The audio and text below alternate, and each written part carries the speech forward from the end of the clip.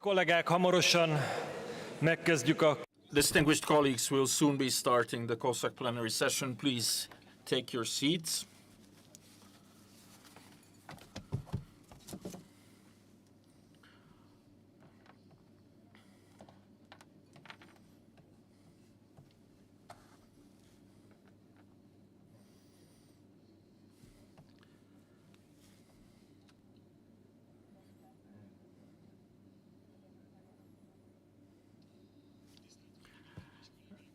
Dear guests, dear colleagues, it is with the depth of my Hungarian heart that I would like to welcome all of you here in Budapest for the 72nd COSAC plenary session.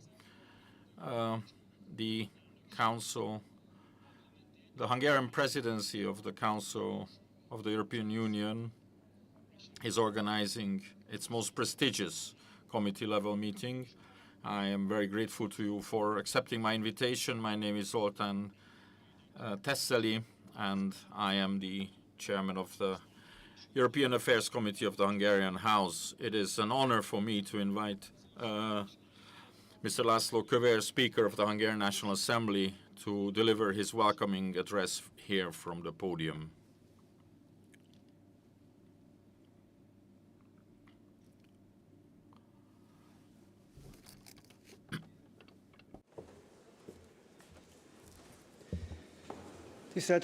Distinguished Mr. Chair,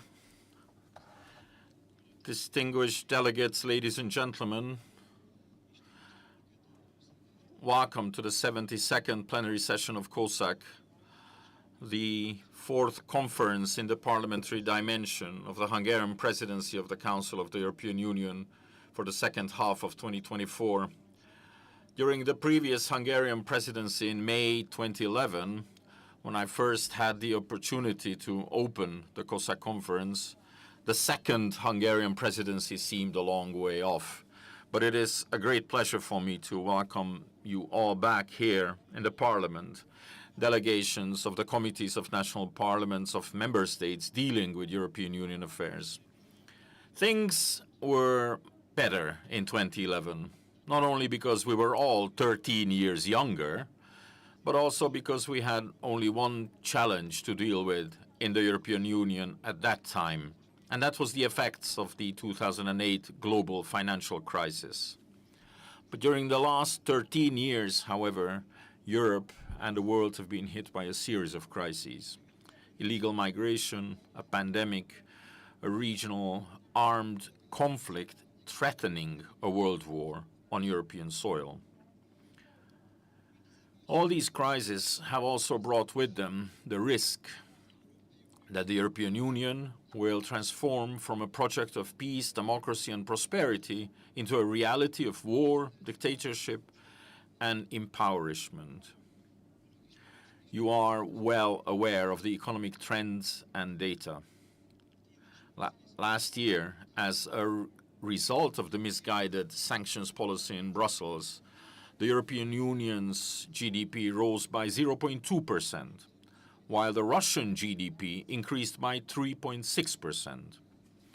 The EU's share of the world GDP is falling this year, year on year, because of the misguided economic policies of the EU leadership in Brussels.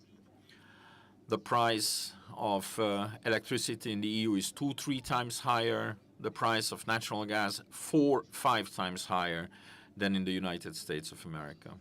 This puts the European industry at a serious competitive disadvantage. The misguided migration policy of the EU leadership in Brussels is leading to social destabilization in Western Europe, which, combined with the effects of the EU's economic destabilization, could threaten the very existence of the European Union as an organization. I am convinced that nowadays the most important task for all responsible European politicians today who love and serve their country in Europe is to avert this danger, to preserve the European Union as the community of values and interests that its founders created it to be. Since 2011, the number of participants in COSAC has increased significantly, primarily due to the increase in the number of candidate countries. And I'm very hopeful that once we have the third Hungarian presidency, the number of participants will increase due to the higher number of EU member states.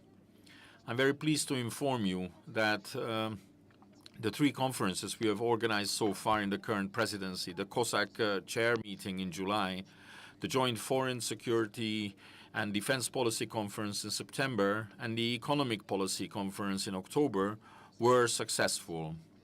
The presidency events organized by the Hungarian National Assembly were attended by hundreds of representatives from parliaments of member states, candidate countries, other invited countries, as well as from the European Parliament, who were open to exchange views on current challenges facing the EU and to learn from each other's positions, whether identical or different. The highlight of this semester was the organization of the 72nd COSAC Plenary Conference, the only permanent interparliamentary conference recognized and named in the EU founding treaties. The first and most important item on our agenda is the program and the achievements so far of the Hungarian presidency. Permit me to convey to you the greetings of Prime Minister Viktor Orbán, who wanted to be here to inform you of the developments so far. However, he had to travel to Georgia. Therefore, he is going to be replaced today by the Minister for European Affairs, Mr. János Bóka. Distinguished ladies and gentlemen, as it is stated in the presidency program, Hungary has taken over the presidency at a time of extraordinary circumstances and challenges. Our continent and the European Union are facing serious challenges from the war in our neighborhood, illegal migration, demographic trends, the fragile security situation, the vulnerability of international supply chains, the loss of competitiveness to global competitors, the effects of climate change and natural disasters. We hope that the Hungarian presidency will bring us closer to finding the right joint responses to these challenges. Our presidency coincides with a period of institutional transition, and in just over a month, we will be celebrating a symbolic anniversary. On the 1st of December, it's going to be 15 years of the entry into force of the Lisbon Treaty. Among the reforms introduced by the Lisbon Treaty, we should highlight the strengthening of the role of national parliaments in the EU decision-making process. More specifically, the intention to do so, which has not been successful, mainly because of the Commission's illegitimate policy of trying to take away competences from the member states. After 15 years, I think it is worth reviewing the effectiveness of the subsidiarity review procedures. As experts on this project, you can do so during the second session of this conference. Among the innovations of the Lisbon Treaty, let me also mention the European Citizens Initiative, which could be an important tool for democratic expression of opinion. Most recent statistics show that between 2012 and 2024, there were 116 initiatives registered, but only 10 of these have reached the stage of receiving a formal response from the European Commission. Why are these initiatives not yet producing any tangible results? Unfortunately, there are many unsuccessful petitions, but even in the case of successful ones, the European Commission often rejects them for political reasons. Let me give you one example. The Minority Safe Pack, which was a valid citizens' initiative called 1 million signatures for diversity in Europe, which was supported by the European Parliament also, incomprehensibly. Részletesen kidolgozott intézkedések egyikében sem tartotta szükségesnek jogalkotási javaslat előterjesztését, holott több mint 40 millió nemzeti kisebbségi élethelyzetben lévő európai ember, nem utolsó sorban európai választópolgár és adófizető jogegyenlőségi igényéről van szó. Bízom abban, bár erre őszintén szóval semmi jel nem utal, hogy az újonnan felálló Európai Bizottság hozzáállása változni fog a jövőben, és hatásköreit nem önkényesen, hanem az uniós szerződésekkel összhangban gyakorolja majd. A konferencia harmadik szekciója az európai demográfiai folyamatokkal foglalkozik. Vitathatatlan, hogy a demográfiai változások mélyreható hatással vannak nem csak az Európai Unió gazdaságára, jóléti rendszereire, gyarapodására, ellenálló képességére és versenyképességére, hanem összességében az európai civilizáció fennmaradásának hosszú távú esélyeire is. Tisztában vagyunk azzal, hogy a demográfiai kérdések kezelése alapvetően tagállami hatáskörbe tartozik, azonban az európai érdekében uniós szinten is foglalkoznunk kell ezekkel a kérdésekkel. A megoldást nem a migráció ösztönzése jelenti, hanem az európai családok gyermekvállalási szándékának támogatása. A parlamentközi események szinte állandó témájává vált az európai biztonság és védelem. Magyarország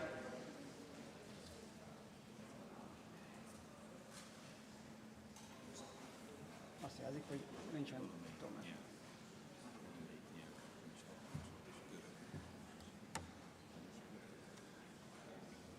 Ott jeleztek. Kérem jelezze, akinek valami problémája van a tolmácsgéppel. Kérem jelezzék, hogy ha valakinek problémája van a tolmácsgéppel, hogy lássuk, hogy hol lehet a gond.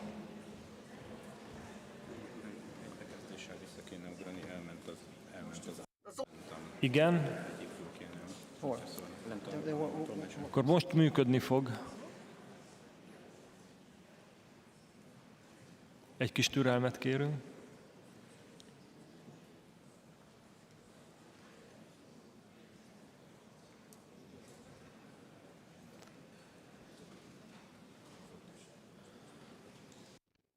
Milyen önt illeti a szó elméletig? We are sorry for the technical glitch.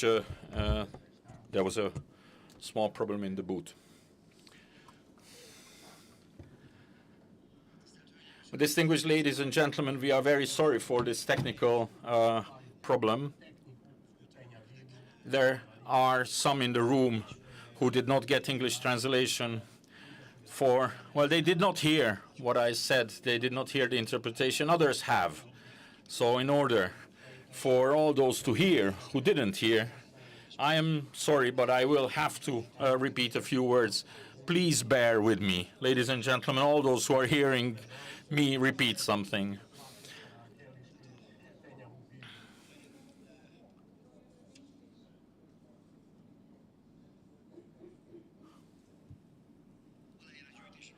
Well, I was talking about why are these initiatives not yet producing any real tangible results. Unfortunately, there are many unsuccessful petitions, but even in the case of successful initiatives, the European Commission often rejects them for political reasons. Let me give you one example. The Minority Safe Pack, a valid citizens' initiative called 1 million signatures for diversity in Europe, which is supported by the European Parliament. Incomprehensibly, the European Commission has not considered it necessary to put forward a legislative proposal for any of the measures proposed by the initiatives, which have been worked out in detail. Even though this is a matter of equal rights aspirations of more than 40 million Europeans, European voters and taxpayers, mind you, living in a status of national minority. I hope, although I don't see any signs of this, that the attitude of the newly established European Commission will change in the future and that it will exercise its powers not arbitrarily, but in accordance with the EU treaties. The third session of the conference will focus on demographic trends in Europe. It is indisputable that demographic change has profound implications, not only for the EU's economy, welfare system, prosperity, resilience, and competitiveness, but also for the long-term prospects for the survival of European civilization as a whole. We are aware that demographic issues are essentially a national competence, but we need to address them at EU level in order to stop the decline and the continued aging of the EU population. The The solution is not to encourage migration, but to support the desire of European families to have more children. European security and defense has become almost a constant topic in interparliamentary events. Hungary pays particular attention to border protection, to curbing illegal migration, and to increasing internal security, which contributes to the stability of the EU as a whole. From the point of view of stability and security, we cannot forget about the enlargement of the EU, where we cannot stress enough that we now need to make real tangible progress. A current approach without double standards must be taken with candidate and potential countries. We are convinced that we cannot wait any longer in the Western Balkans, and the countries that are most advanced in their negotiations, particularly Serbia and Montenegro, they must be admitted as soon as possible. Esteemed members of Parliament, allow me to briefly allude to our remaining interparliamentary events related to the Presidency. In November, in cooperation with the European Parliament, we will hold the 15th meeting of the Europol Joint Parliamentary Control Group in Brussels. At the beginning of December, here in Budapest, we will dedicate a special conference to discussing cultural heritage and national identity, key issues for the future of our continent. The parliamentary dimension of our EU presidency will extend into the first half of 2025, because in May 2025 we will be hosting a conference of the speakers of the European Union parliaments here in this very hall, to which, of course, I will be expecting your speakers. Distinguished colleagues, I'm not telling you anything new by saying that Hungary considers a strong European Union based on cooperation between strong nation states to be a goal to be pursued in the future. But this is not at all contradictory to finding common answers to common European challenges. However, we can only achieve these through open, honest, democratic debate, not by stigmatizing and excluding those who disagree. To quote a true Christian Democrat politician, Robert Schuman, Europe has brought fulfillment to humanity.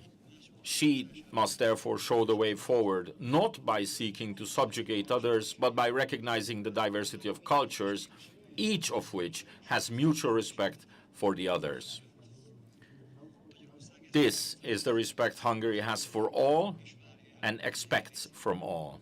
I wish you all a very rich exchange of views. Please enjoy your stay in Hungary.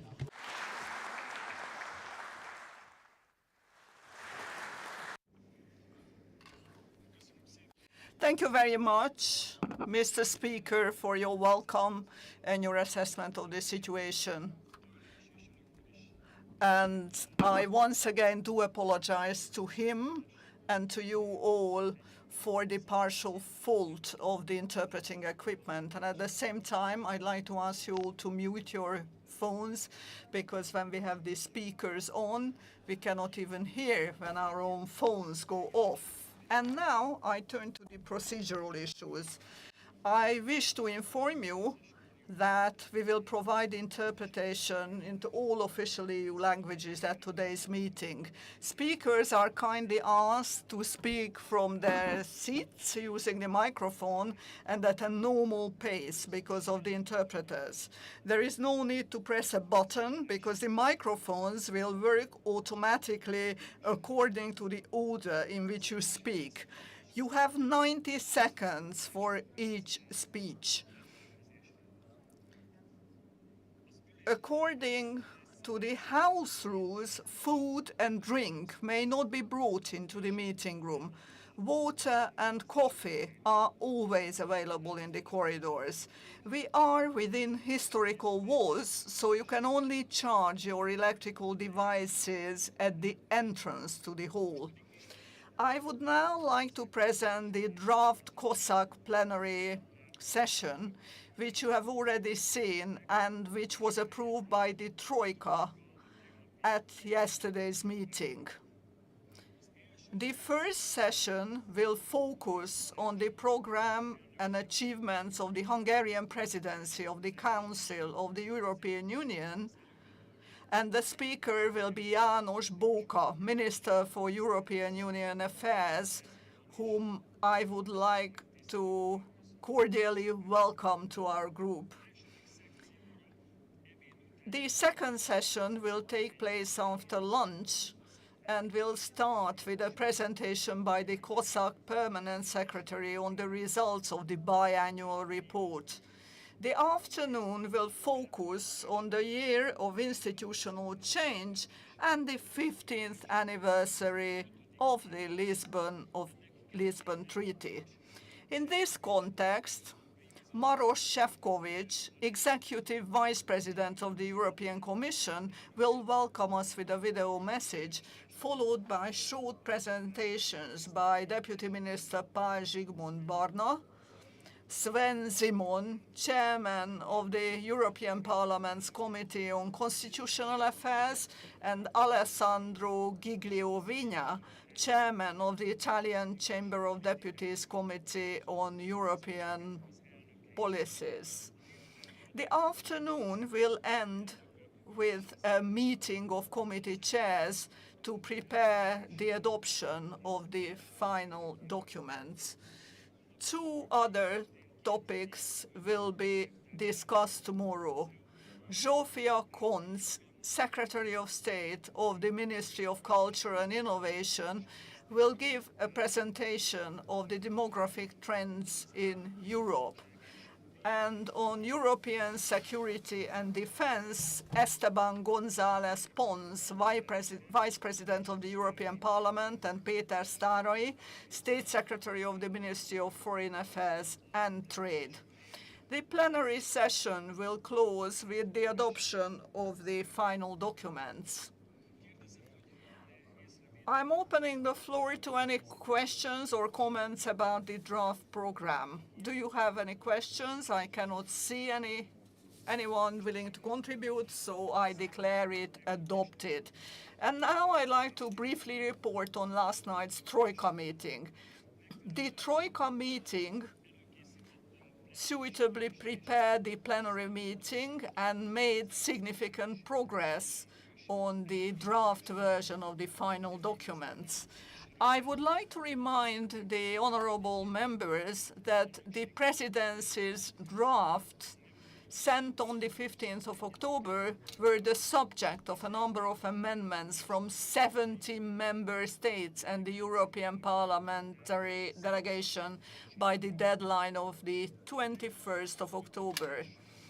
Yesterday's Troika meeting produced a compromise-based version of the final declaration, which incorporated many of the amendments proposed in the original document. A compromise version of the Troika was sent out to the delegations last night. If there are any further intentions for amendments, they can be made in writing before 12 o'clock noon today. Please submit your proposals in precise wording and text. I would like to ask my fellow voting chairpersons to familiarize themselves in depth with the amendments submitted in writing, and perhaps also to initiate personal discussions with those making the proposals so that the votes can be conducted fast. I would now like to turn to the letters received by the Presidency. The parliaments of Andorra, Armenia, Kosovo, Monaco, Norway, Switzerland, and the United Kingdom participate in the COSAC plenary sessions as observers. Finally, Iceland will not be present for reasons that have to do with internal politics.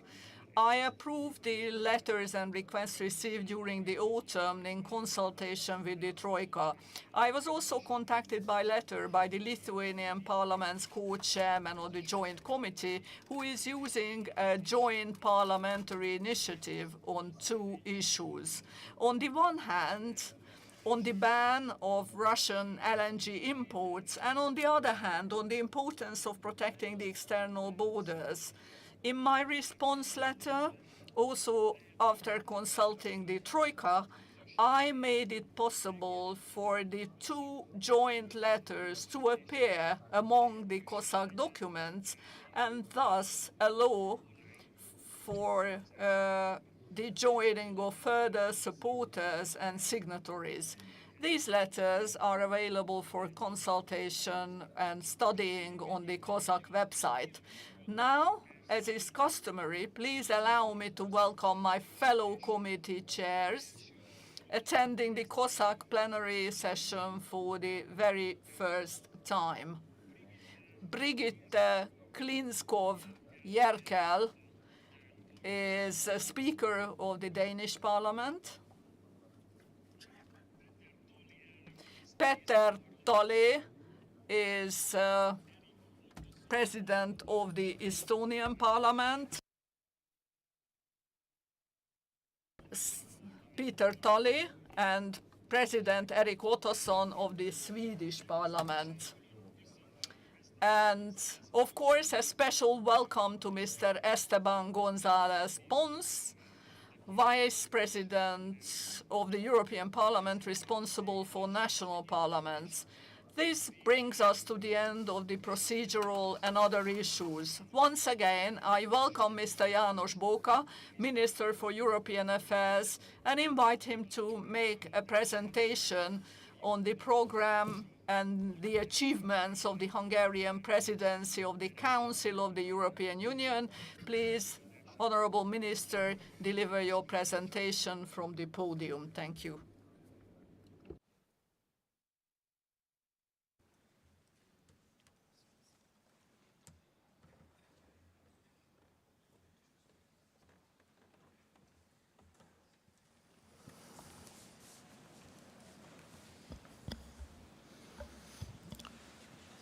Honorable Speaker of the House, Honorable Chairman, dear members and observers, Your Excellencies, ladies and gentlemen. It is an honor and a pleasure to address you today in the House of the Hungarian National Assembly, a house that is a matter of national pride, a symbol of our history and achievement, a house where St. Stephen's crown is on display, an embodiment of our 1,000-year-old statehood, national sovereignty, and our unbreakable determination to survive as a nation and a country against all odds and under all circumstances. Pride and responsibility. They are also relevant for Hungary's current presidency of the Council of the European Union. It is the second time that we assume this role after 2011. In 2011, the European Union was also hit by crisis. Our presidency was called on to manage the aftermath of the financial and economic crisis, the impact of the Arab Spring, and the Fukushima disaster. We promised a stronger Europe, and we delivered. We adopted the first EU-level Roma strategy and the Danube strategy. We launched the economic policy coordination exercise that is now known as European semester, and that was at the time indeed an economic policy coordination mechanism. The last time the European Union successfully concluded accession negotiations was also under our previous presidency with Croatia. Just to remind you, it happened in 2011, 13 and a half years ago. Looking back, it was not an easy task, but our task is much more difficult today because the situation of the European Union is much more complicated than it was in 2011. It is not an exaggeration to say that the European Union is now facing unprecedented challenges. What are we seeing around us? Russia's war of aggression is raging in Ukraine. Grave conflicts are ruining the Middle East and Africa. and all these conflicts carry the risk of escalation. The migration crisis reached levels unseen since 2015. Illegal migration and security risks now threaten the collapse of the Schengen area. Meanwhile, Europe is losing its competitive edge. According to Mario Draghi, our inaction may lead to slow agony. President Macron stated that we cannot take Europe for granted. Europe may die in a few years if it loses its markets. And exactly because Europe is facing unprecedented challenges, we must take unprecedented decisions that will determine the history, that will determine the fate of Europe. Of course, the presidency is also management, organization, and coordination. So far, we have chaired over 600 working group meetings in the Council, more than 30 COREPER meetings, more than 20 formal and informal Council meetings. We organized around 70 presidency events in Brussels and over 100 events in Hungary, where we welcomed over 10,000 guests. Legislative work in Council is proceeding with full speed. We are working on 52 legislative files on different levels. We are also ready to start trilogues with the European Parliament on over 40 legislative files, some of them quite important and urgent. But the presidency is not only and not primarily management. The presidency, over and above management activities, has a political responsibility. It must have something to offer for Europe that is beset by crisis. And our offer to Europe is change. The Hungarian presidency strives to be the catalyst of change. The Hungarian presidency, as an honest broker, is in a position to raise issues and make proposals for the peace, security, and prosperity of Europe. But decisions are to be made by member states and EU institutions. As regards Europe's competitiveness, the writing is clearly on the wall. The analysis of the Letta and Draghi reports is mostly consensual.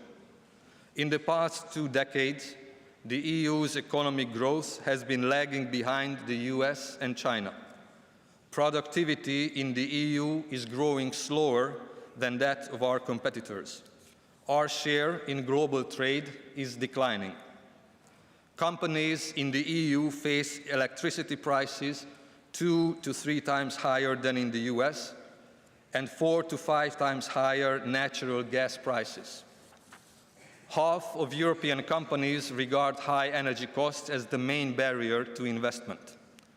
Production in energy-intensive sectors in Europe declined 10 to 15% since 2021. Let's not entertain illusions. In short and medium term, the green transition in itself will not provide a solution to this problem. Even if our renewable targets are met, which is not the case so far, in our current marginal electricity pricing system, the number of hours where electricity price is set by the price of fossil fuels will not significantly diminish until 2030. To be more forthcoming, the green transition in itself will not deliver lower energy prices at least until 2030. This fact carries fundamental implications for our industries that are called upon to bear the brunt of the green transition when it comes to costs and investment. The basis of a European Green Deal has always been the promise of the creation of new green jobs.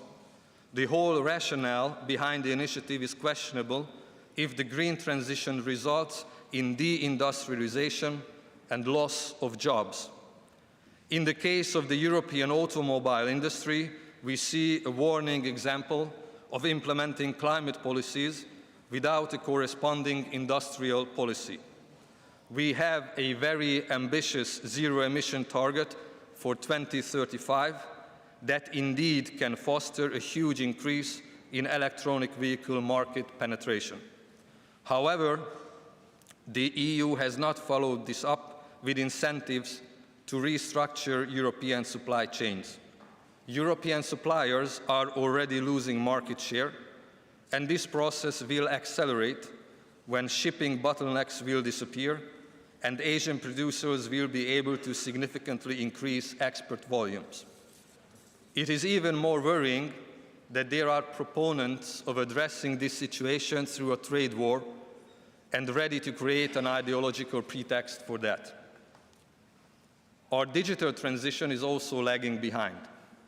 The main cause of the widening productivity gap between the EU and the US is digital technology. And it seems that in this area, we are trailing with an increasing margin. In GDP percentage, our companies are spending half as much on research and development than their peers in the US. In addition, we are witnessing worrying demographic trends. Europe's population is declining, and this decline is not compensated by the immigration policies of certain countries. For the first time in its modern history, Europe will enter a period when its GDP growth is not supported by a growing workforce. As we are in the 24th hour, immediate action is required.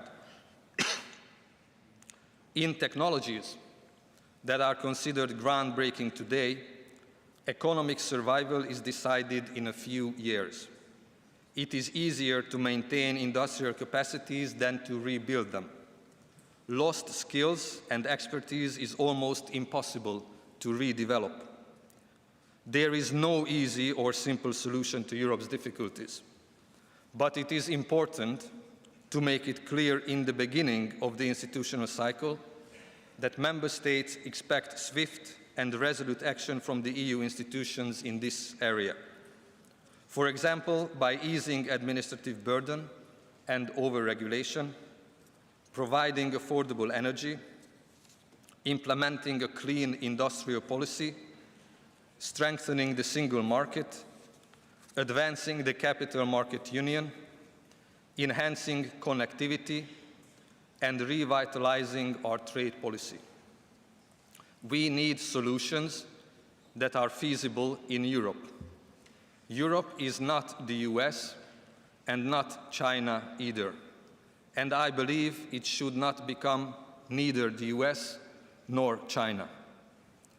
The objective of the Hungarian presidency is to adopt a new European competitiveness deal on the occasion of the informal meeting of the European Council scheduled for the 8th of November in Budapest. We expect this deal to reflect the urgency of the situation, to show political commitment and ownership on the highest political level, to signal the intention of the leaders to remain seized of the matter, and regularly follow up progress and delivery to make sure that competitiveness as a horizontal issue is mainstreamed into EU activities in all policy areas. Competitiveness must remain in the focus of our activities for the whole of the next EU institutional cycle. The migration crisis is an equally urgent challenge. We are witnessing a major policy shift in Europe, which provides a new impetus for our work. We need to embrace this increasing convergence of positions and be even more active in our coordination, cooperation, and global outreach. The sovereign decision about who crosses our borders must be for our governments to take and not for organized crime groups.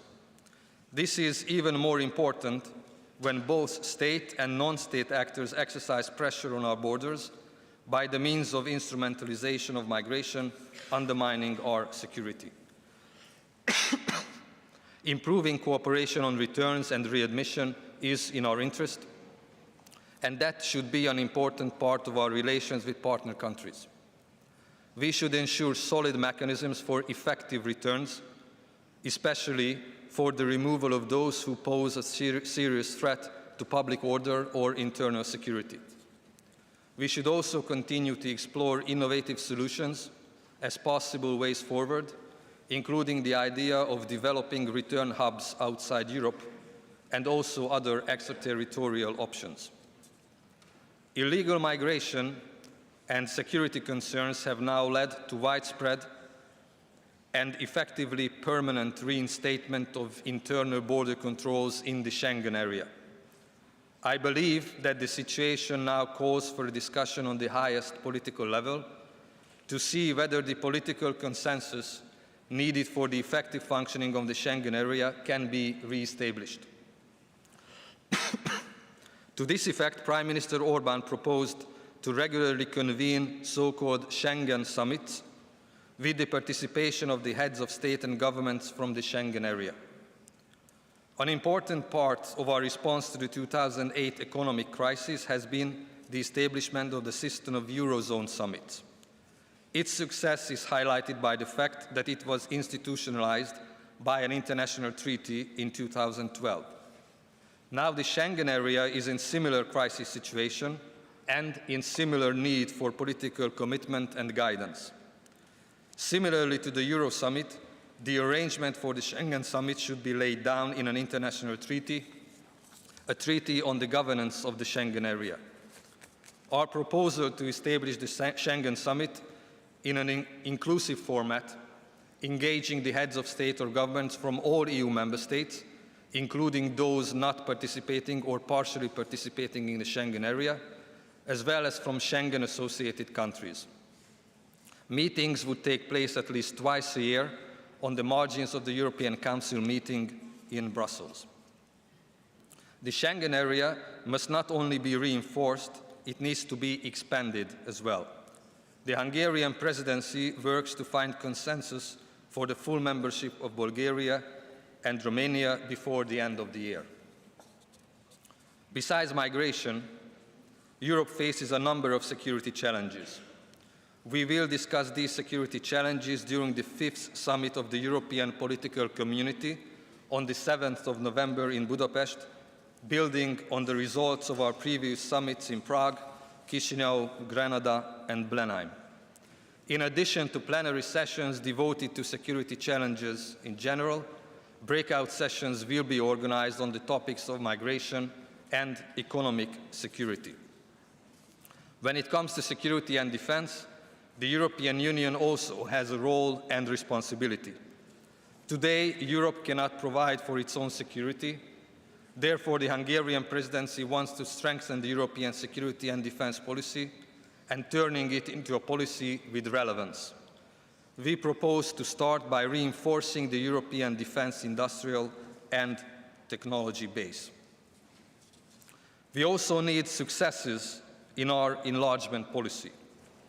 The EU's enlargement policy must remain merit-based, balanced, and credible.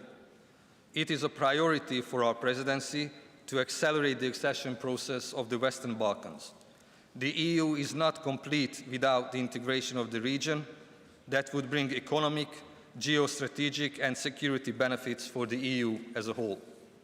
As we speak, a number of candidate countries already fulfill the technical requirements to progress in the accession process, but political consensus among member states is missing. The European Union promised a European perspective to the region more than 20 years ago. It is time to deliver on our promise. The EU Western Balkan Summit to be organized in December provides a good opportunity to reinforce this political commitment. A few words on the common agricultural policy. Food security in Europe is an issue of strategic importance. The competitiveness of European agriculture is now weakened by extreme weather conditions, over-regulation, and imports from third countries with less strict standards. This has now reached a point that endangers the livelihood of European farmers.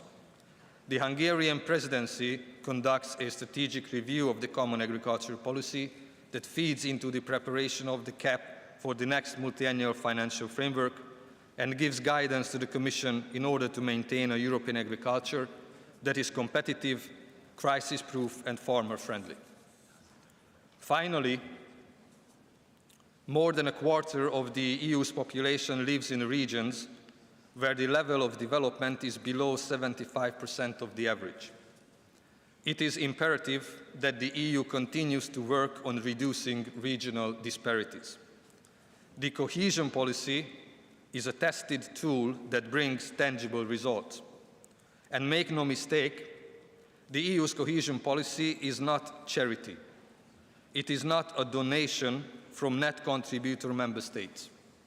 It is the biggest investment policy of the EU and an indispensable tool to correct some of the imbalances of the internal market.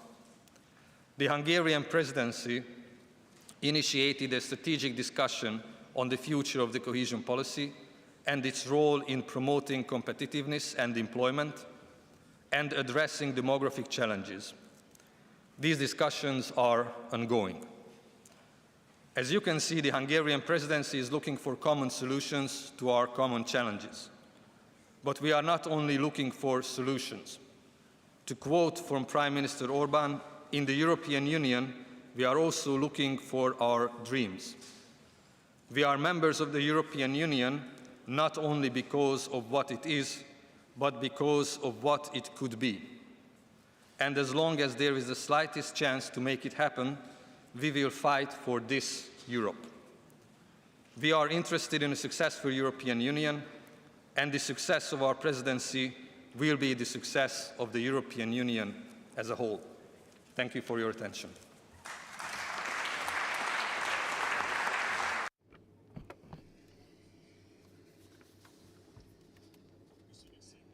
Thank you, Minister, for your presentation on the Hungarian EU presidency's half year and its achievements so far. Please allow me to deliver a special welcome to Barna Zsigmond, Deputy Minister, who is going to represent the government through his session, in the second session in the afternoon. Based on the applications received so far, 45 requests to speak have been received. It is no longer possible to submit additional requests on the spot for this agenda item. The time limit of the contributions is 1.5 minutes, i.e. 90 seconds. Please take this into account. 10 seconds after the small bell rings out, the machine will automatically take away the sound. Speakers should speak from their seats, standing up and using this small microphone, which can be clipped onto collars.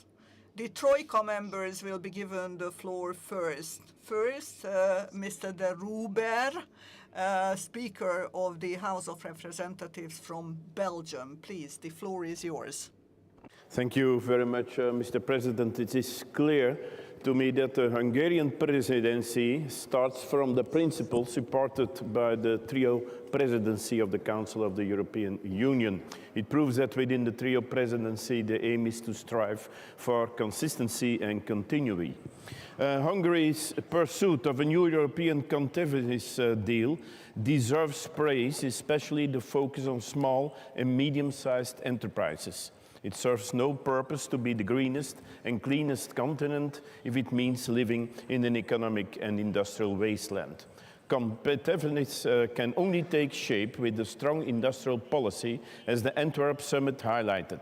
Further topics that have to be taken into account are the open strategic autonomy, the strengthening of the capital market, more innovation and less regulation, and a merit-based enlargement of the EU that takes into account the principles of the rule of law. Thank you, Mr. President. Köszönjük szépen. Arra szeretném kérni önöket, hogy a fotósok. Thank you very much. I'd like to ask you to make the job of the photographers easier and accordingly stand up while you speak. Thank you. And the second contributor will be Marek Viačkala, head of the Serbian delegation. Please. Bardzo dziękuję. Mamy mało czasu na dyskusję. Skupię się na kwestii najistotniejszej, czyli kwestii obrony i bezpieczeństwa. Na wsparciu dla Ukrainy, czego niestety nie ma w priorytetach węgierskiej prezydencji.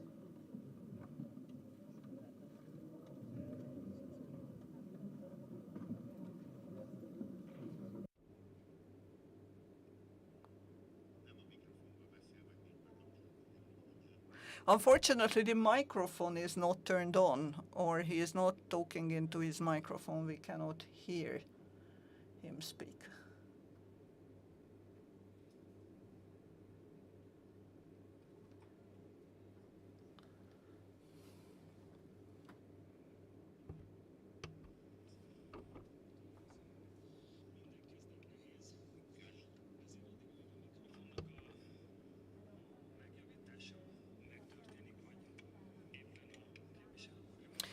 While the microphone is being fixed, I'd like to ask you once again to please stand up while you are speaking.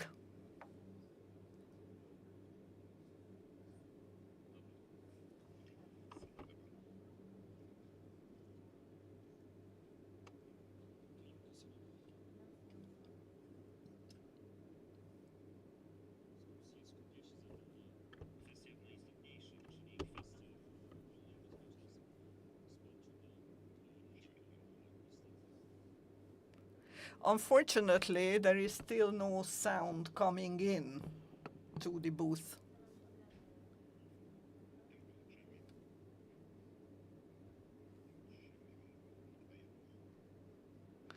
There is no incoming voice to the interpreter.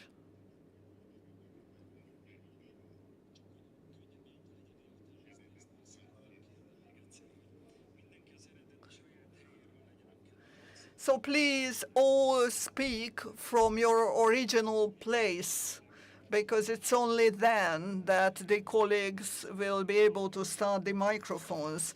So I like to ask you not to swap places, because when you stand up in a place that's not yours, you will not be heard, because amplification is only available from where your name is at the desk. So please pay special attention to this. Thank you very much for your understanding.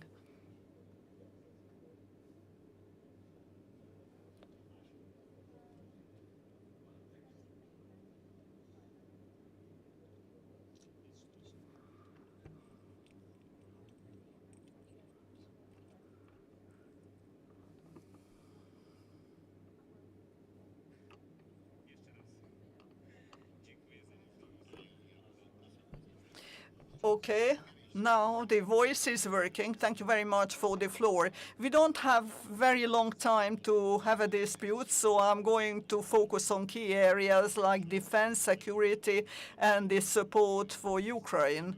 Unfortunately, it's not included in the priorities of the Hungarian presidency.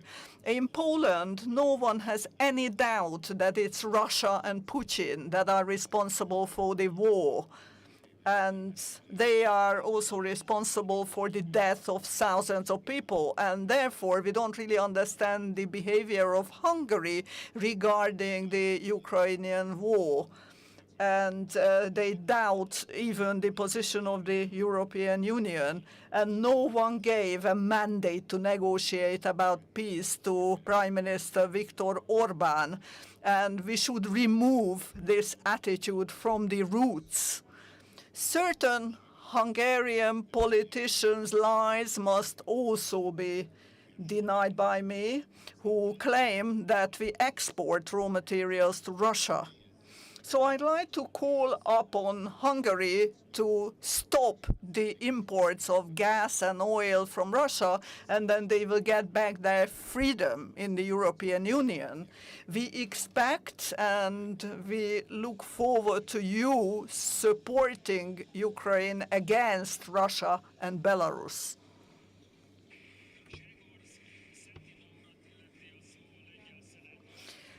Now we have Strators, the president of the Foreign Affairs Committee of the Polish House of Representatives. Mówiąc o tym, kontynuując to, o czym mówił mój poprzednik. So I'm going to continue the message of Mr. Fonkala, who spoke before me. That's a core thing. It's a matter of principle. What we think about Ukraine today, that is at war, and about the context of the enlargement of the European Union, well, we still trust that all those points are still valid, the most valid for the Hungarian presidency. They are and they have been part of this project. I like to talk about Ukraine, Moldavia, Europe. Well, these processes have started, but we are also discussing the fact that we need much more. As politicians and as Polish MPs, we will accelerate this process when we take over the presidency in 2 months. We also need to talk about how the aspirations of Europe look regarding Georgia and Armenia. Georgia is going through some very difficult days in the wake of the last elections, and we are very much supporting them. And we have a similar way of thinking about Armenia and the West Balkans countries, the aspirations of Serbia. It would appear that Serbia is open to European aspirations, and we are going to take these steps when we take over the presidency. Thank you. Saler Baros from the European Parliament. Honorable Speaker, Ministers, Presidents, Deputy Presidents, the Hungarian rotating presidency started the period ahead of us with a very well thought through and well prepared program. The priorities are very important and they serve the interest of European citizens. We all know that competitiveness, economic stability, the safety of energy supply, migration, and the defending of external borders are key issues today in Europe, and they have a special place on the agenda of the Hungarian presidency. Unfortunately, it was very sad to see that when the program was introduced in the European Parliament, certain MPs generated a dispute instead of focusing on the actual priorities of the presidency. And that attitude has not served and will not serve the interests of Europe. And I am very sorry that the Polish colleague is continuing it in this style. It's good that the COSAC meeting offers an opportunity to talk about what matters. It's not a political discourse, but it's about how we can make decisions for the welfare and well-being of European citizens. The Hungarian presidency is committed, and I hope we can move ahead with our goals. As Charles de Gaulle said, a Europe of independent nations will always be stronger than a Europe of centralized bureaucracies. We are working on this to reinforce nation states and to be able to shape the future of Europe together. Thank you very much for the floor.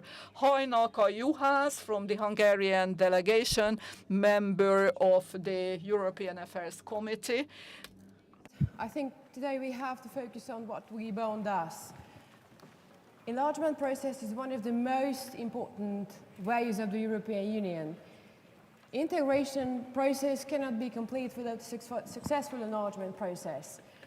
The European Union itself pledged the EU countries to join the European Union in 2003.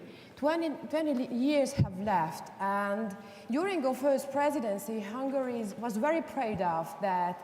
We successfully closed the last chapters of Croatia, and Croatia has become a member of the European Union. And I'm glad to share with you that one of the most important priorities of the Hungarian presidency is the enlargement process, and the EU can start the negotiation process with Albania. It's a very important next step to the enlargement process. The EU itself has a global strategy from 2016 which highlights that investing in enlargement process means investing in peace, security, and also a very sustainable future. This is which bound us, and we have to be very committed to this issue because this is the future. Thank you very much indeed. Markus Nönsz urat illeti a szó, Bundestag delegáció vezetője, parancsolja.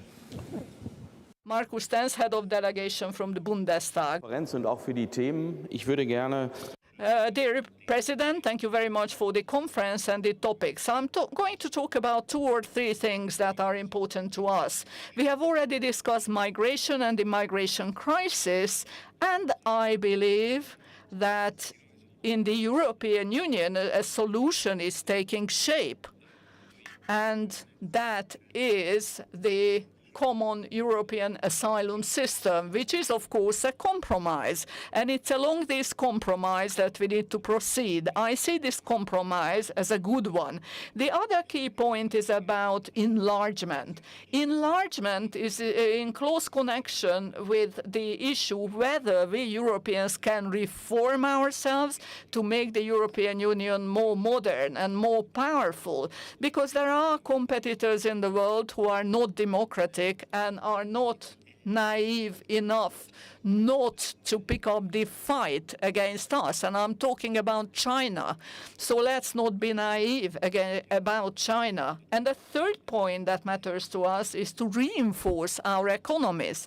For this, we need an industrial strategy in Europe, because that's what our welfare depends on. And within the European Union, we can also even out the economic positions of individual countries. Gusti Gras from Luxembourg, please. Honorable President, thank you very much. First of all, I'd like to say thank you on behalf of the delegation of Luxembourg to the Hungarian colleagues. Thank you very much for this wonderful reception.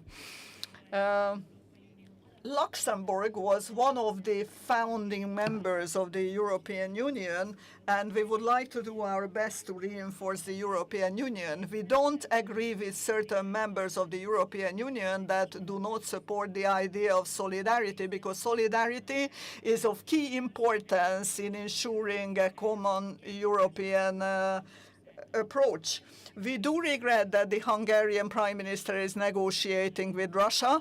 Time is going past, and it's very important to speak in a single voice. Russia attacked an independent autonomous country, Ukraine, which is a clear violation of international rights. Luxembourg condemns the regime of Putin, and it calls upon the regime of Putin to stop the war, and it supports Ukraine by all means possible. And we would like to call upon the Hungarian presidency to join the efforts made since the 24th of February 2022 by the European Union.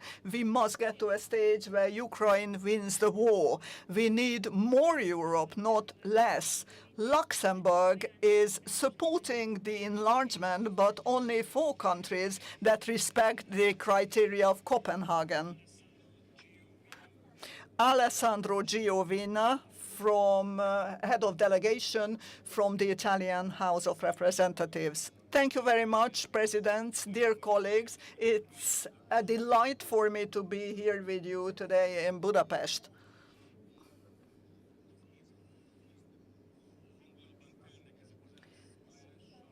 The contributions are all spent in a positive mood. We can see some new sensitivities in the European institutions, and I like to particularly refer to a certain part of the speech delivered by the Minister of European Affairs from Hungary.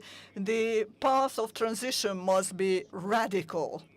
We must depart from the way that we have now and switch to a socially sustainable green path, dear colleagues, that respects businesses and European employees, our production base, and also the strategic independence of our state.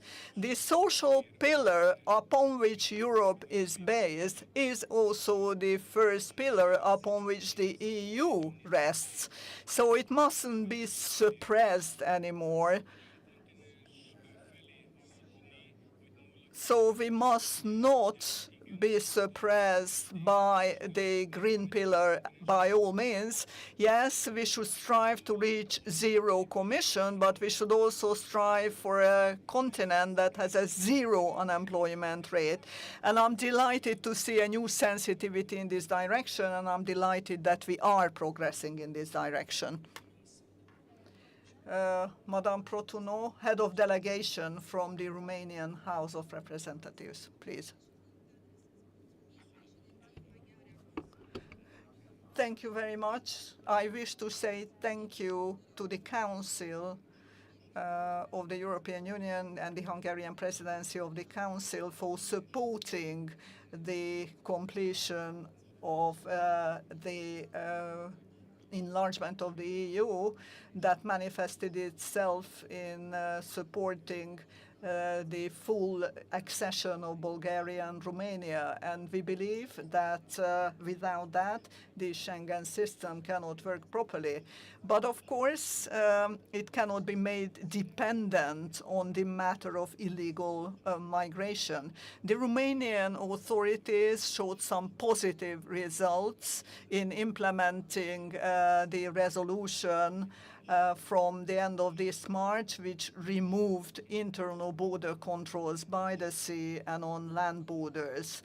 In 2024, the cross-border bilateral police agreements with Romania and Bulgaria were updated. The Romanian authorities showed that they are committed to the implementation of sustainable solutions. Greece, Slovakia, Romania, Bulgaria, and Hungary, these are the countries where we started a joint fight and the reinforcement of our cooperation against illegal migration. We believe that, and we thank the Hungarian presidency for supporting us in this endeavor. Mr. Fendorn, head of the Dutch delegation. Thank you. Important thing surely must be that our core values and principles are respected. For many of us, and certainly also for most parties, if not all, from the Dutch Senate, these are the values laid down in Article 2 of the EU Treaty. That is the values of respect for human dignity, freedom, democracy, equality, the rule of law, and respect for human rights. And we all know that the country that is now hosting COSAC has been seriously and persistently in breach of these values and principles, which is why Hungary is subject to Article 7, Article 7 procedure since 2018. Unfortunately, however, in spite of this and other rules of law instruments that have been activated in the case of Hungary, this has not led to any improvement when it comes to key areas of judicial independence, media independence and freedom, and civil liberties, as we could also read in the latest country report for Hungary, rule of law report from the European Commission. Indeed, as the Speaker of the National Assembly also said in his introductory remarks, the EU is a community of values. But then, if we do not respect these values in our national practices, we erode this European community from within. So I would like to ask the Minister for European Affairs of this country whether he agrees with this, and if so, what his country is prepared to do to indeed help make Europe to become truly great again, that is a region which is great respecting the principles of the rule of law, democracy, and human rights. Thank you, Chair.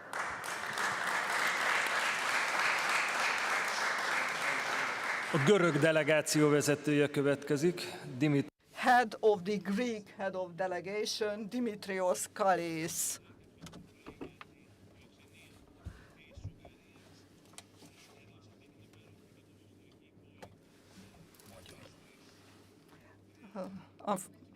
Good afternoon, ladies and gentlemen. Thank you very much for the floor. We need to say a lot of things today, and the Greek government is supporting the Draghi report's conclusions when it comes to competitiveness, the competitiveness of the economies of the European Union. Please allow me to say a few words and explain that we don't just need nice words. I'm coming from a southern country, which is, contrary to Hungary, has large sea borders.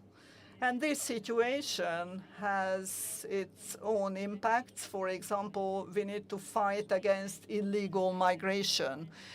We are also separated by other topics from when it comes to the position of Hungary. We also need to fight against illegal migration because there are many who wish to enter the Schengen area, and we believe we need solidarity here. We need solidarity with all of South Europe, especially when it comes to migration. And for that, first, we need to comply with the terms of the Asylum and Migration Pact.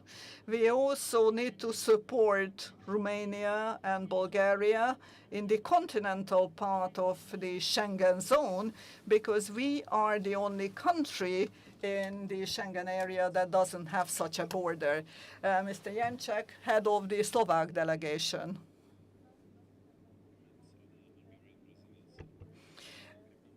Competitiveness of European Union became one of the main priorities. We believe that we have to find a balance between competitiveness and green transition. Industry is an essential sector of the Slovak Republic's national economy. Therefore, we must ensure that this balance will not lead to the industrialization or lower social standards for our workers. We also call for the prevention of the trade wars, especially with China. The tariffs imposition of Chinese electric vehicles import is against the interest of both European car manufacturers as well as customers. In this context, we request the European Commission to continue negotiation with China in order to find an alternative solution. Thank you for your attention. Köszönjük szépen, most pedig Jean-François Rapin úr. Mr. Jean-François Rapin is the next contributor, head of the delegation of the French Senate. Thank you very much, Minister. Hungary has been a member of the European Union for the past 20 years, and here in Budapest, we are not going to forget how much Hungary and other regional countries fought for European values.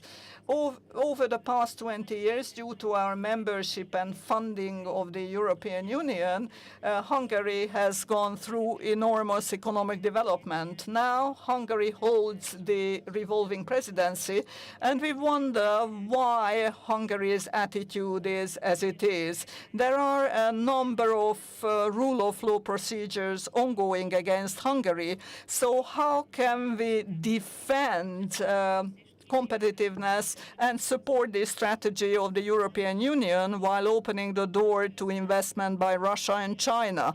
Doesn't it go contrary to the fact that Hungary now holds the revolving presidency? So how can someone go to Beijing or Moscow and now to Georgia during the Hungarian presidency? And how can we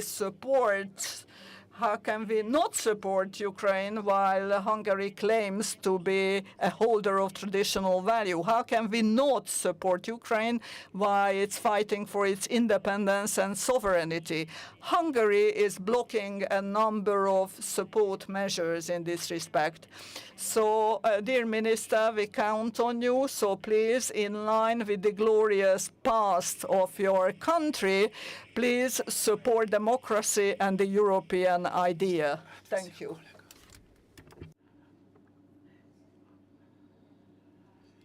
Heikki Autto from European colleagues, Russia has continued its brutal war almost 3 years now. The fighting, the horrific cruelties, and the war crimes take place in Ukraine, but the attack is against all of us. Ukrainians are fighting for the values we believe in. They are really fighting for all of us.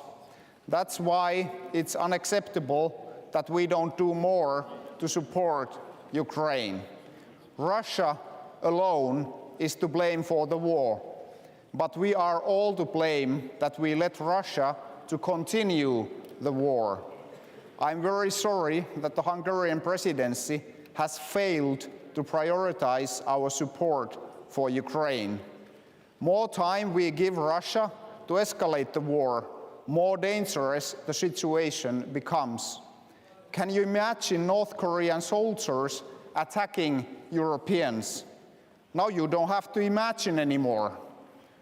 It has been said that for the evil to prevail, it only takes for the good to stay silent.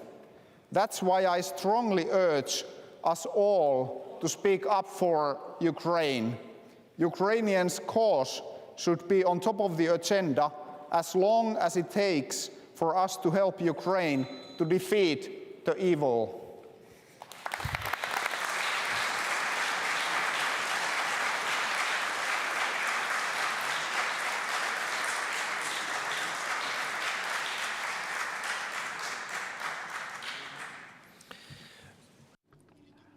Brigitte Klinskov-Jerkel from the Danish delegation. The floor is yours.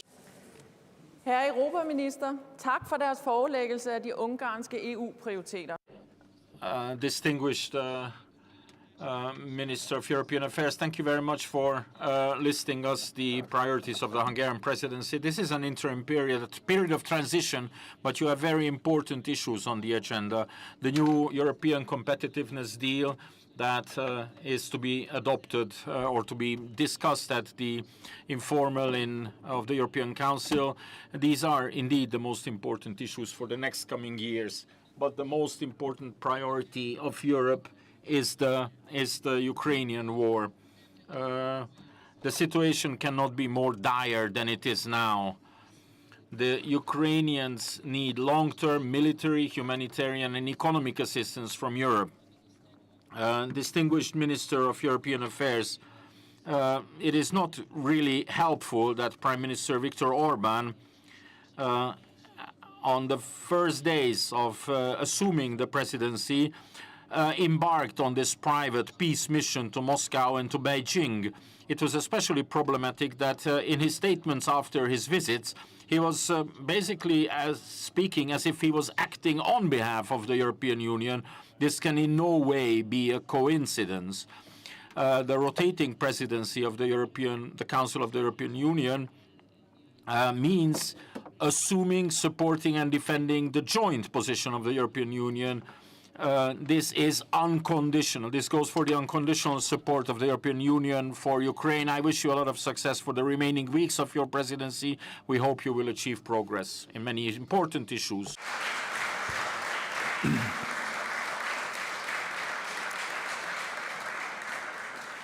Tisztelt Hölgyeim és Uraim, engedjék meg, hogy igyekezve... Distinguished ladies and gentlemen, allow me, not wanting to really go beyond my role as the chair, may I ask you to discuss the agenda in your contributions.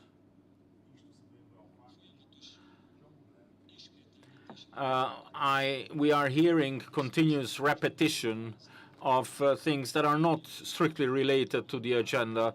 There are agenda items which are much more related to the issues some of you discuss than the programs and the achievement of the Hungarian presidency. I understand fully that, well, I've been a member of COSAC for 10 years now, and the most important achievement of COSAC is the actual discussion that we have here. So can I ask that we conduct a tangible discourse on the item on the agenda and all the contributions that are not related to the agenda? No, I'm sorry, not related to this point of the agenda. Perhaps those who have spoken today will not be here tomorrow, so they thought they will deliver their contribution under another item. But please, may I ask you to respect the fact that true, tangible discussion is only valid if we discuss the topic at hand. So now I give the floor to Mr. Haris Georgiades from the Cypriot delegation. Thank you, Mr. President. I will comment on something that was said by the speaker, so I hope that I am within the framework as you have said it. And the speaker spoke of our common values and interests, but he also criticized our sanctions policy against Russia. So I will ask, what are these values and how can we defend them? Are we defending our values and interests when we turn a blind eye to aggressors and to authoritarian regimes? Are we defending our interests when we buy oil and gas from Putin and sell fighters and submarines to Erdogan? Colleagues, I know that sanctions sometimes will hurt also those imposing them. In Cyprus, for instance, we terminated all flights and stopped receiving tourists from Russia. And believe me, this was economically painful. But as a country which knows firsthand what it means to face invasion and occupation, we also know that defending our values and interests comes at a cost. And let us never prioritize our short-term economic benefit over our long-term strategic interest and common values. Thank you very much.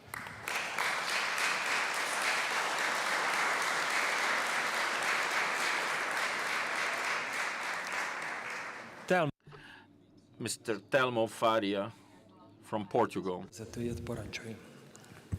Mr. Chairman, Minister of European Union Affairs, we are living in an extraordinary period, a very, very extraordinary period dominated by aggressions and geopolitical disputes. The idea of European Union is first of all an idea of peace and security in Europe. To be strong, Europe should be united and keep the peace inside our borders and keep it away.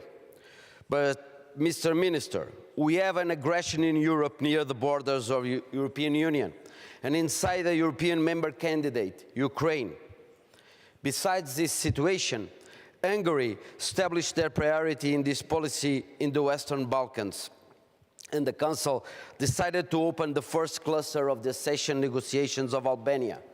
And a 6 billion reform and growth facility was decided as an approval of the reform agendas of Albania, Kosovo, Montenegro, North Macedonia, and Serbia.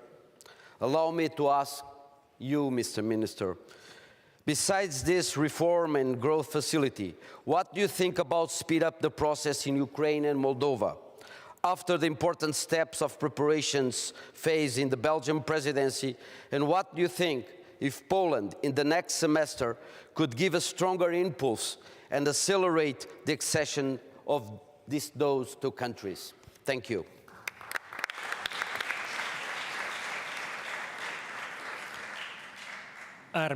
Arminas Lideka from the Lithuanian delegation.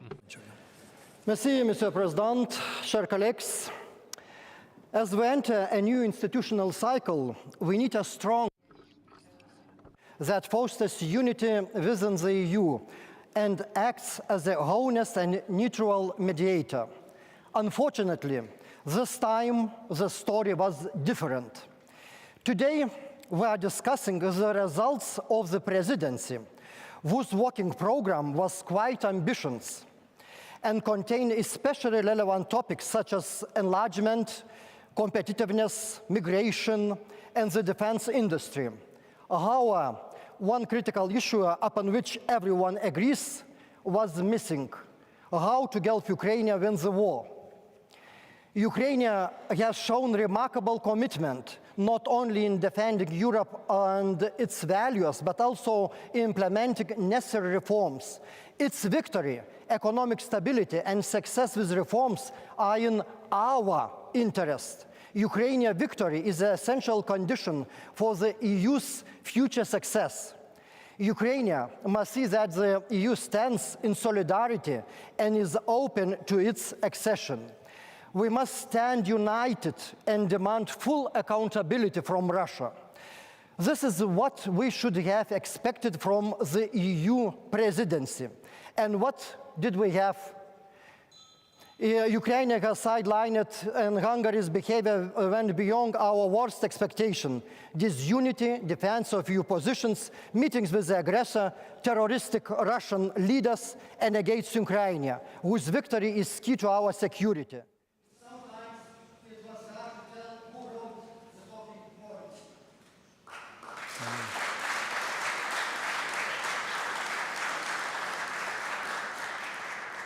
Liliana Tanguy asszony követ. Liliana Tanguy, the French delegate. Monsieur le Président, Monsieur le Ministre, Distinguished Mr. Chair, distinguished Mr. Minister, let us make Europe great again. What does this mean? This means that we are living in a community of faith. It is, of course, difficult to define these, but this is a political faith. It's a political faith, community of political faith. It's a common past, a shared past, as George Steiner wrote in his book, A Thought About Europe. I would like to congratulate the Hungarian presidency on its policy regarding EU enlargement, and there is now a summit of the Western Balkan countries in Montenegro going on at this moment. So we have to increase the size of the European single market. But of course, there is this shared European future. There are 9 candidate countries. Of these, the Hungarian presidency emphasized 6 that are on the Western Balkans, which I visited recently. And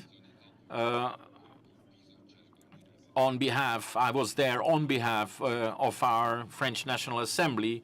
We also actually had a report from these countries. I'm a French representative. I am from Bretagne, one of the westernmost regions of Europe, very, very far from the Western Balkans. But I have ties to Vojvodina in Serbia. I would just like to remind again, make Europe great again. It means a strong common Europe, and the microphone is turned off.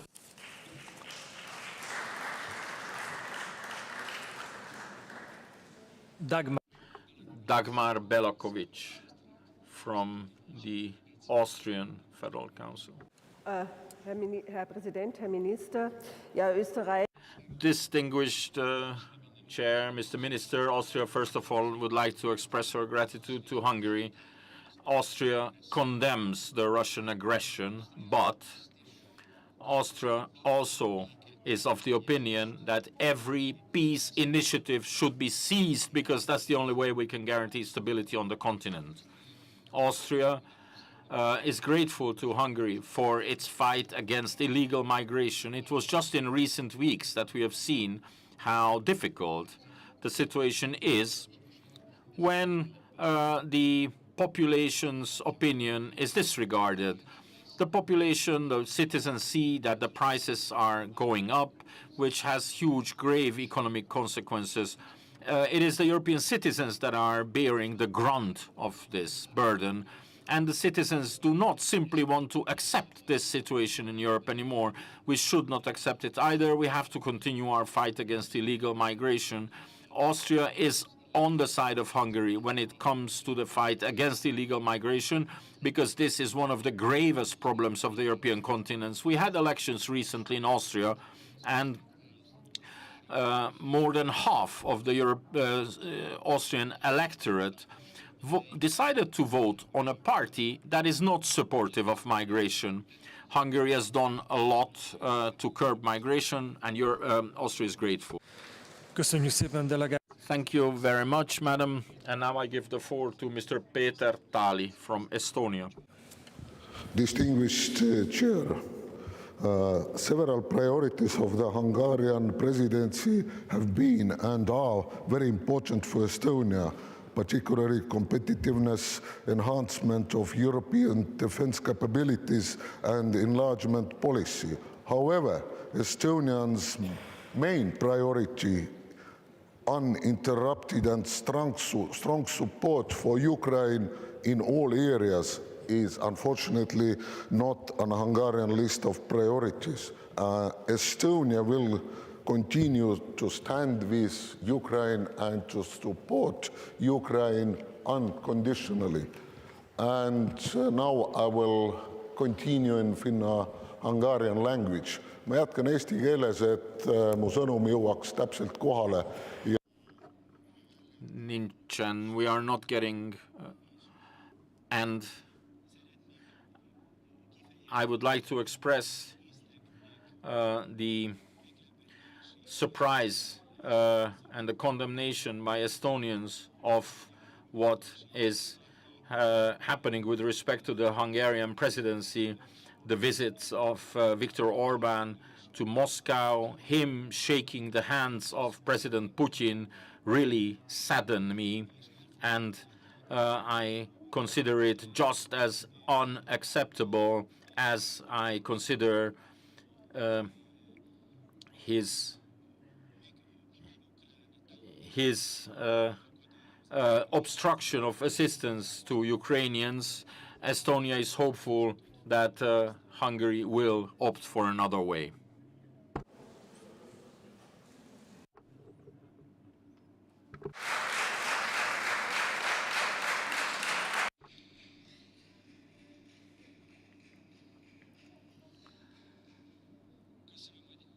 Thank you very much for adhering to the time limitation. Please do not shoot the messenger. I have told you it's 90 seconds. I can see from your gestures as if I am the devil reincarnate. It's not me shutting off your microphone. I am trying to signal you on time. After that, it's 10 seconds. And in fact, I think the benevolence of my colleagues is letting you speak a bit more. Believe me, it's not me at fault. The Latvian parliamentary delegation representative Edmunds Tsepuritis. For many years, I always appreciate coming to this beautiful country, but somewhat less so this time. We live in a time when the enemies and rivals of the EU challenge us by testing which breaches of law will be tolerated and which will be accepted as the new norm. Currently, Russia wants to see a world where no rules exist for the powerful. That is why commitment to Ukraine's victory remains vital to our principles of security. Viktor Orban has shamefully shared this specific approach by trying to test the limits of breaching the rules agreed within the EU. By visiting dictator Putin in Moscow as an opening of the presidency, Orban has asked us if misrepresenting the foreign policy of the EU can become the new norm.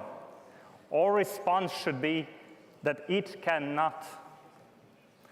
This has been and continues to be a presidency that undermines the joint position of the EU and making it weaker at the time when we need strength. Our rivals and enemies can only appreciate that. We expect member states to always see the rotating presidency according to our rules and principles, not the way it has been done by the current Hungarian government. So no, the presidency has not been successful so far, and all of us, including Hungarian society, are losing because of that. We can do better in the future, and I believe we will.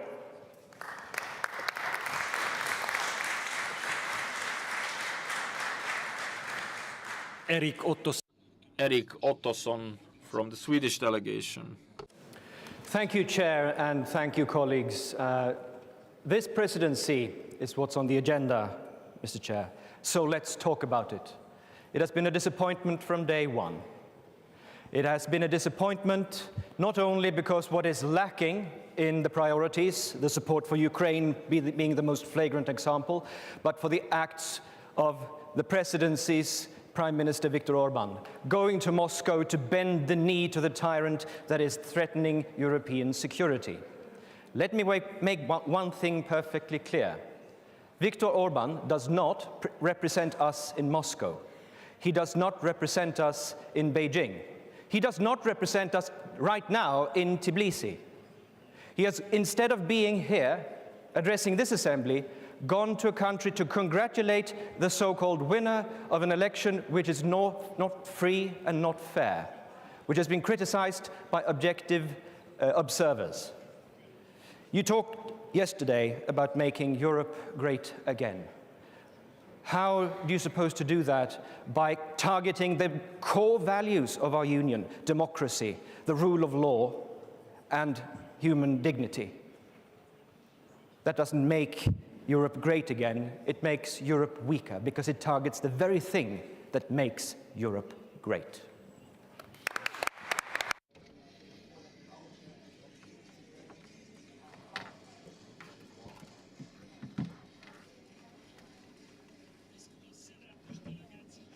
Head of Delegation of the Italian Senate, Giulio Terzi di Sant'Agata, please. Honorable President, I wish to congratulate the Hungarian presidency for so perfectly organizing this meeting, and then also you marked certain components in your program that's particularly important to us, like demography.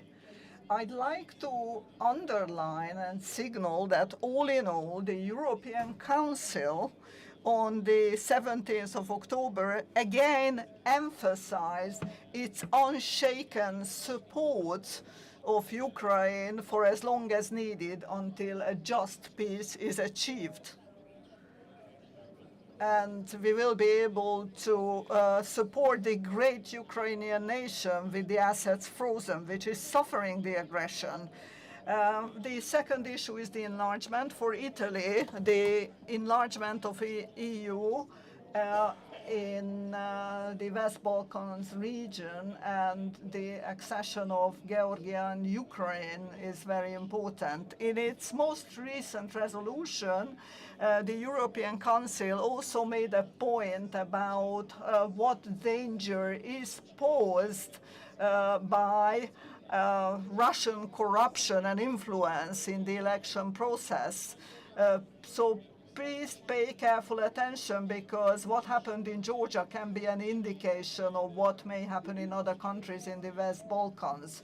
So we are looking at the results of irregularities, and we need to investigate these irregularities. Thank you, President.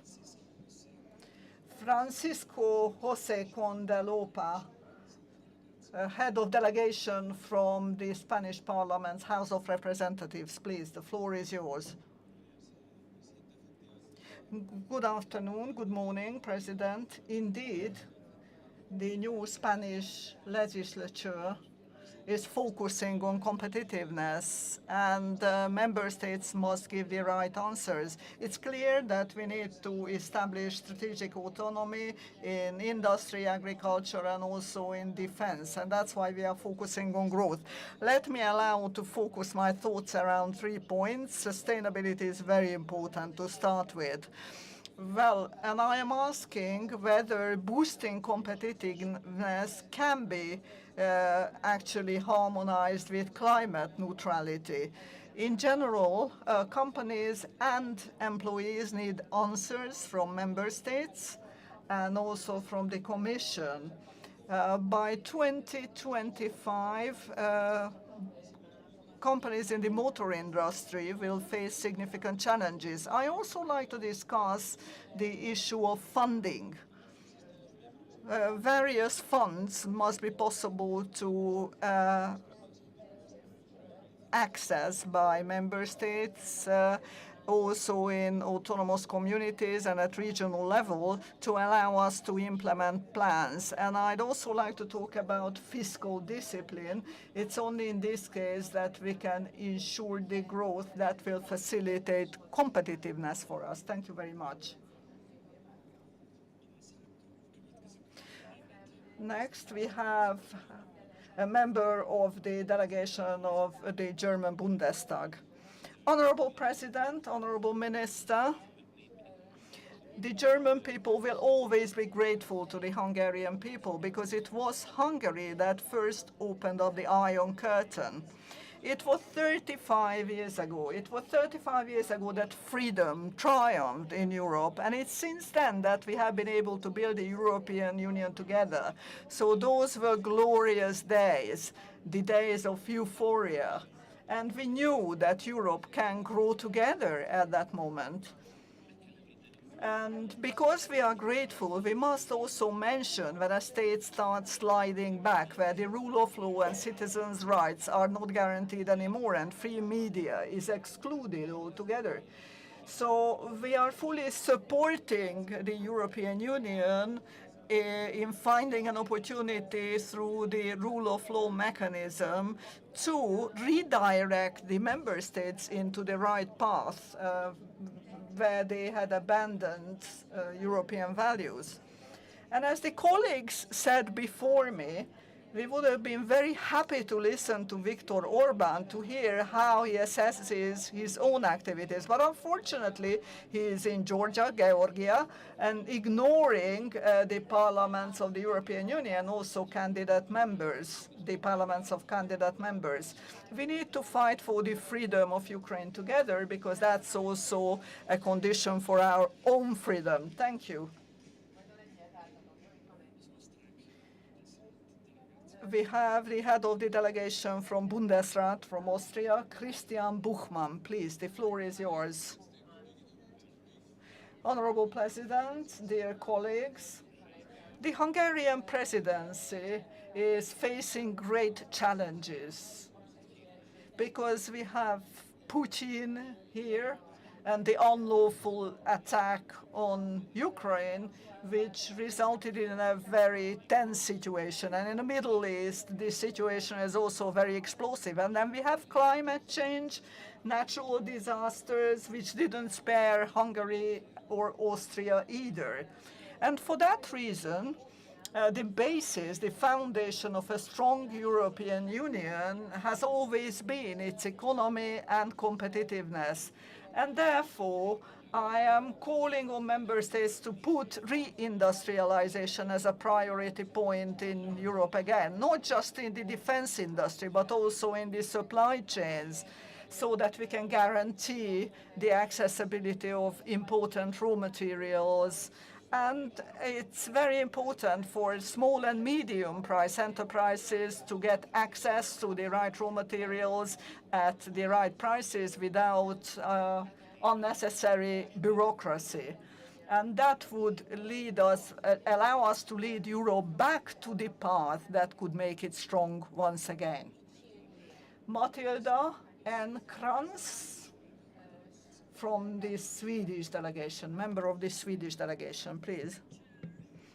Tisztelt elnök úr! Stands at the front lines of a struggle that transcends its own borders. Supporting Ukraine is not just about aiding a single nation, it's about defending the values that underpin our shared European identity: freedom, sovereignty, and democracy. This is why continued support from every European country, including Hungary, is crucial. It is unacceptable how the Hungarian presidency neglects Ukraine in practice in the COSAC program during these days, and in practice in how the Prime Minister Orban misuses the Hungarian presidency and undermines EU support to Ukraine and instead takes side with the oppressor Russia. It is unacceptable. And in my point of view, Orban himself has disqualified the Hungarian EU presidency. Supporting Ukraine not only strengthens our collective security, but it sends a powerful message to any force that threatens peace in Europe. Ukraine's fight is in essence our fight. By ensuring that they succeed, we uphold the promise of a Europe that protects its own and stands united against aggression. I expect the Hungarian presidency to choose a way forward that history will remember as one of strength and solidarity, and let it show in their COSAC contributions. Thank you.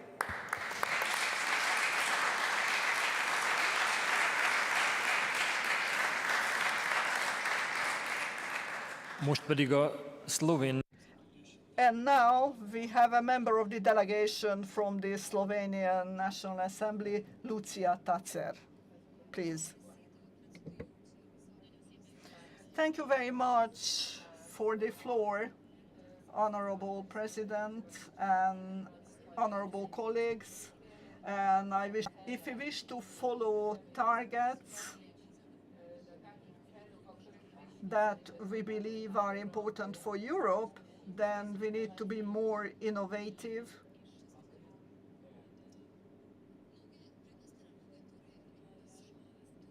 And there are many important thoughts among the priorities, like the cohesion policy, the competitiveness pact, and also the policy of enlargement based on merits. These principles are very important for Slovenia, but it's also important for us that the countries around us follow European values. And when it comes to the West Balkans, we need to think clearly and critically about our own democracies and about how we, as members of the European Union, we perceive these values, including democracy. Democracy is not just a procedural arrangement, but it's also a procedural and content-related arrangement. And we should have learned from the points we learned after the Second World War. Thank you. We have a member of the delegation from the German Bundestag, please. Honorable President, dear Madam colleagues and gentlemen colleagues, today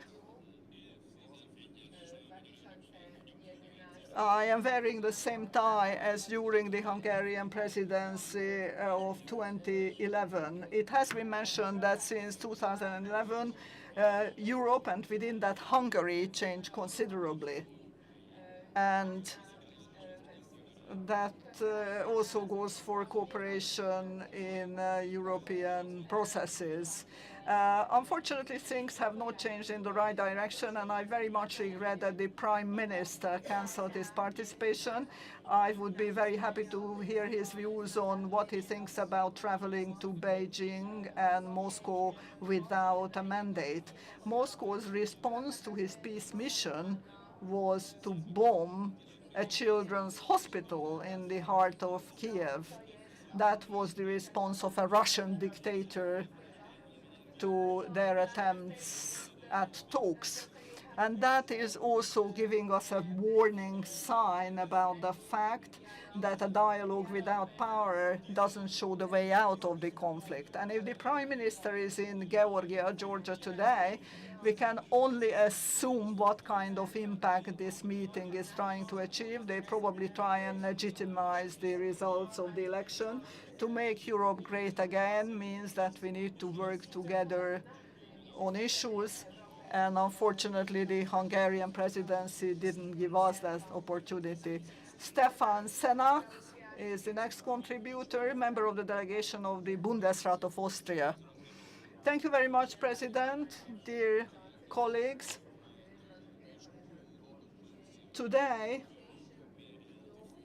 we heard some very heavy criticism towards the Commission, but in proportion, we didn't really didn't exercise the same level of criticism towards ourselves.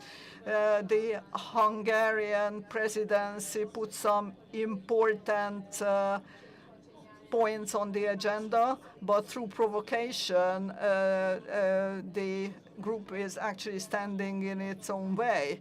And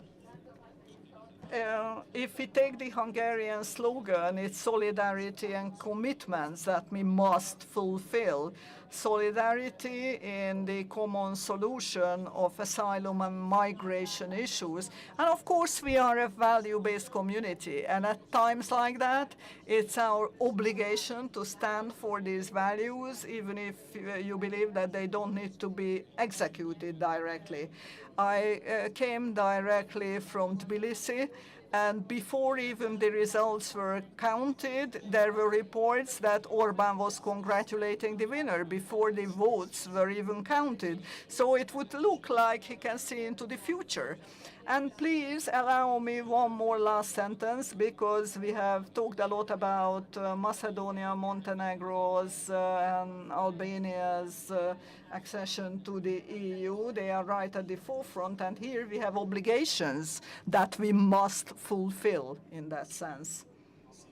Simon Sinkowski-Welczek from the delegation of the Sejm of Poland. Please, the floor is yours. Honorable President, Honorable Minister,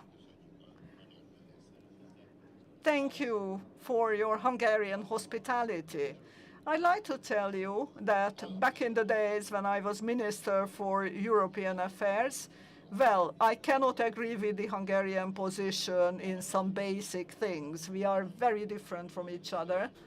But I believe that it's not a meeting of solidarity, as if Hungary was the only challenge for the European Union. That's not quite true. The European Union has many important issues on its agenda, not just Hungary's migration policy. It wasn't Hungary that committed these mistakes back in 2015. Competitiveness, energy prices, climate policy, demographic situation, democracy deficit, sovereignty, lack of sovereignty. These are all issues for member states, not just for Hungary. So let's not see Hungary as being the only challenge in the European Union. Let's look at what kind of short-term and long-term solutions we have, and let's don't do a witch hunt here like we did in the 19th century. Thank you. Thank you very much, Elvira Kovács, MP, Deputy Speaker of the Serbian National Assembly and President of the European Matters Committee. Hungary for the efforts it invested during its presidency, and in particular to its National Assembly for organizing this event. For EU candidate countries, particularly important is the priority relating to a consistent merit-based enlargement policy. The enlargement has not been on the EU agenda for a long period of time. Now we are in a completely different situation. It is important that the enlargement policy is not neglected and made meaningless, and that evaluations are made based on individual progress each EU candidate country has made.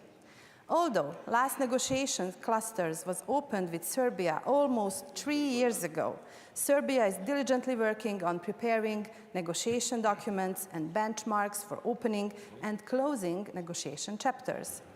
Let me remind you that last 3 annual European Commission's reports for Serbia have assessed that Serbia is prepared for opening Cluster 3, competitiveness and inclusive growth. Through its reform agenda, being a central part of the EU growth plan for the Western Balkans, Serbia aims to speed up reforms and its social and economic approximation to the EU. For Serbia, there is no slowing down on its path towards reaching European standards. Thank you for your attention.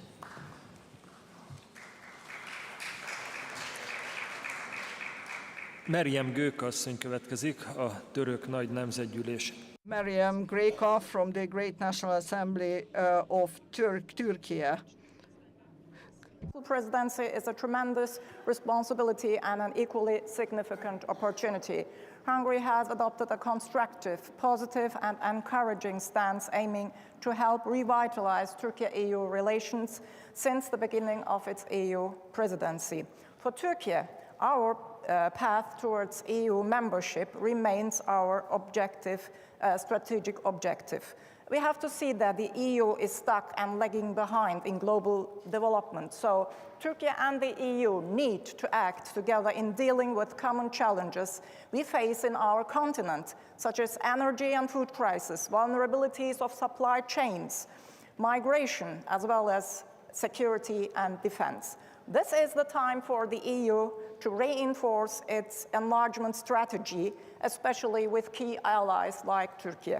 With the renewed relevance of the enlargement policy post-Russia-Ukraine conflict, we call for a fair, inclusive approach that includes Turkey as a full partner. Our expectations from Hungary's EU presidency include a revitalization of the Turkey-EU accession process and the immediate start of customs union modernization negotiations. We look forward to resuming Turkey-EU high-level dialogue meetings and summits with other candidate countries, enhancing cooperation on migration based on a fair sharing and advancing visa liberalization measures for Turkish citizens. Thank you.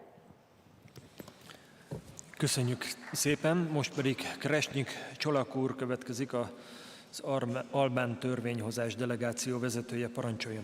And now we have Kreshnik Kolaku, head of the Albanian legislature. Presidency for Albania will be remembered with very good news. Lastly, for Albania has been opened the negotiations, and of course this is a crucial moment for our country. And European integration, it is the only thing in Tirana, in Albania, who has been never a debate between position and opposition. So we fully support as a priority this process. Of course, we know what we'll face from this moment on. We have to fight to fulfill standards, and we are ready to do that. But please, dear friends, being honest, and please accept that you know, as we know, that of course we need to fulfill standards to become member of the Union. But you know that there are few standards who cannot be fulfilled without being member of the Union. And this is go for my country, for all our countries in Western Balkan area. So, knowing that we have to face these efforts, please, I'm begging you, I'm asking you, every one of you, to keep seeing this process in Western Balkan country as a political one. This area will never be an empty space. If European Union is not there, somebody else will be, or maybe is already in Western Balkan country. So please support politically this process for our area.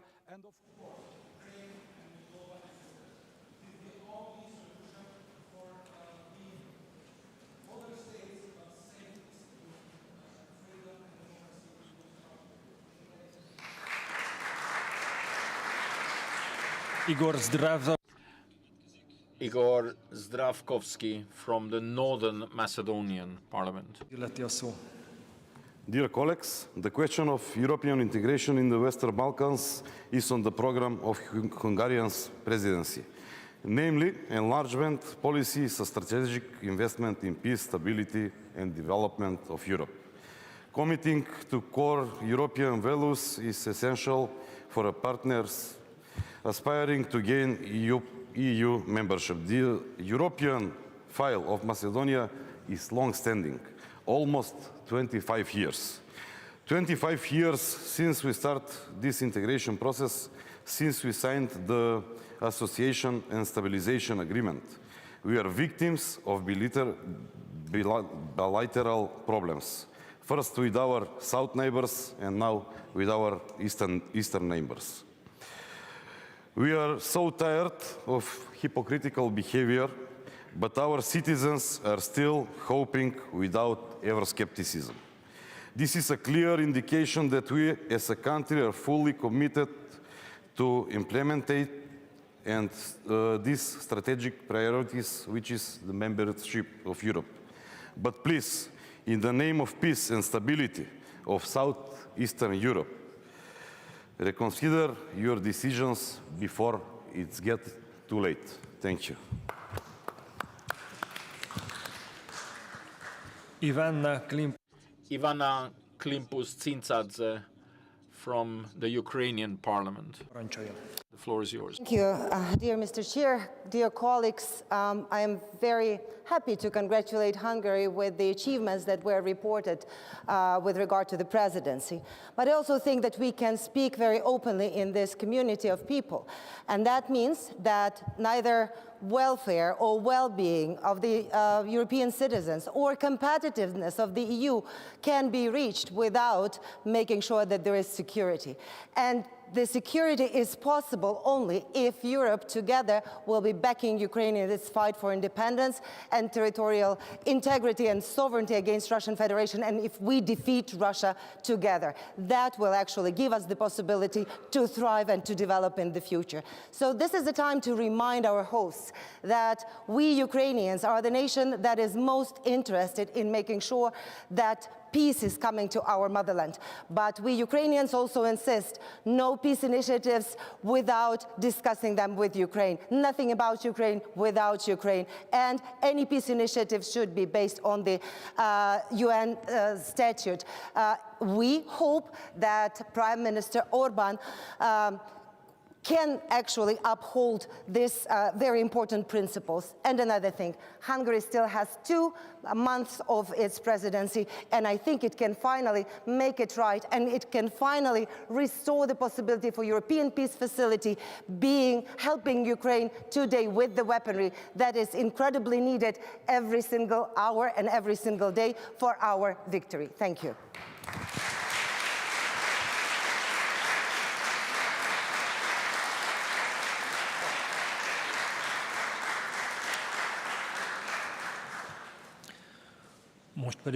And now I call on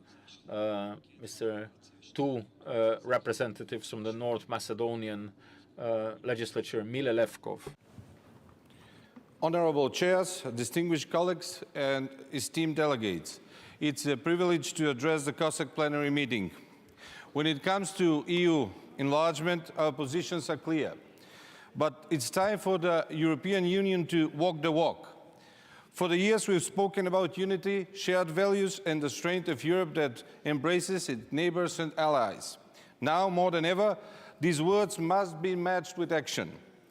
We are one of the countries at the Europe doorstep that aspire to uphold EU values and are ready to contribute to the European project.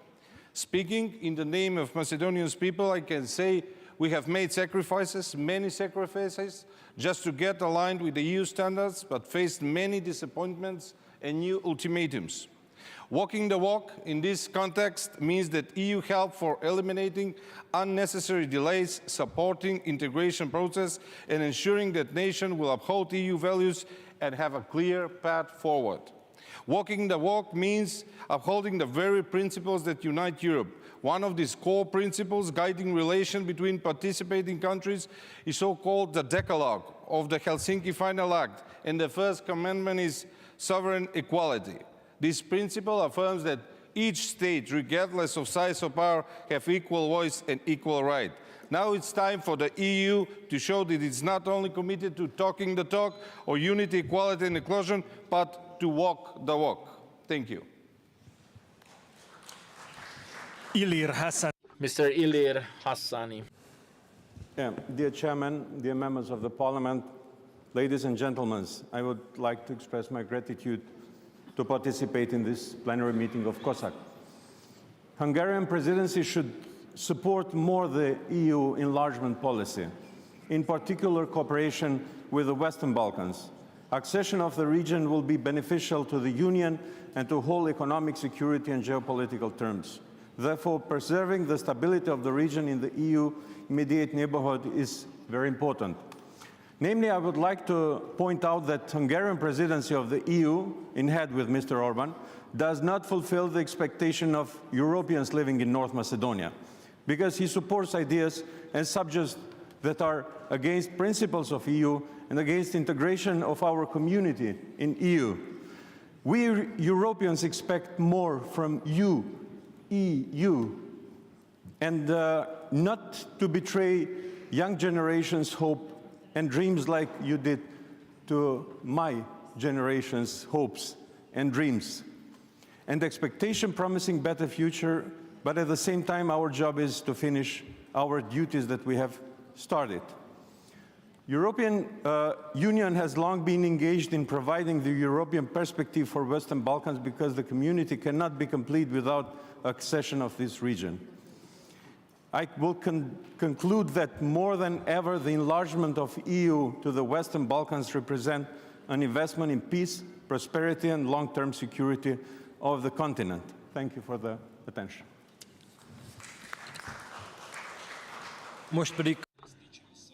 Madam Krasniqi from the Kosovo Parliament. Dear Chairman, dear colleagues, we would like to thank you for the opportunity afforded to us. We would like to express our profound appreciation for your country, particularly for the presence of military troops with the KFOR and their contribution in ensuring a peaceful and secure environment for all citizens of the Republic of Kosovo. The state of Kosovo anticipates that the Presidency will pave the way for achieving an integrated European perspective for our country. This may only be possible if the EU takes decisive action towards Kosovo by removing the sanctions imposed a year ago and granted candidate status for the membership in the EU. The perspective of Kosovo in the European Union primarily brings enhanced economic and political stability, fosters inclusive regional integration, promotes the growth of the common market, and especially avoids the risk of destabilization with the region. However, it's crucial not to underestimate the significance of external intervention, particularly those from Russia and China. It reminds me of a quote by Benjamin Franklin: "Beware of a little expanse. A small leak will sink a great ship." Thank you.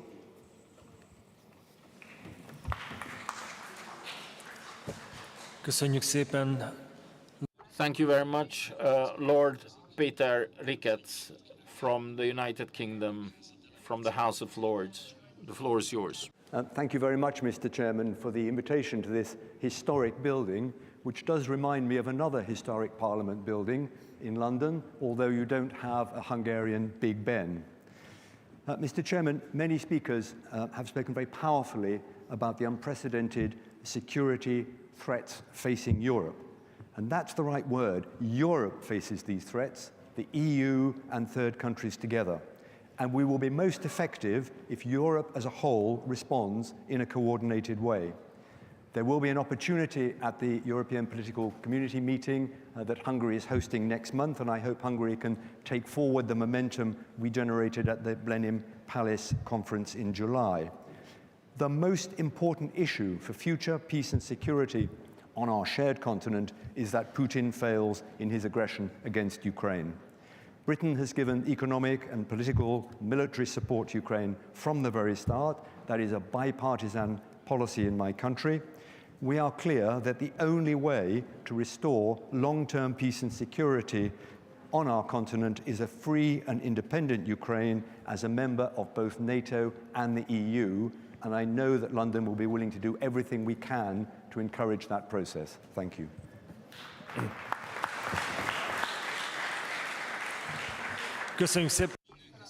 Thank you very much. We have the last speaker. So last but not least, Harek Elvenets from the Norwegian legislature. Thank you, Chair. We have recently seen rigged results in European election. Online disinformation is growing at an alarming rate. Fake videos, false reports and propaganda are on the rise, not at least during election campaign.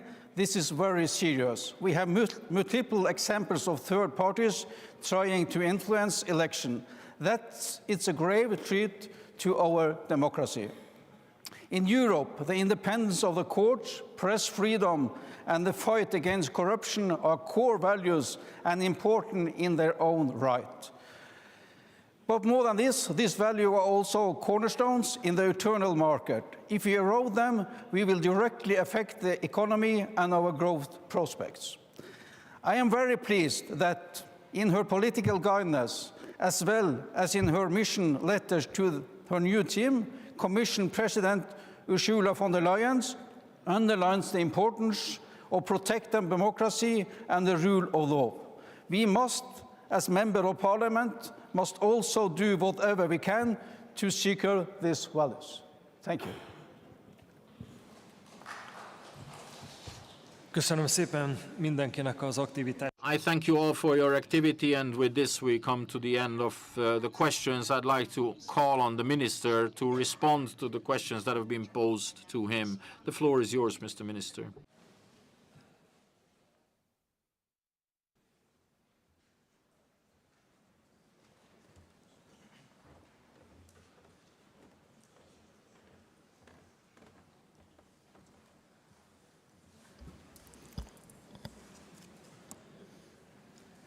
Dear Chair, dear colleagues, I would like to thank you all for your interventions today.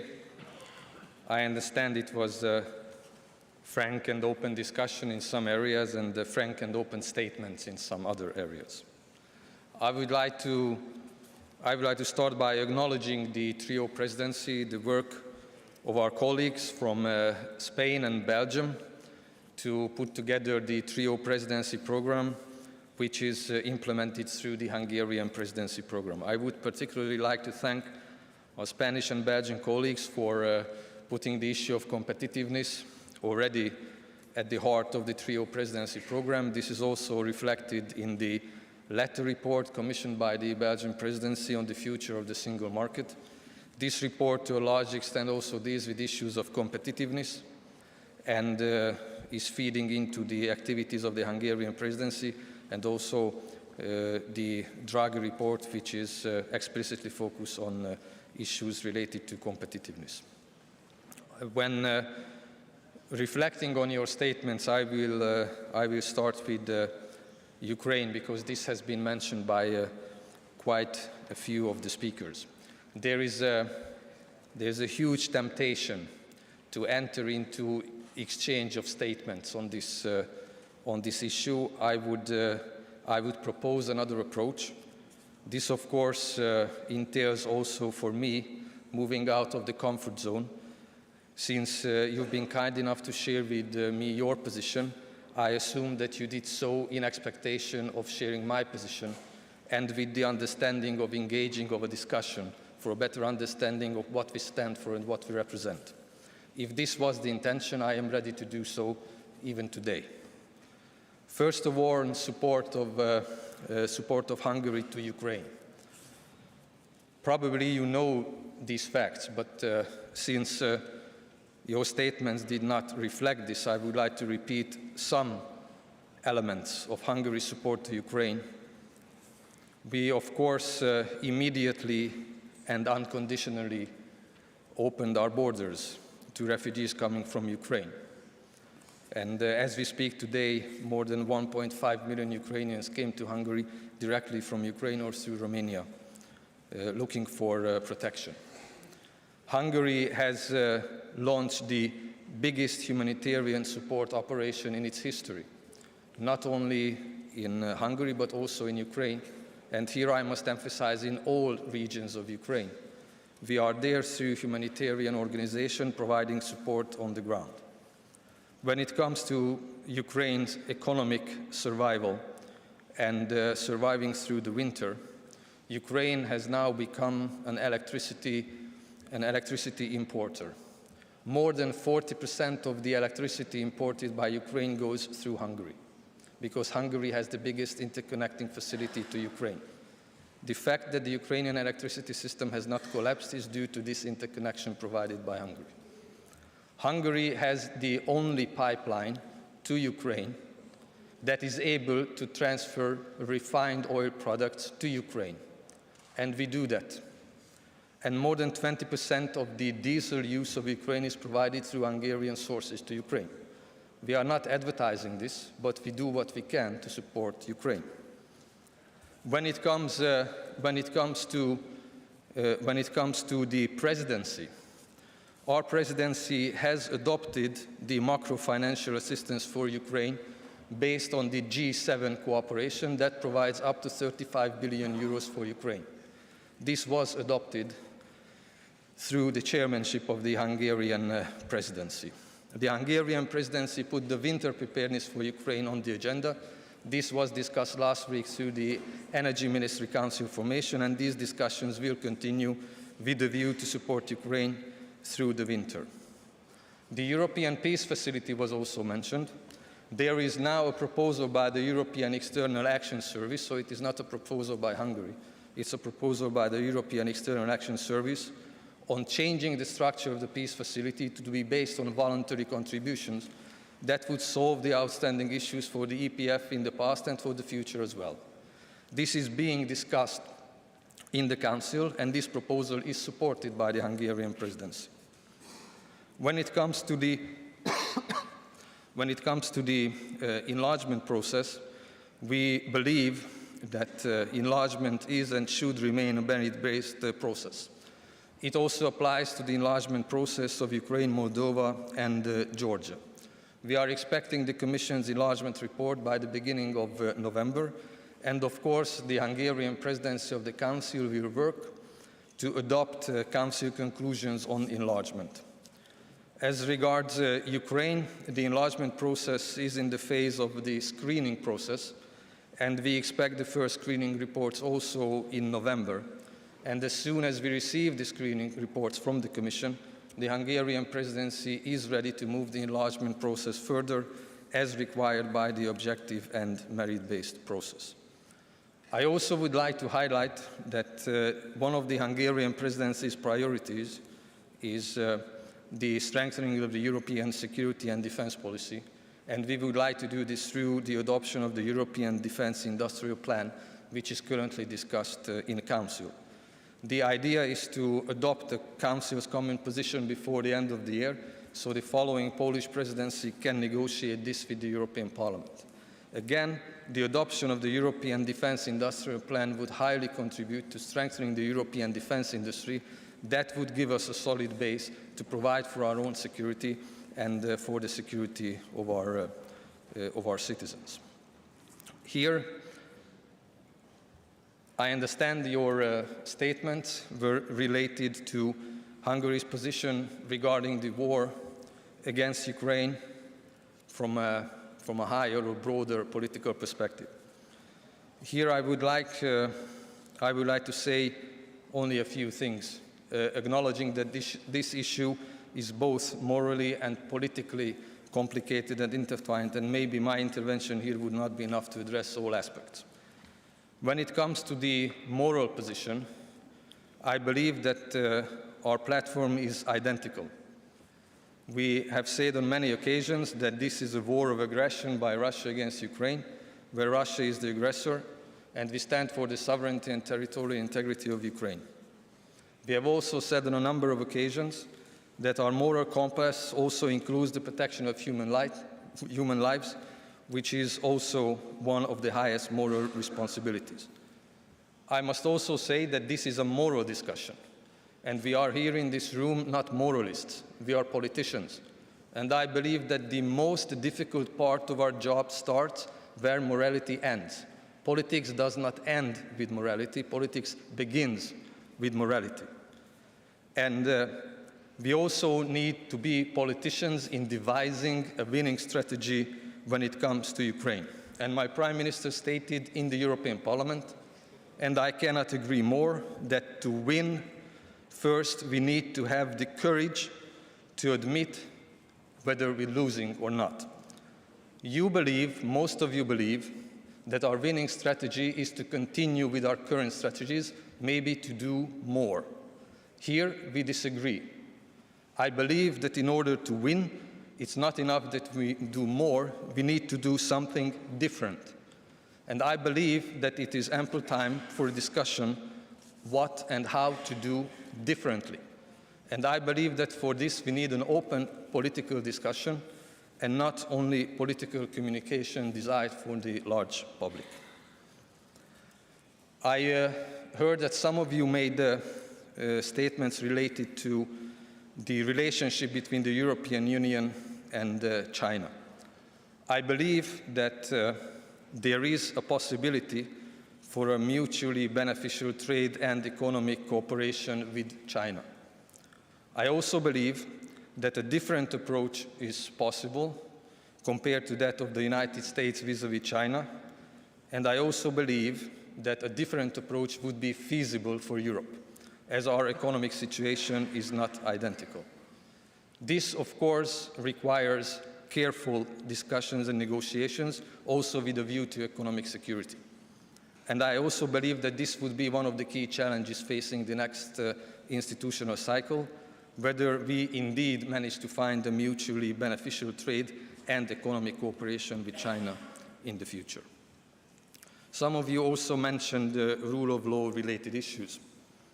Here I would like to start by saying we are fully committed to the European values.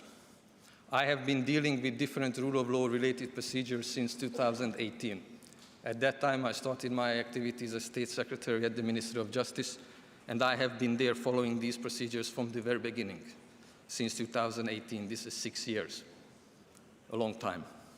I fully agree with you that the functioning of the European Union and the cooperation between member states rests on, besides common interests, also on common values. My experience from the past 6 years, which I would be happy to share with you at an appropriate time and moment, is that these discussions are politically driven discussions. The Article 7 procedure was started by the European Parliament in 2018 for political purposes, and the course of this action has been determined by political purposes ever since. We are in discussion in Council with the European Parliament and with the Commission in all open issues, including judicial independence, where we adopted the reform package that was acknowledged by the Commission of complying with all standards related to the obligations under the Charter of Fundamental Rights of the European Union. We have been pointing out political bias and double standards in the process all along, and we hope that at some day the nature of these procedures can be changed in a way to be objective and credible. On one point, I would have to admit that I need to exercise self-criticism. It seems that I did not manage to drive through the basic message I wanted to do from the very beginning, that the European Union must change to remain relevant. It seems that my message didn't get through.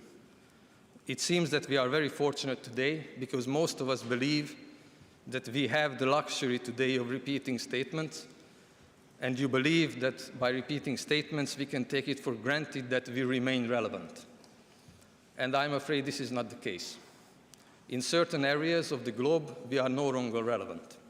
When it comes to geopolitical developments in the Far East or in Africa, we are no longer relevant. And the Middle East crisis has shown that we are no longer relevant in the Middle East either. Nobody cares, they couldn't care less what we think about the situation in the Middle East, Africa, or the Far East. There are some areas in the globe in our close vicinity where we still matter. But we matter because we have a robust economy, because we are able to care for our own security and defense, and because we are able to provide security and prosperity for our citizens. In order for us to do so in the future as well, we need to change when it comes to competitiveness, we need to change when it comes to security and defense, and we need to change when it comes to our migration policies. I propose to focus on those issues so we can have the luxury of having the discussions that we had today for a long time. Thank you very much.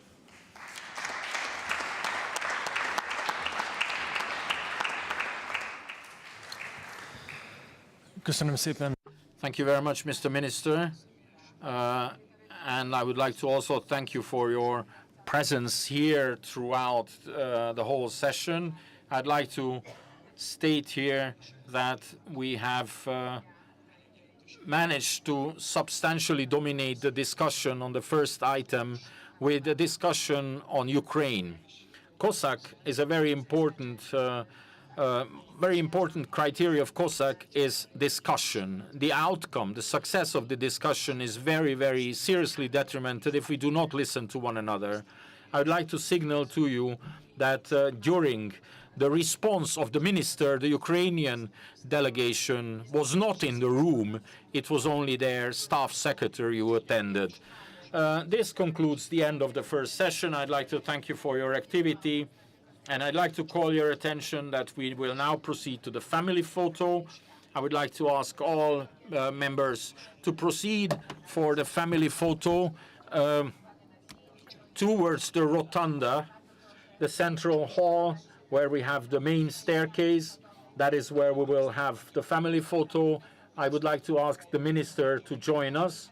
We will go ahead and show you the way. Please follow us. I would like to also inform you that the plenary session will resume at 1400 hours at 2 o'clock. You will have time for a buffet lunch or if you wish to conduct bilateral meetings.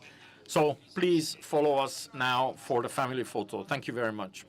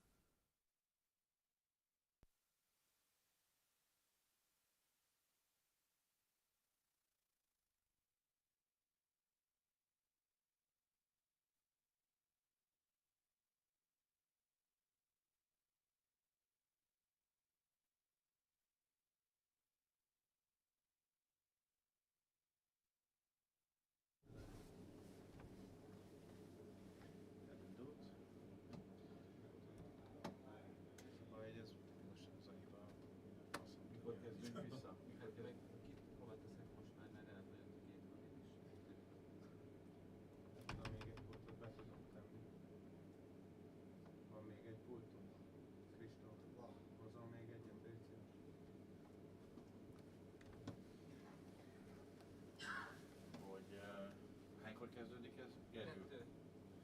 Menjünk le most ebédelni.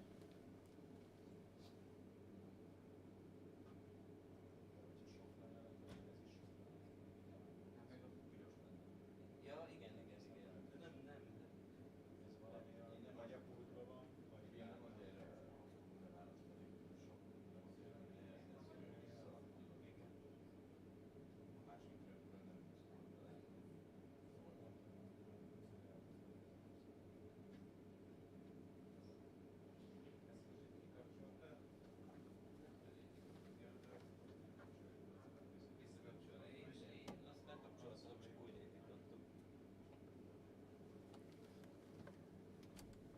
Te jobb oldali vagy a bal oldali állt meg? Bal oldali.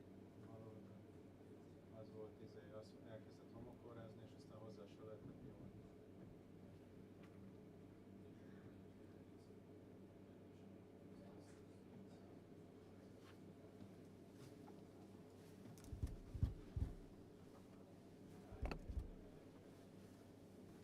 Menjünk el, tűnünk se. Fél órát teszünk.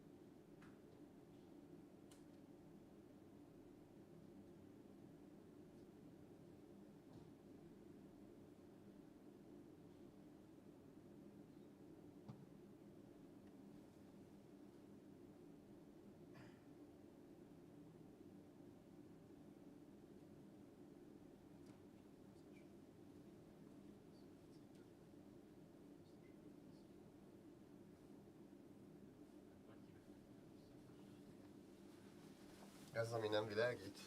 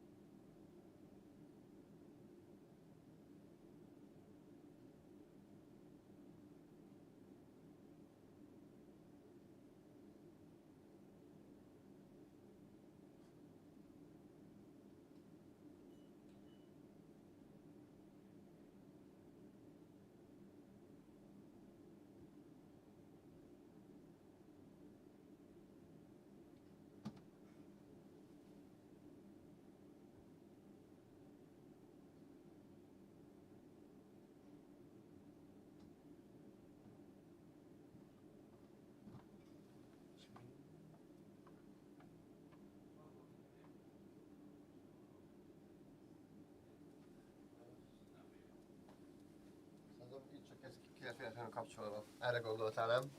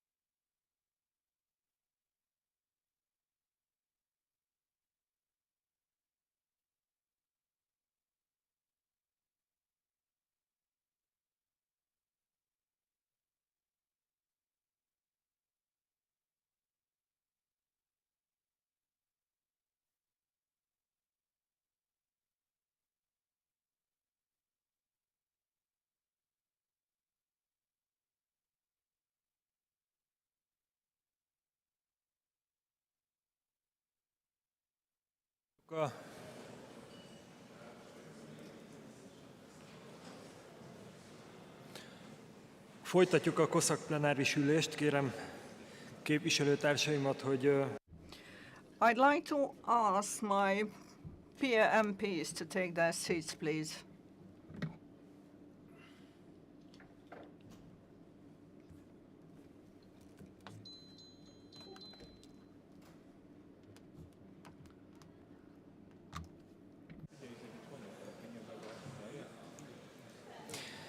Elsőként Jakob Sövel. First, I'd like to ask Jakob Sjöwall, permanent member of the COSAC Secretariat, to present the main findings of the 42nd semi-annual report. The first chapter of the report examined the very issues that are on our current agenda. I would like to kindly ask the Secretary to come to the podium and start the presentation, please.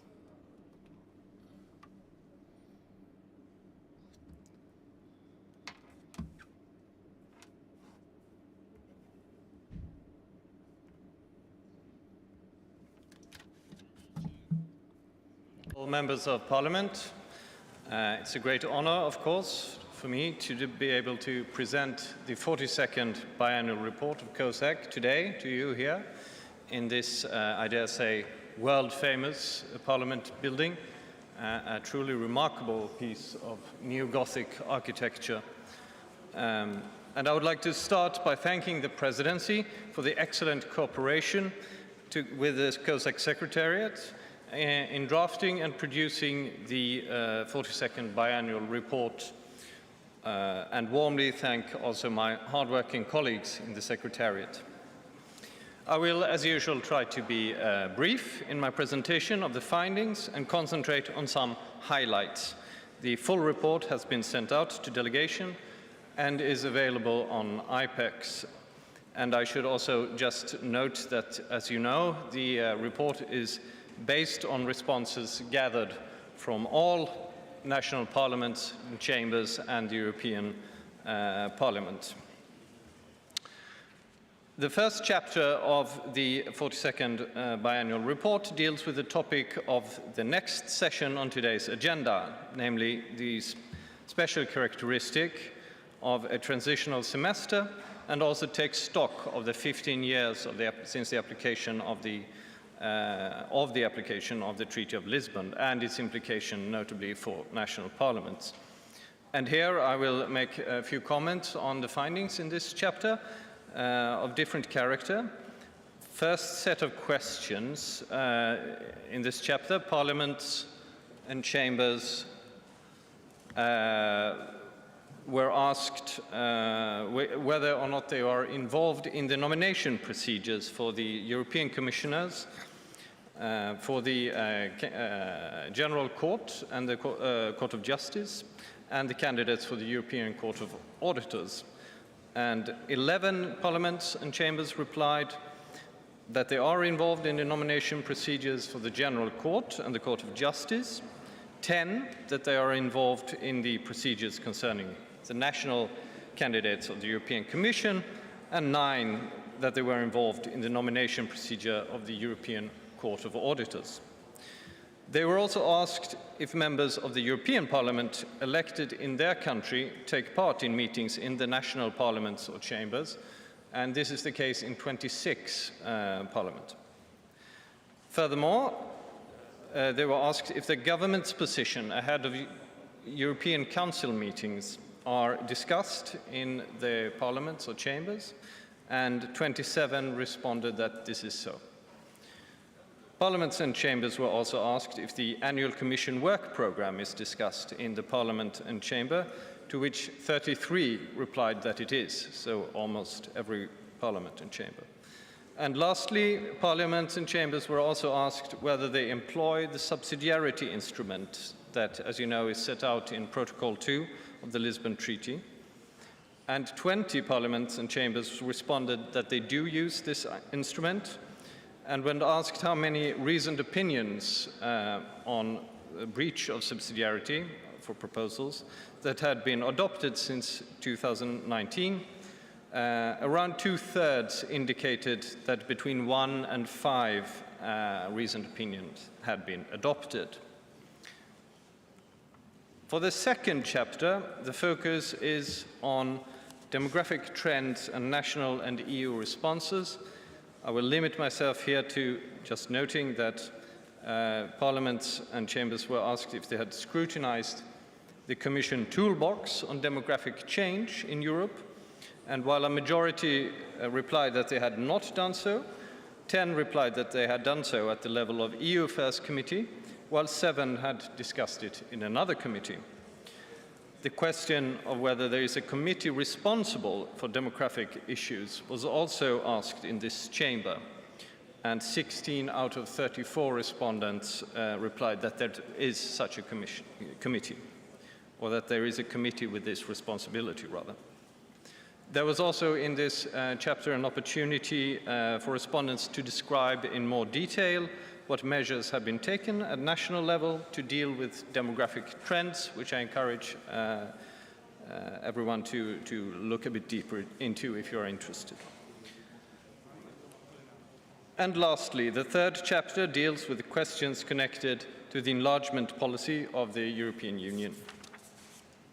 The first set of questions in this chapter maps out to what degree parliaments and chambers have scrutinized some key communications from the European Commission in the area, and I will limit myself here to note that 28 replied that they had discussed the annual enlargement package of 2023, which is the latest of these communications.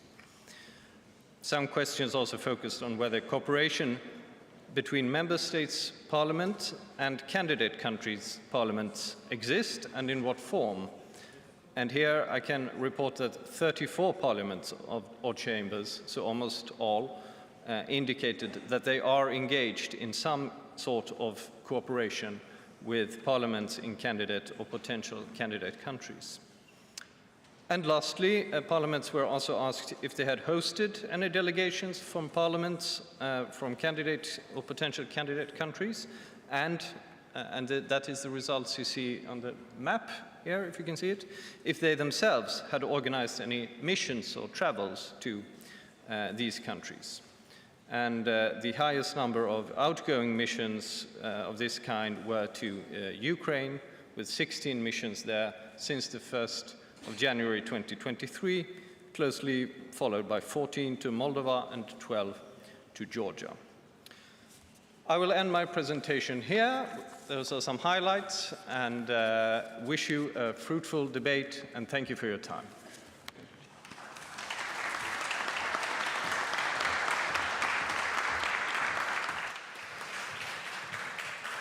Köszönjük szépen Sjövált úrnak, a COSAC titkár. Thank you very much, Mr. Cheval, member of the Secretariat of COSAC, for outlining the main highlights of the 42nd biannual report.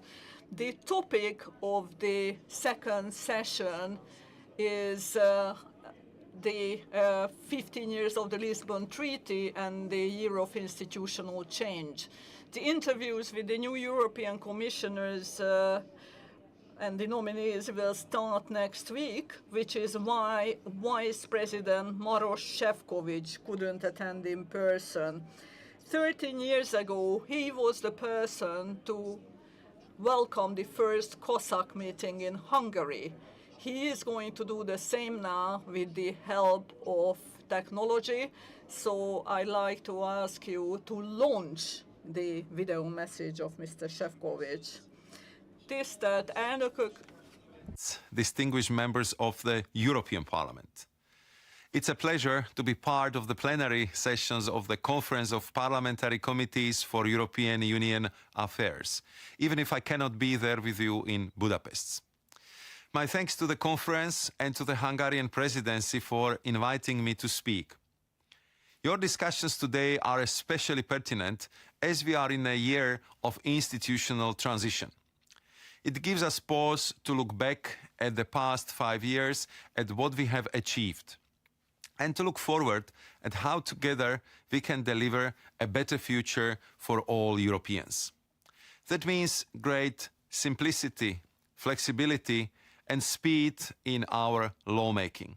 And it means boosting our sustainable prosperity and the competitiveness of our economy, while navigating the evolving and challenging geopolitical and economic context and leveraging our standing globally. The political guidelines for the next Commission highlight these tasks that we must take on together, and national parliaments will, of course, continue to play a leading role. The Treaty of Lisbon changed how the European Union and national parliaments interact, and more generally, how the EU exercised its powers.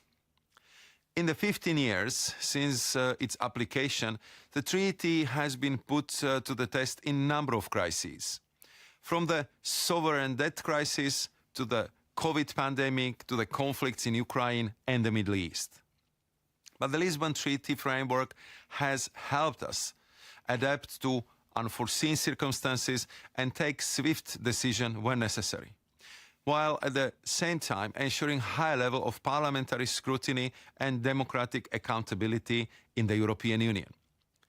The Commission very much appreciates the active engagement of national parliaments and their suggestions in the hundreds of political dialogue opinions we receive each year. They form a valuable part of our policy making and ensure that the voices of those in national parliaments are properly heard. Likewise, the meetings we have with national parliaments and the exchanges in interparliamentary fora like COSAC further strengthen our mutual cooperation and complement the subsidiarity scrutiny mechanism. We also see growing interests among national parliaments to engage in the EU decision-making process at an earlier stage. We welcome such strategic engagement, and we stand ready to further strengthen the mutually beneficial dialogue we have with national parliaments through the well-established channels of communication and cooperation. We need to continue developing and using the full potential of the instruments we have in place for intensive cooperation. This will be of crucial importance for strengthening our democratic resilience and effectively tackling key strategic, political and institutional challenges. I look forward to continuing to working closely with all of you, including in the next Commission mandate if I'm confirmed as a Commissioner. Thank you. Köszönjük alelnök úr videó üzenetét. Megtiszteltetés volt. Thank you very much. It was an honor to have listened to you. I'd like to now ask Zsigmond Barna, Deputy Minister, to deliver his speech from the rostrum.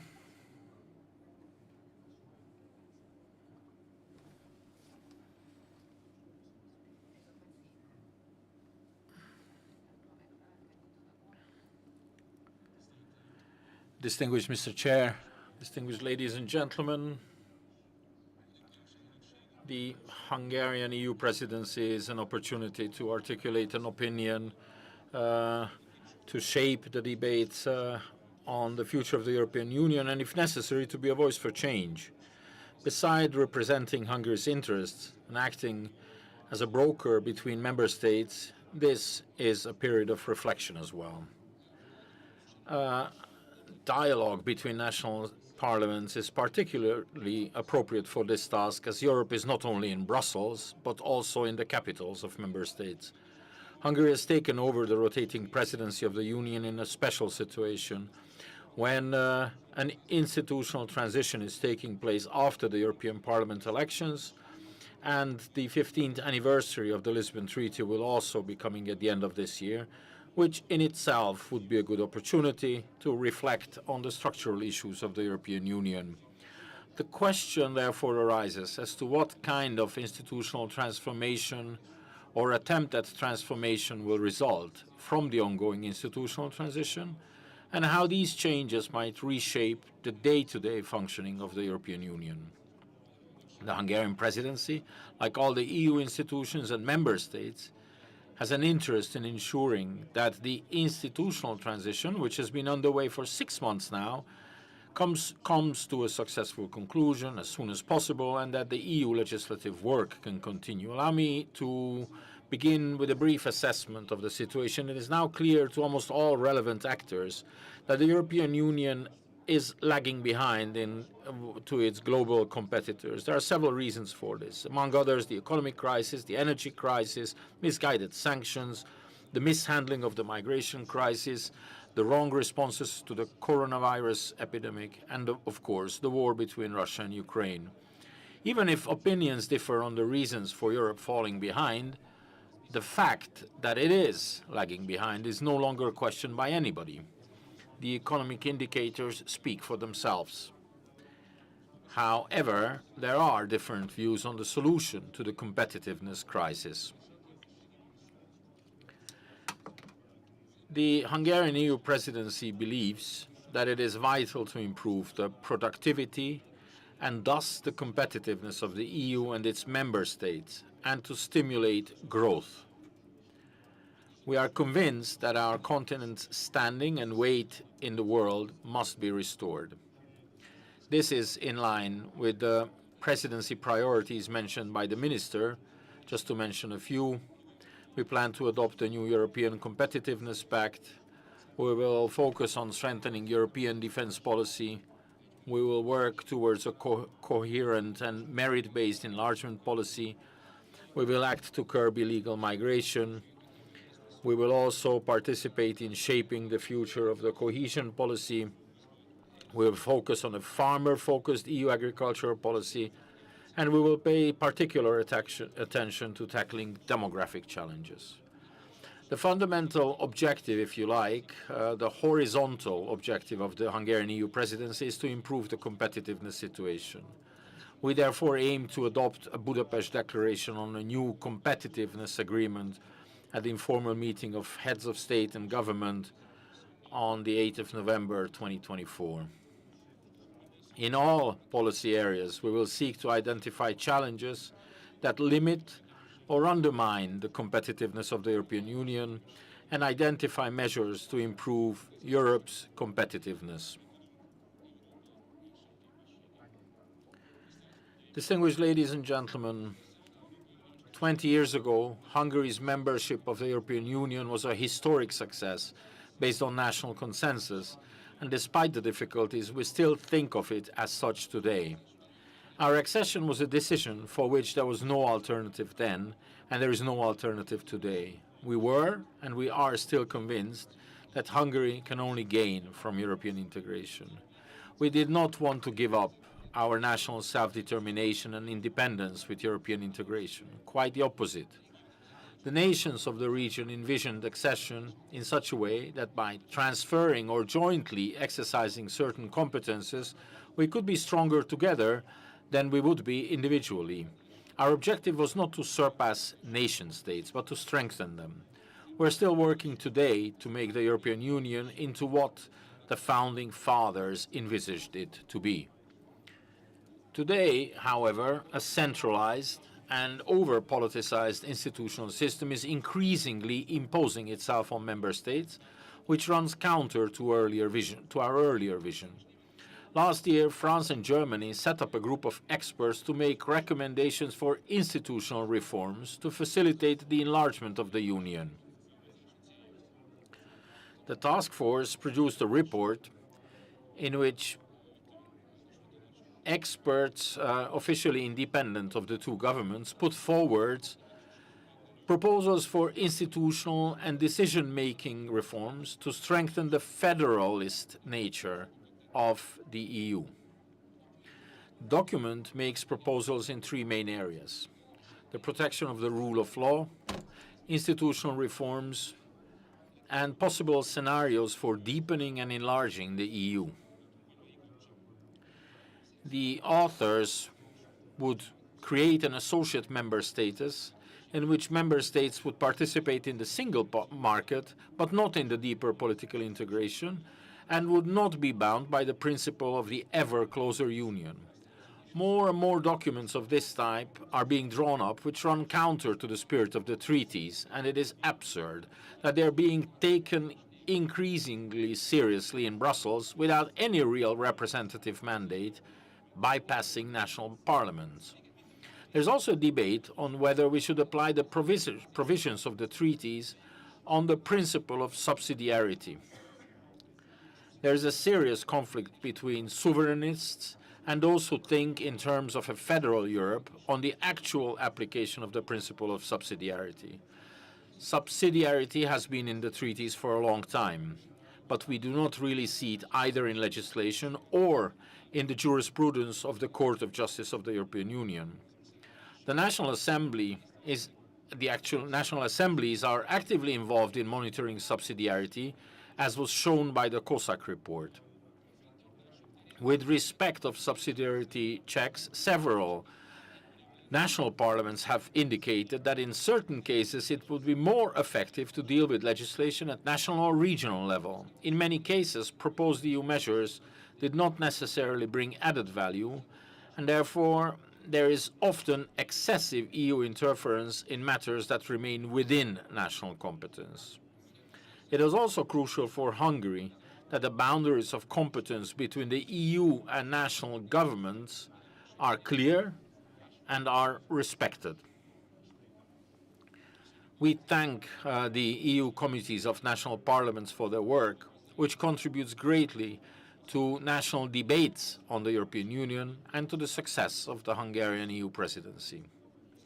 Distinguished ladies and gentlemen, distinguished audience, a serious debate has begun on Europe's competitiveness during the EU presidency of Hungary. The much-mentioned Draghi report also deals with this topic. However, it is fundamentally wrong to say that the European Union will only be competitive if it contains many more supranational elements than it does at present. We agree with the Draghi report's assessment of the situation on most points. Europe is facing major changes. Global trade is slowing down. Geopolitics is becoming fragmented. Technology change is accelerating. Long-established business models are being challenged. Dependency relations are changing. Energy is the most expensive in Europe after decoupling from cheap Russian energy. Inflation is rising, and the continent is also facing a demographic crisis. What regards the proposals for a solution, we can agree with some of them, but we cannot agree with others, because some of these presuppose a federal European Union. We disagree with some of the economic policy proposals, such as common borrowing, or the abandonment of unanimous decision-making, which would be an affront to our sovereignty. What is needed in the European Union, as the founding fathers said, is to strengthen the culture of political consensus building.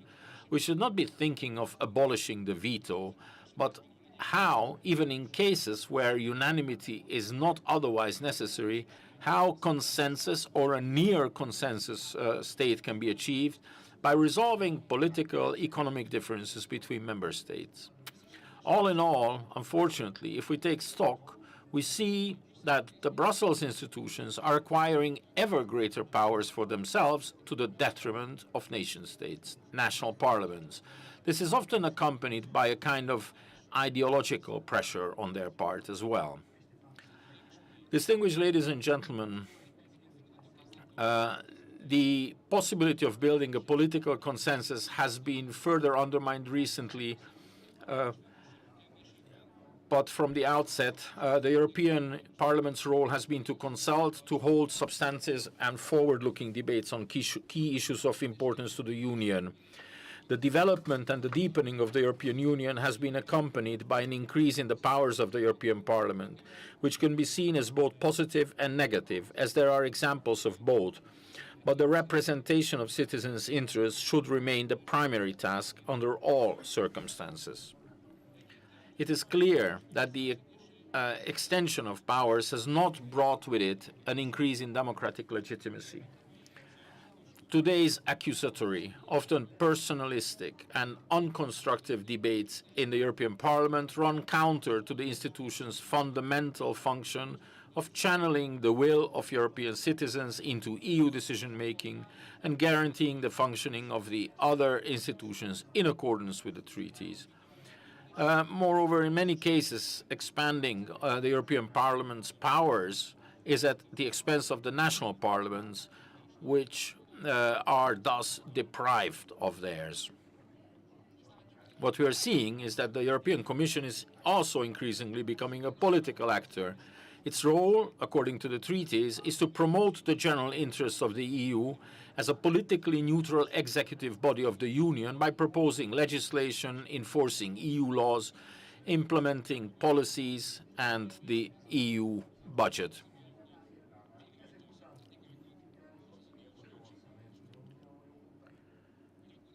In practice, however, as time goes by, this executive role seems to be fading, and the voices defining the Commission as a political actor are becoming stronger. The many challenges facing Europe, be it health, economic, or security, and the need to respond to them quickly, are being used by the Commission to justify and to increase its own political role to Europe's detriment. Loosely defined notions of EU values are also the basis for a political witch hunt by the Commission against certain member states. The political direction and ambitions of the Union can only be decided by the democratically elected European Council of Heads of State and Government. The European Commission must help the Union by legislating along the lines set by its leaders, not by pursuing a political agenda of its own. The current geopolitical challenges do not empower the Commission to act independently politically, nor can it launch biased campaigns against individual member states on the basis of shared values.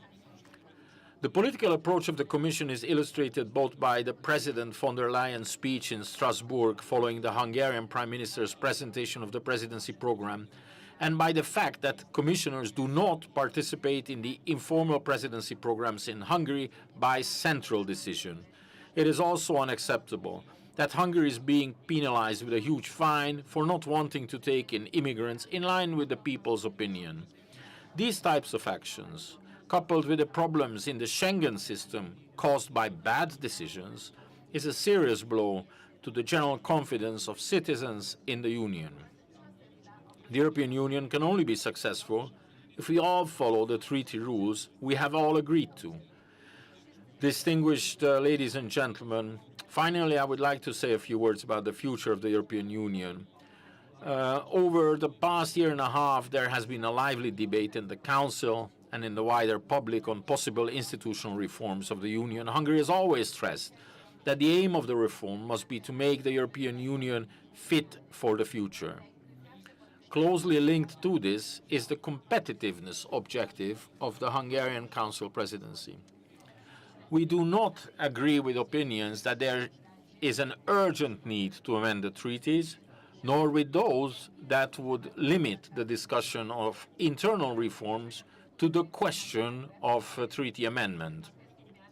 The debate on reforms often focuses on EU values and decision-making processes, but it is EU policies and budgetary issues that must be addressed first, as these have a strong impact on the EU's global competitiveness, which all member states share the common goal of improving. This common objective was also confirmed in the thematic discussion organized by the Hungarian presidency in the different council formations. In contrast, the issue of decision-making reform is a major divide between member states. Hungary is among those who believe that the areas currently requiring unanimous decision-making affect vital national interests, and therefore the extension of a qualified majority voting to other areas cannot be supported.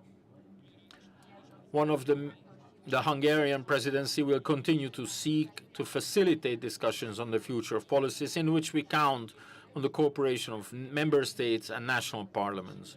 We believe that the current institutional transition will be smooth with the contribution of the Hungarian presidency, and we will be able to conduct the discussion on the future of the European Union in a constructive way in the coming period, respecting and strengthening the sovereignty of member states in order to make Europe a continent of peace and prosperity again. Thank you very much for your attention. Thank you for listening to me. I wish you all a very successful meeting.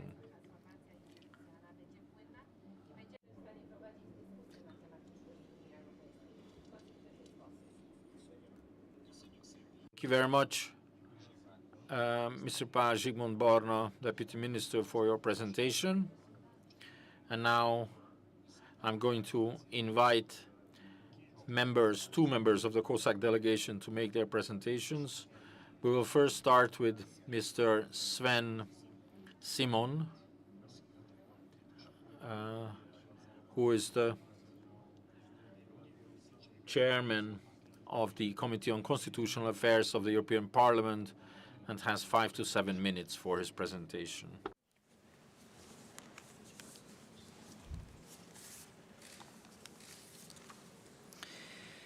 Mr. Speaker, colleagues, ladies and gentlemen,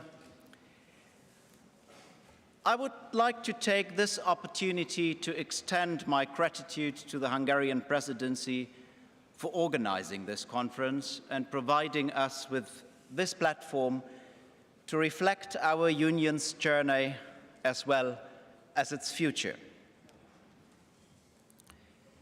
This year marks a significant milestone, the 15th anniversary of the Treaty of Lisbon, an agreement that fundamentally shaped the EU as we know it today.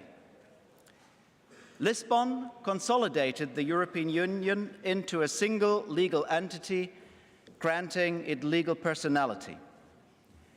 It introduced qualified majority voting in the Council, enhancing our capacity for collective decision-making, and it established the Office of the High Representative, bolstering our voice in foreign affairs.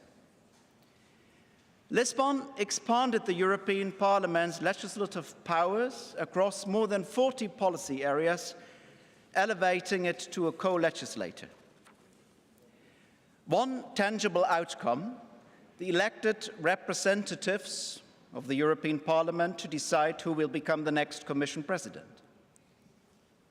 Today, our Union faces unprecedented challenges that we can overcome only with joint actions. Colleagues, we need to create a Union that is more capable to act and to deliver on the expectations that our citizens rightly hold. On the key questions of our time, we already discussed some of them. How to overcome the migration crisis, how to secure Europe against threats from imperialist neighbors and enable our own defense, how to restore European competitiveness and energy independence, how to become a center of technological innovation again. No single member state holds the power or the capacity alone.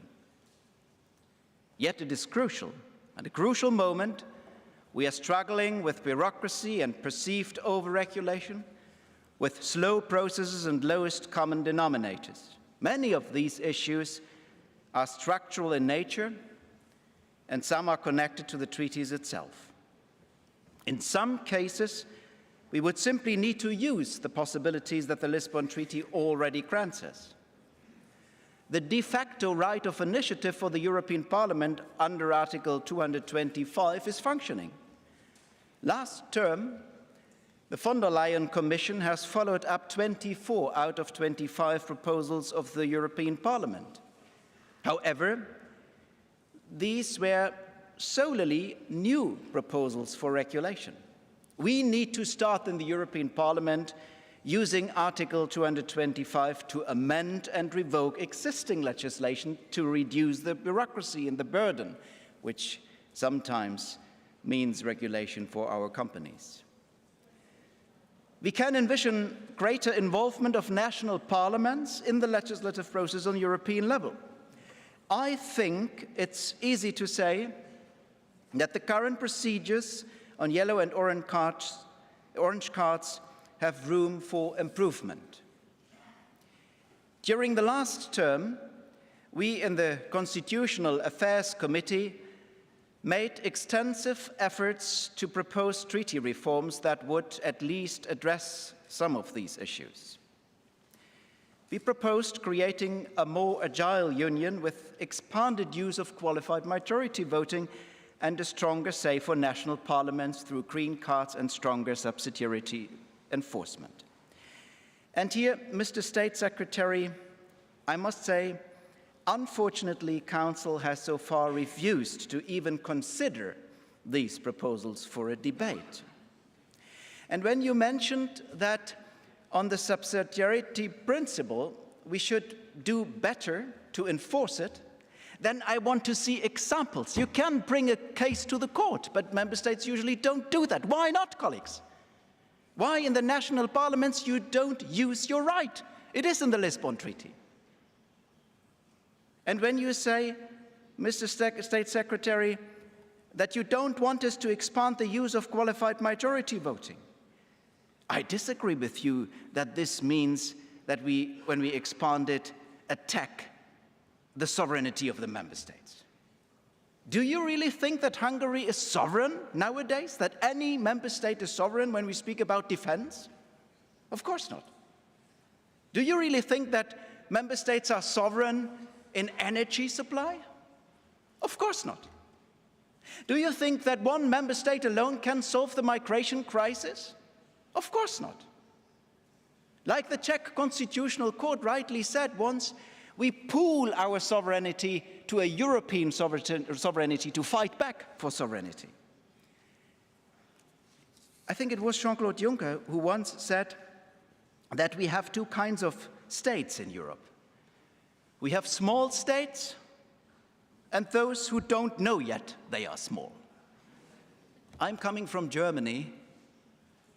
I come from a small member state, maybe not from the perspective of Slovenia in Europe, but when we compare to China, India, Southeast Asia, all three more than 1 billion people. We are all small, but we must recognize that.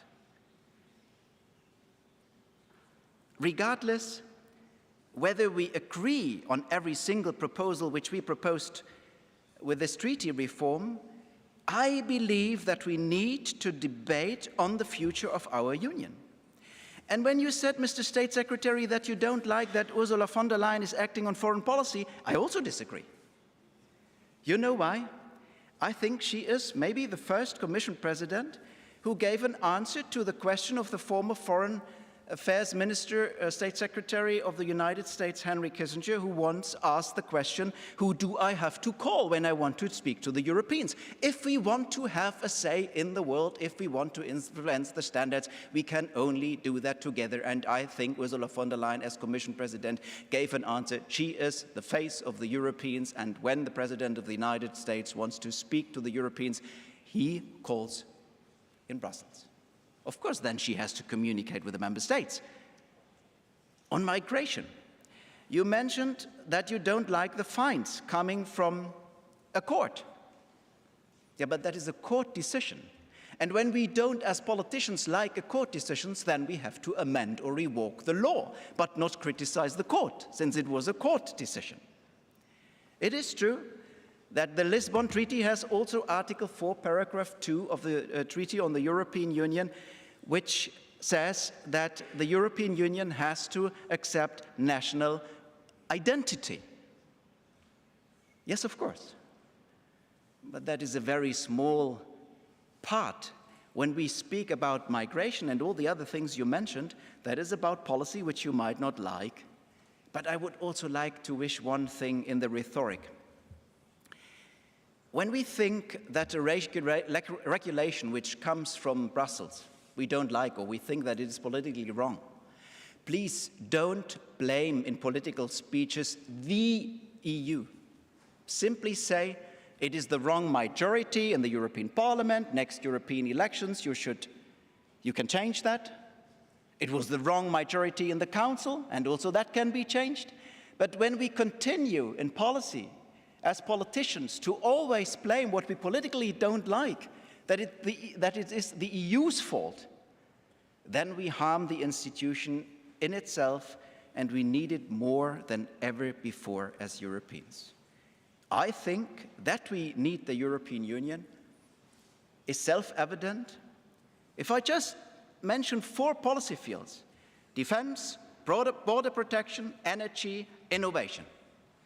If we don't stay together, if we don't share data together, we won't make it with artificial intelligence. The Chinese will do it, the Americans will do it. We won't do it if we don't work together here.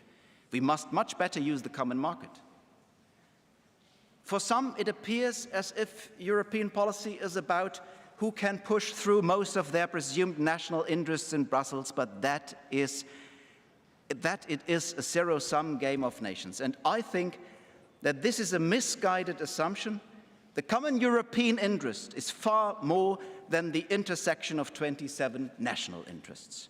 In fact, on a global stage, no single European country can stand alone in a world dominated by superpowers, and that is the reason why we must therefore ask ourselves, are we prepared to let decisions about our future be made elsewhere in Washington, Beijing, or New Delhi? If not, then we need to overcome an integration method of micromanagement, intergovernmentalism combined with executive federalism. Yet at the same time, it is also true that we, and by that I mean European institutions and national institutions alike, need to do more to listen to each other. I think trusting the institutions that are mandated by the people, parliaments, to guide future steps on integration would be a potential solution, and that is the right place to do that. The majority in the European Parliament is convinced that we must strengthen the Union and reform our institutions. That also means, I would agree with you, that the European Commission, after the Lisbon Treaty, the European Union became a political union. And it is right that we would make a mistake if we would take political decisions in Brussels in an apolitical mode. That is the reason why we, in this Article 48 report, ask the Commission to be elected and voted out of office, which is not the case today. I think it is up to us to take the next steps in the history of this greatest endeavor of all, to make this union more robust and more capable of delivering for its citizens. We have the opportunity to think boldly here. Only then we can build a union that strongly protects our interests and upholds our values. Thank you very much.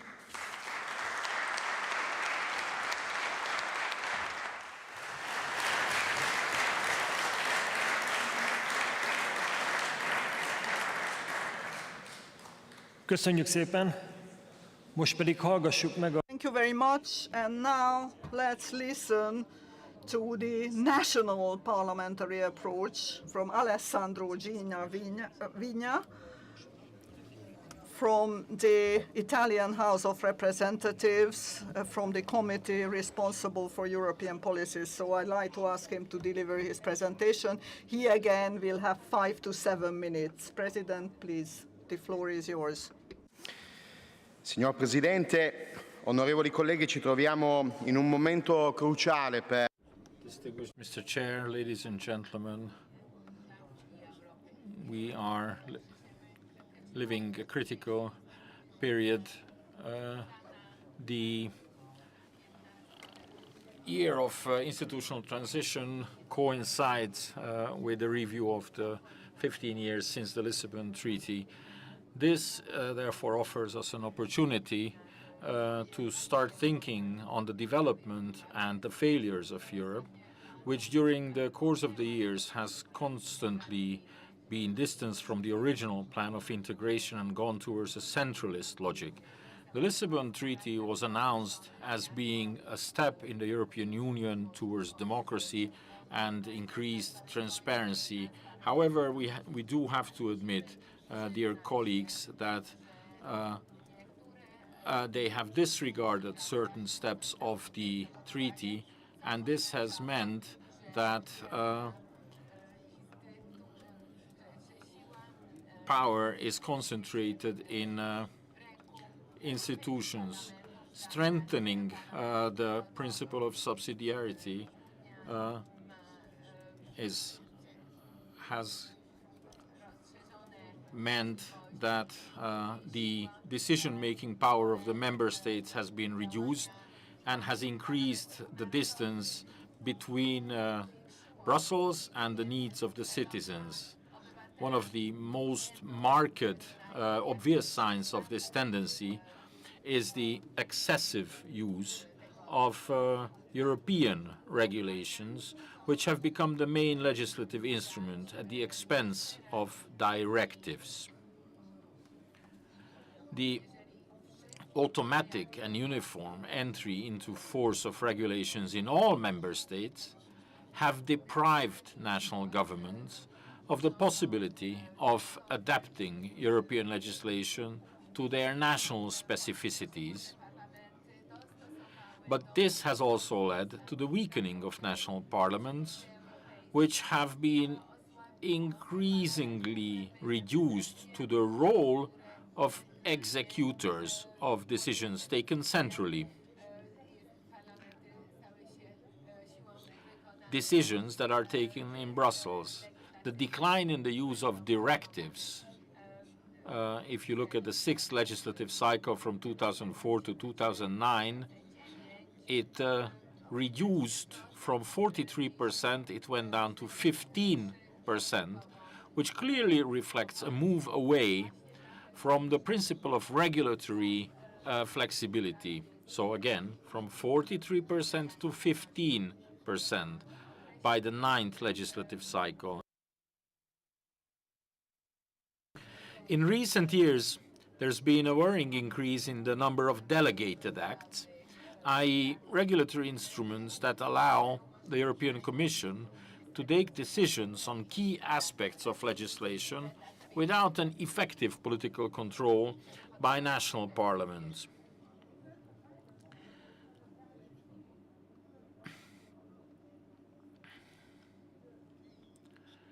Of course, these delegated legislation are the ones that make it possible for European member states having to automatically introduce them, which in turn increases the strength of the Commission.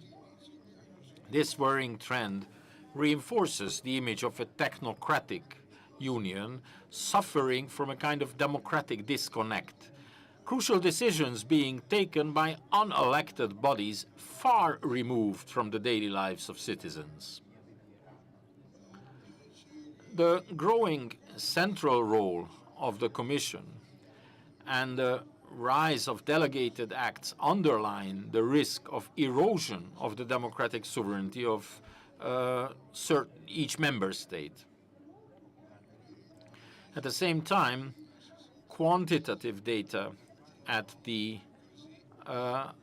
procedural level show a clear proliferation of so-called institutional triagonal conciliation, which, while speeding up the legislative process, also limit the transparency and the possibility of a democratic debate within the European institution. The prevailing tendency in these is a move towards centralized decision-making.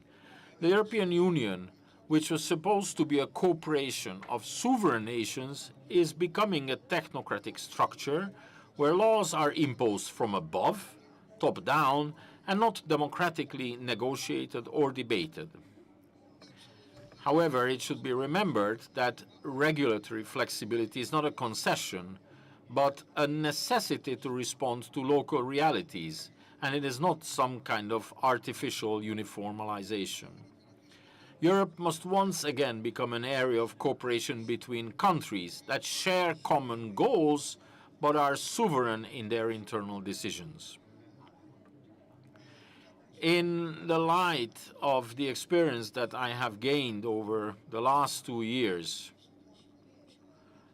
with regards to the respect for the principles of subsidiarity and proportionality in the commission that I have the privilege of chairing, well, I believe that European legislative policies appear disproportionate to objectives or needs which give rise to tensions and to criticism at the national level. I'm referring here, for example, to the single market and the green transition, areas where the use of regulatory resources, in addition to useful regulatory homogeneity can lead to the adoption of significant burdens, particularly for small and medium-sized enterprises, which find it difficult to meet these.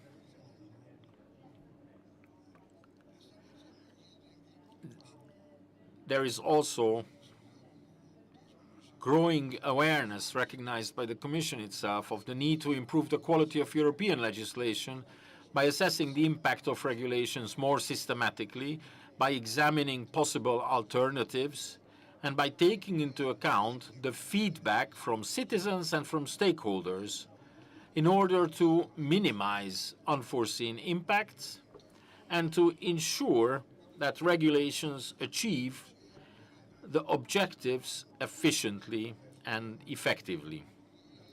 This situation jeopardizes national sovereignty, undermines the principle of subsidiarity, and threatens to uniformalize a European reality that is in fact deeply divergent and fragmented in certain areas. State to state, region to region, municipality to municipality, etc. We are still a very long way from the full implementation of the Lisbon Treaty, which was hailed as the treaty of parliaments, precisely because it would have significantly, palpably increased the powers of parliament while recognizing the constitutional role of national parliament. Their actual involvement is essentially limited to working with national governments to adopt the transposed legislation without having any real weight in the upstream phase, bottoms-up phase of European policymaking.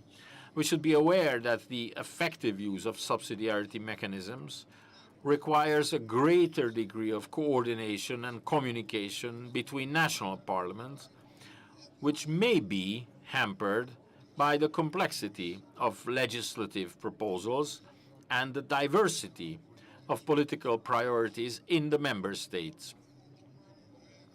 Moreover, procedures can be complex and require considerable capacities and specialized resources. As a result, there has been a gradual erosion of national sovereignty, leaving no room for autonomous decision-making in vital areas. In such important areas like economic policy, immigration, or the border protection. The excessive use of regulations as a tool has also led to a weakening of the level of regional regulations. Many of our states have sub-state levels with autonomous regulatory capacities. They have regions, they have federal states, they have provinces, Länder, whose autonomy has been usurped by Brussels. This is led to a process that is intolerable. And everything that I've discussed here about the Europe of regions and identities is, as I've said, quite intolerable. The start of the new European institutional cycle with a renewal of the office of the Union's supreme authority must be seen as an opportunity to return to the principles of Europe based on cooperation between sovereign states and not as imposed homogenization. Legislative centralism is not just a technical legal problem, but it has a concrete impact on the daily lives of citizens. Just think of the regulations affecting agriculture, fisheries, environmental policy, housing, or automobiles. Therefore, we need to firmly affirm the principle that decisions should be taken at the level closest to the citizens, because this is the only way to avoid imposing legislative solutions that are far removed from the needs of our communities and businesses.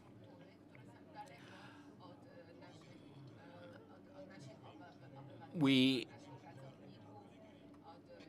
must preserve this wealth, dear colleagues, rather than sacrificing it on the altar of European bureaucracy and on the altar of Brussels-based centralism. It is not that we are against the European Union, but that we are fighting for a new Europe that respects the will of its peoples, values national identity, and is based on an equal cooperation between parties.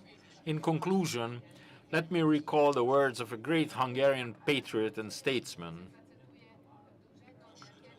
Lajos Kossuth, who said, "Europe will only be truly great if it is a collection of free nations cooperating in mutual respect and not a single mass led by a centralized power." If we lose sight of these roots, we risk building a soulless Europe, a cold, bureaucratic construct incapable of representing the will of its constituent people. Let us make, let me finish with the motto of the Hungarian presidency, let us make Europe great again.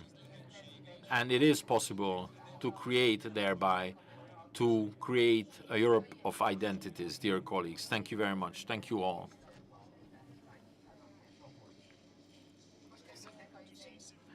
Thank you very much, Mr. Chair. And again, we thank all the speakers so far.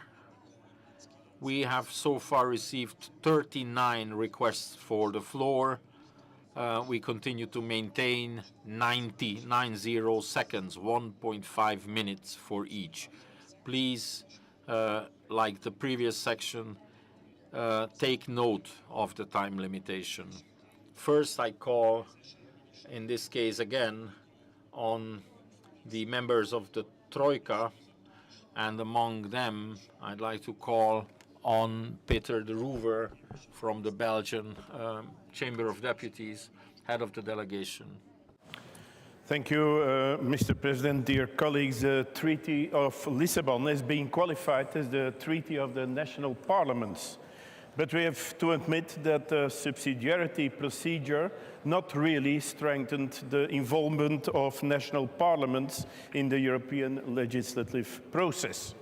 The involvement of national parliaments should become more effective, and the European Union should be attentive to the aspirations of the sovereign member states. National sensitivities are best articulated by the citizens' representatives of the sovereign member states. As far as possible, these sensitivities should be reflected in European legislation. The contribution of the last COSAC in Brussels stated that the Green Card initiative would be a step towards strengthening the rights of parliamentarians and their participation in the European legislative process. Indeed, if an EU Citizens' Initiative can ask the European Commission to take legislative action, a similar power should be confirmed and should be conferred on national parliaments. Thank you very much.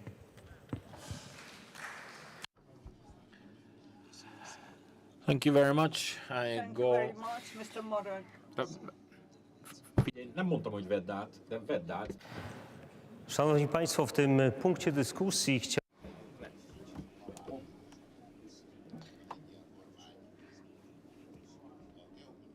Well, among all the geopolitical challenges, like the war in Ukraine, the Middle East conflict, goes against the revision of the Lisbon Treaty. We are wasting our energies. We were disputing the Lisbon Treaty for 7 years, and we need a unanimous vote here, which we don't have right now. So we need to think about the improvement of the work of the European Union in an internal way, which could not only improve work at the level of the European Union, but it could also gain the support of society. We should do nothing without the support of the society. So I think we should take measures that would improve the operations of the EU. Please notice that the Lisbon Treaty will be tested in crises such as the pandemic, the economic crisis, and now the war in Ukraine. So it has been a flexible toolkit, and it actually passed the test well. So now we should focus on the cohesion policies and our agricultural policy, our enlargement policy and making them better. During the Polish presidency, we will treat it as one of the key priorities, and we are not going to debate primarily about the internal reforms. So I look forward to the debates, and I look forward to meeting you in Warsaw. Thank you very much for the floor. As an EP from Romania, ethnic Hungarian, The role of the national parliaments, giving them both direct access to consultation documents and draft legislation, and the right of direct control. Therefore, it can rightly be defined as the treaty of the parliament, but it is only as strong as it is its implementation by the national parliaments. Over the past 15 years, the Union faced several internal and external global multi-crises, tested its resilience, but also it revealed shortcomings. These issues were tackled primarily by implementing reforms and new instruments on the level of secondary law, or by concluding additional international agreements, often without proper parliamentary scrutiny. We also witnessed a passive scrutiny of the subsidiarity principle. In 2023, only a few parliaments issued reasoned opinions. I would like to highlight the aim of the European Parliament's Committee on Constitutional Affairs to jointly work with national parliaments. On many topics, we have our reasoned opinion in favor or against European Commission proposals. But this would be stronger with the view of national parliaments to say, stop, this is too much, stop, this is not enough. The European Parliament is ready to discuss with national parliaments the EU's internal reform highlighted by the European Council of last June and the need to lay the necessary internal groundwork and reform to fulfill the EU's long-term ambitions.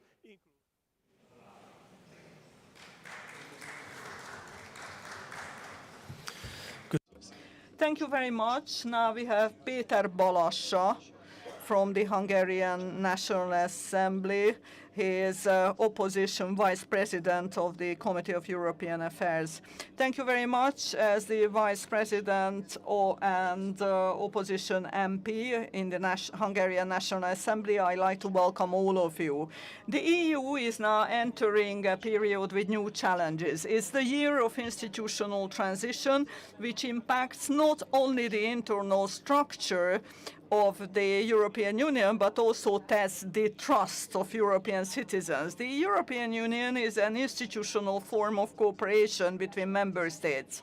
The core agreements and contracts fix the rules of this, and they do not facilitate the creation of a United States of Europe, even though there are attempts to do that. If we want to make the European Union more democratic, then national parliaments must be given more say in the operations of the European Union, including legislative processes. The policies of the EU can only be successful if all member states, all citizens feel a partner to shaping the future of the European Union. At the same time, it's important to say that disputes between the central institutions of the EU and the member states must be characterized by a strive for agreement. But unfortunately, I must criticize certain steps of the Hungarian government because they insulate us from the European Parliament, from you, which goes against our national interests, and the consequences must be borne by the Hungarian society. The future of Hungary is also Europe, and a competitive Europe for that. Thank you very much, Vice President, and now we have the head of the Greek delegation, Dimitrios Kairidis, please. Thing as this debate is, it sounds a little bit as a yesterday's debate, this relationship between the federal and the constituent parts, the centralizing tendencies in Brussels and the national parliaments. I'm afraid that we live in an age of a certain democratic malaise, and unless we recognize that problem, the problem which I would call, for lack of a better word, the problem of the algorithm, we should just go around circles. Churchill used to say that there is no public opinion, there is only published opinion. What does it mean in the age of the internet, the algorithm, the way that our citizens become captives of conspiracy theories or foreign autocrats who poison our news cycle? We are here gathered on the midst of a seismic election just across the Atlantic in a few days. I think we should do more to become more of a militant democracy, democracies that fight for themselves and recognize the enemies instead of passively discussing things of the past. The Lisbon Treaty was signed 15 years ago. So much has changed ever since. And by the way, since I was a member of the Conference on the Future of Europe, I wonder what happened with that esteemed project, the future of Europe. We spent 2 years discussing and discussing and discussing about the future of Europe and the future of European democracy, but it seems that it has been forgotten.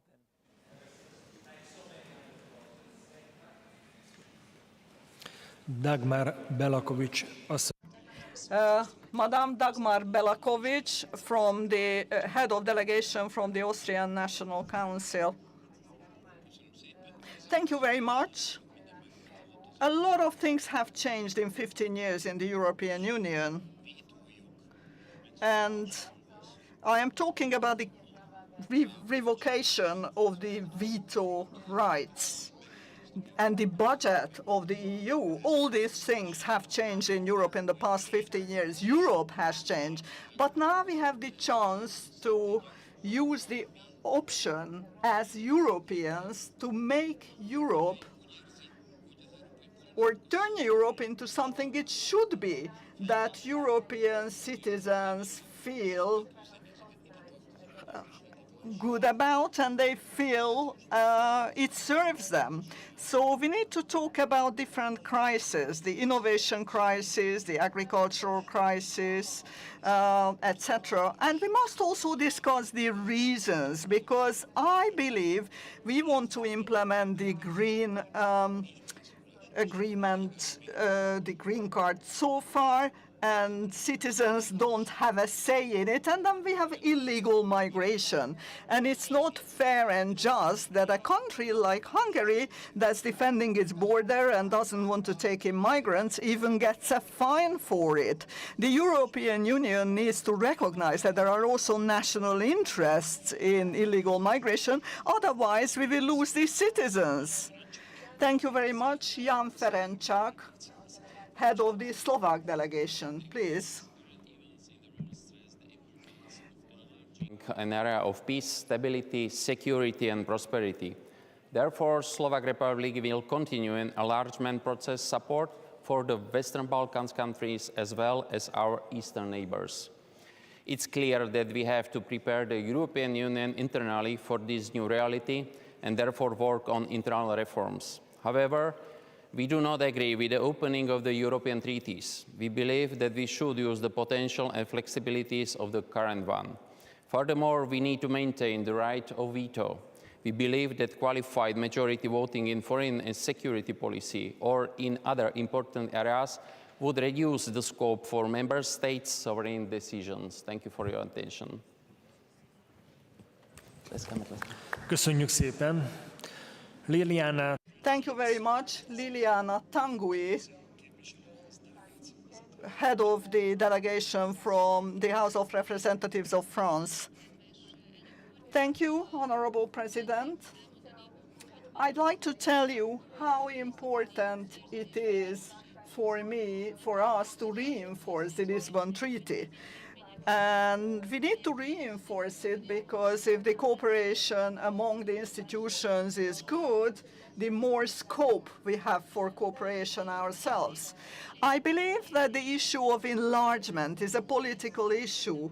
In 2024, we are celebrating the anniversary of the largest enlargement of the EU yet.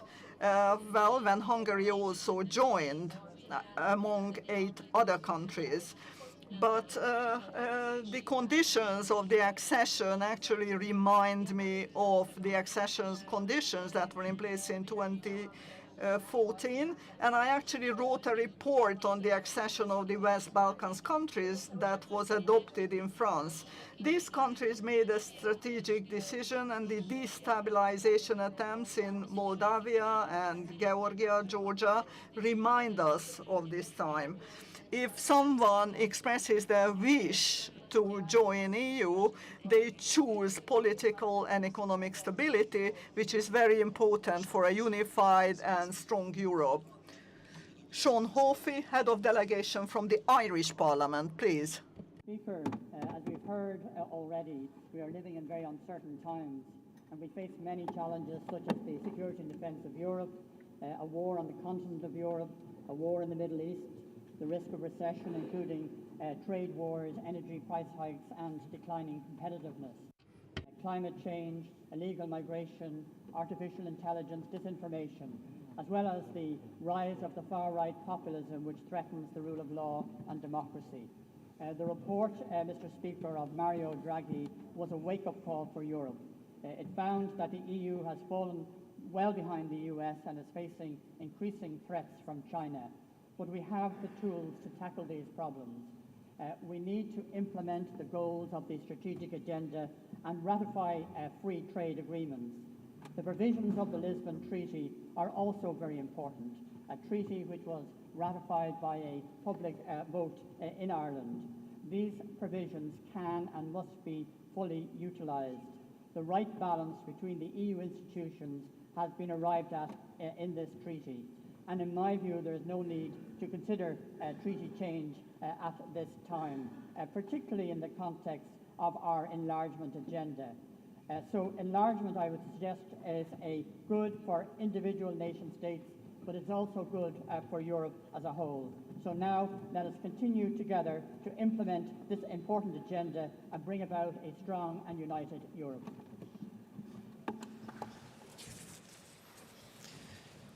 Ivica Mr. Ivica Račan, Head of the Croatian Delegation, please. The European Union is a social agreement that we all entered into willingly. The idea was collective gain, collective benefits, while we give up parts of our national sovereignty. And it has worked. And it is still working, but it has issues. However, we know most of those issues. They have been discussed even today. We know the failings of the Lisbon Treaty. We know structural organization of the EU Union that needs to change. It has all been discussed today. We have great reports by Draghi and Letta that have garnered a lot of attention, rightly so, pointing us toward the changes. So it's quite simple. Let's get together, let's start a discussion and change things. That's all there is to it. Thank you. Thank you very much. Ricardo Carvalho, a member of the Portuguese delegation, please.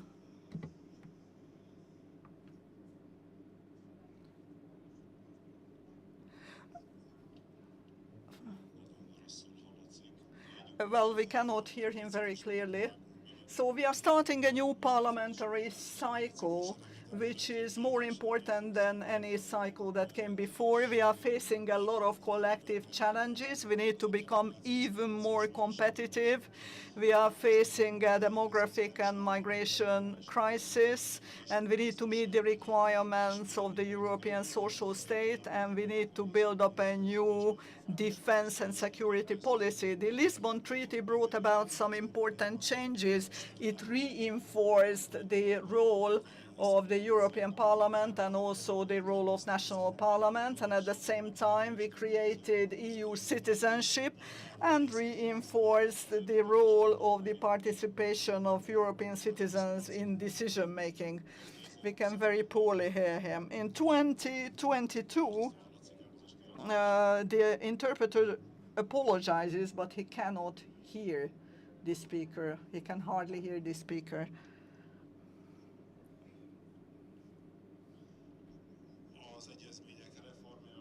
The reform of the institutions will no doubt be necessary and promoted by the intention to enlarge the European Union. Thank you. Filippo Scherra from the House of Representatives from Italy, member of the delegation.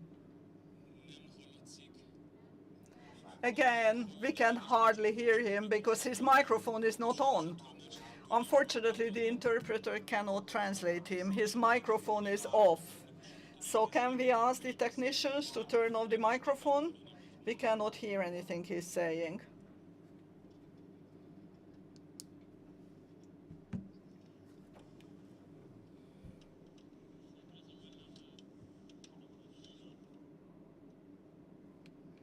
It's probably the microphone on his jacket, isn't it?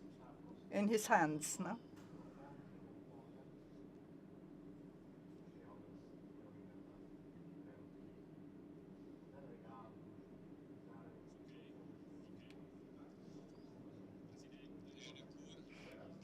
Honorable President, dear colleagues, I do apologize. Where I left it off was that we see a slowdown in this part of the European integration process, which results from the fact that we signed the Stability and Growth Pact, which reinforces the parameters that were signed in 1992, parameters that are not scientific and do not take into consideration the global challenges. We are talking about the digital ecological transition and the competitiveness that the EU needs to have against global giants like the US and China, where we are not playing as equal players against these global players, so we cannot apply the same rules. The next generation in 2020 was a good example of how we could make an agreement. The efforts of the European Union pointed in the same direction, but some countries and some parties do not wish to renew themselves. For us, it's very important to have a shared viewpoint and share the joint European debt, because that is the only factor that will facilitate ecological and digital transition. And obviously, we need to eliminate the faulty components from the Growth Pact that only make our competitiveness and economy weaker. Thank you. Mia Petra Kumpula-Natri from the delegation of the Finnish Parliament, as member of the delegation. Beautiful parliament together with the parliamentarians from so many countries. The Treaty of Lisbon expresses the three fundamental principles: democratic equality, representative democracy, and participatory democracy. Article 7 talks have been taking place with Hungary because the need for clarify deficiency related to media freedom and pluralism, and need to clarify serious deficiencies related to functioning of the civil society. So also the Treaty of Lisbon refers to common security and defense policy. It introduced a mutual defense clause which provides that all member states are obliged to provide help to member state under attack. Qualified majority voting could be taken with the help of the passerelle clause. There is one moment I cannot forget. Last December, all European countries except Hungary wanted to help Ukraine in its needs for this 50 billion euros. And now State Secretary here says it's a national interest. But what was the interest of the security of whole Europe? And what was the interest of the Ukrainians dying because of not being able to defend itself without the help from the allies? And all those deported children to Russia, we should have been blocking that to happen earlier with the help of all the nations, including Hungary, and not to postponing because of qualified majority voting not taking place.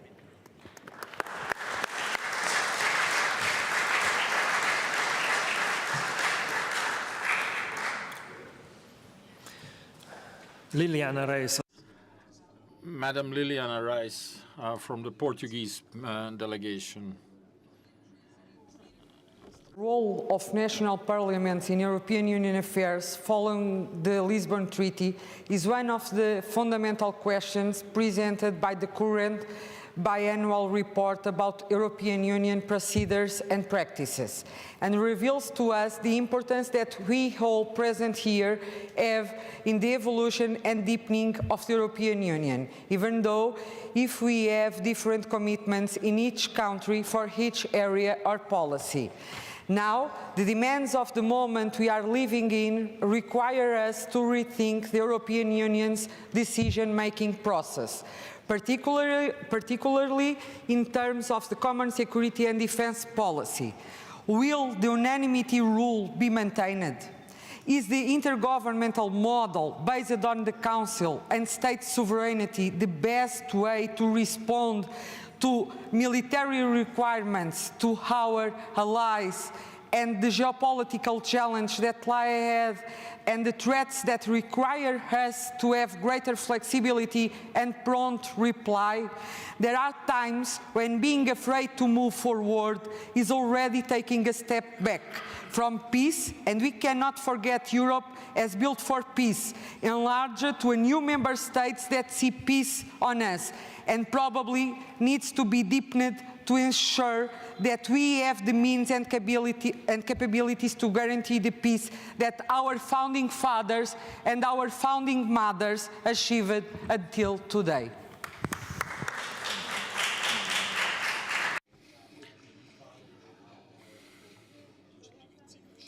And now, representing the Parliament from Cyprus, Marina Nicolaou. Ευχαριστώ πολύ, κύριε Πρόεδρε. 15 χρόνια από τη συνθήκη της Λισαβόνας και είναι σήμερα... We are still waiting for... It is quite clear, if we talk about the Lisbon Treaty, in the European Union, there are very significant inequalities in terms of unemployment, in the access to labor, the democratic deficits that we see in places. The Lisbon Treaty does not allow the different member states to pursue their own economic policies, and the states are dependent of the European Union because the European Union protects capital and protects the banks. And we would be in need of a stability pact that would actually provide a policy that is more labor-oriented and European convergence-oriented. Also, with respect to NATO, I believe we should be able to secure more autonomy. The current situation when it comes, we are strengthening the economic ties with Turkey, which is a problem, all the more so because since 1974, Turkey has been disregarding the sovereignty of my own country. So it is for my own country and for other countries that it is important to provide this right of self-determination, like in... A tagja következik. Manon Buken asszony, parancsoljon. Manon Buken. Il y a des points d'accord et de désaccord. Dear colleagues, in political cooperation there are always things we agree on and that we disagree on, at the level of national parliaments and at the level of the European Parliament as well. A fruitful European cooperation is what we strive for, while at the same time we want to and we are respecting European national sovereignty. What we are hearing today here is many actually accuse Viktor Orban of not adapting to European issues and stances when it comes to migration or energy. But Viktor Orban is speaking on behalf of his own country, and he is a democratically elected leader of his country. And if we continuously criticize him for this, this will in turn generate criticism from the electorate of Europe. We have to reorient the functioning of the European Union. The European Union should not encroach on competences that are set forth in the treaties. And this is the only way, and this is the only possibility for the impaired democratic model to be enforced in the future. Köszönjük szépen. Thank you very much. Estonian Parliament, Riina Solman, the floor is yours. Dear Mr. Chairman, dear colleagues, thank you, Hungarian colleagues, for your hospitality. We live in a time of a great change, and the European Union needs to adapt to the challenges and opportunities that the present day holds. Although Estonia finds that reforming the EU is especially important in the context of the future enlargement, Estonia finds that the EU can adapt to the accession of new members without changing the EU treaties. Above all, Estonia focuses on supporting Ukraine in the enlargement process. The official opening of accession talks with Ukraine in June was an important step, but we must not rest until Ukraine has won the war. We in the Baltic states and in all other states who have a border with aggressive Russia feel the most pressing need to put a stop to Russia's actions in Ukraine. That means to put a stop to the killing of our friends in Ukraine. I call on each and every one of you who have the possibility to say your messages out loud, to speak out in defense of Ukraine, so we and you could end this ugly war in Europe against humanity. Thank you.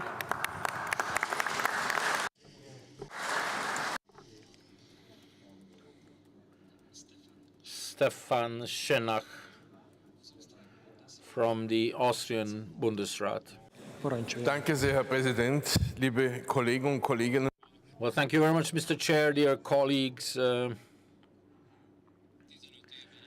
15 years after the entry into force of the Lisbon Treaty, the European Union is not only more transparent but also democratic, and we in our own parliament really embarked with a lot of enthusiasm to carry out these subsidiarity checks. And we also contributed with quite a lot of proposals to develop further the system, and I'm very hopeful that these did not disappear without a trace during the past 15 years.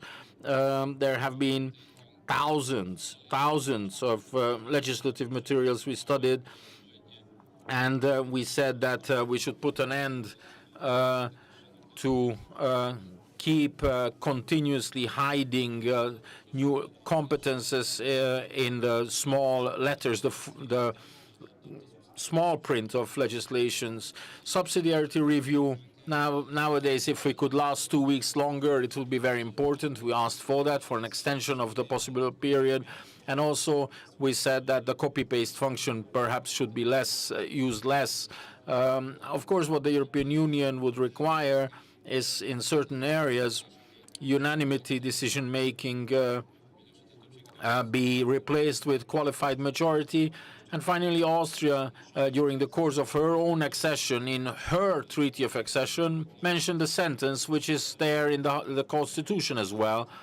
Austria's neutrality from an international legal point of view is unique and is something that this is a contribution of Austria to security. And this is Milagros Marcos Ortega from Spain. Parancsoljon, önt illeti a szó. Thank you, President. La Unión Europea se encuentra. Thank you very much. The European Union is at a pivot point in 2024. It depends on whether we are able to adapt to the new challenges. There are more and more Eurosceptic and national movements, and this is appalling. This is concerning because this is a challenge against the integrity of the European Union. The issues of key importance that show an internal division are to do with the support for Ukraine, migration policy, etc. It really shows in the external action of the European Union there is still room for more cohesion. Question is, more Europe or less Europe? The response can only be more Europe. And this actually means several things. Of course, we need to advance in terms of external border protection, to curb illegal migration, to actually use all available resources. Regardless of ideology for this, we need to cooperate with countries of origin. We have to do away with the mafia of human smugglers, and we also have to end this humanitarian drama. Democracy, rule of law, and subsidiarity has to be protected. These constitute foundations of the European Union. All those who want to accede to the European Union need to respect this, but we won't have moral authority to demand this from them if we ourselves do not comply with this. Therefore, it is important that we should verify the implementation of the rule of law and to ensure it, because this is the most basic principle of democracy. Hatten úr következik a holland parlamenti. Next is Magnus Berndtsson from the Netherlands. Vanuit de Nederlandse delegatie zal ik mijn bijdrage in mijn. Thank you very much. The Dutch, on behalf of the Dutch delegation, I would like to talk about one of the main activities of COSAC, and this is the situation of the national parliaments in the EU cooperation. It was for the first time that the Lisbon Treaty that defined the role of national parliaments and talked about a more democratic undertaking. And the question now is to what extent are these expectations implemented? The biannual report of COSAC shows that the member state parliaments show a great difference in terms of EU participation. In just only a few parliaments, for example, participate in nominating the commissioners or the court. 5 parliaments are the ones who discuss EU strategy. Of course, they do not use the available assets. 0 orange and 3 yellow card procedures were launched. The presidency has also shown that the European Commission is giving only a minimum response to European citizens' initiatives. The conference on the future of Europe discussed this, and the 2022 9th of July resolution of the European Parliament says that it demanded an amendment of the treaty. The question is, when will this continue?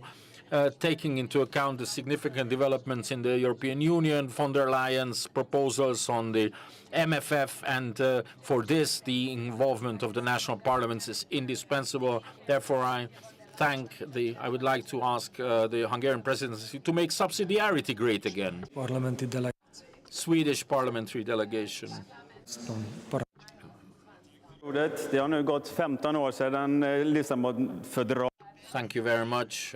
15 years on since the adoption and the implementation of the Lisbon Treaty, it has brought with it development and challenges, and I very much welcome the closing document of the Troika, which talks about democratic values and which talks about competitiveness.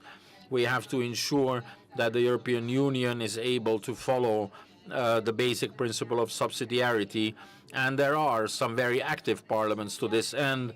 The Swedish parliament at the same time is representing the very same thing, and we would like to reiterate that we do not see any need for the amendment of any treaties.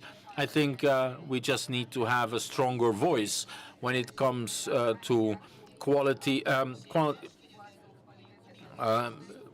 the majority decision-making in foreign policy. It's important that we should be able to react faster. We need to be more resilient in terms of crisis management, and we have to help small and medium enterprises because they provided the backbone of our economy. And finally, it is very important that the European Union should continue to support Ukraine in its efforts to become a member of the European Union and for democracy to take hold in Ukraine. The Prime Minister, your Prime Minister, Viktor Orban, is visiting Georgia and thereby sending completely mistaken signals to countries that have been fighting to come closer to the European Union.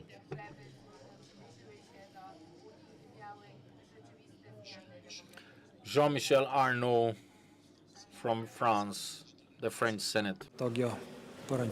Monsieur le Président, chers collègues, 2024. Esteemed Mr. Chair, dear colleagues, the year 2024 is the 20th anniversary of Hungary and other Central European countries joining the European Union, and it is the 15th anniversary of the entry into force of the Lisbon Treaty.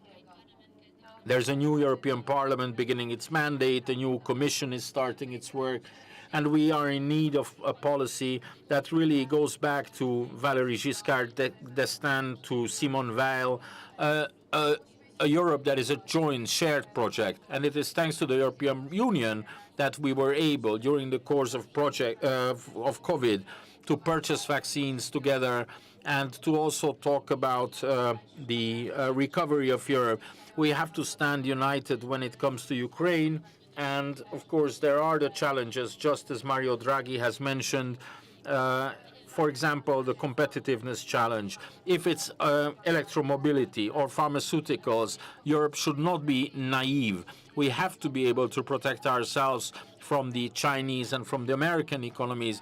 We also have to have an ambitious common agricultural policy that reinforces and provides for our sovereignty in food supplies and also protects our rural lands. What concerns China and Russia, the uncertainties in terms of foreign policy, we need a foreign policy that aims the puts the emphasis on security. The advent of extremist parties means that we have to act up and we have to support subsidiarity and proportionality. Pietro Lorefice, member of the Italian Senate. Thank you very much, dear colleagues. It's been 15 years since the Lisbon Treaty has entered into force, and we can assess the situation so far. There are quite a lot of good elements of the treaty that have proven their worth in terms of expediency, for example, during the course of the pandemic and also during the next generation funds. So indeed, we can embark on a new path. When it comes to strength and efficiency, we need to be able to provide a new path for a green, ecological, green transition. We need substantial, huge resources, and the European Union budget is not able to actually finance this, but it is only through common borrowing that we can overcome this challenge. In terms of the full-blown implementation and respect for fundamental rights, humanity are all important elements. What we are seeing is we are moving from a Europe of peace towards a Europe of war. Is it really the defense industry that we want to invest in, or is it into green, ecological, clean energy businesses, health for all European citizens? This is our objective. Delegációjának vezetője, Meriam Göke asszony következik, parancsoljon. Thank you, dear President and colleagues. The Lisbon Treaty introduced significant changes regarding the institutional transformation of the EU. However, since the Lisbon Treaty came into force, the EU has been challenged by many crises testing the Union's solidarity and resilience. EU accession remains a strategic goal of Turkey for Turkey, and recent developments once again showed the critical position of Turkey for the Euro-Atlantic security. Russia's aggression against Ukraine has exposed Europe's vulnerabilities, impacting stability, energy security, and economic resilience. Turkey's proactive role, demonstrated by the historic grain agreement with the UN, has helped save millions from famine and ease global food inflations. Today we are going through a period of increased uncertainties, crises, and conflicts threatening peace and security. War crimes are happening in real time before our eyes. The world should be ashamed that there is no safe space in Gaza and that starvation is being used as a weapon of war. We extend our heartfelt thanks to Ireland, Norway, Spain and Slovenia for recognizing the state of Palestine. Israel's genocide in Gaza are a stark reminder of the world's solemn promise, never again. There's only one sustainable path to security and stability in the region and beyond worldwide, and that's a two-state solution, because our values and the principles of human dignity must apply to all people. Thank you.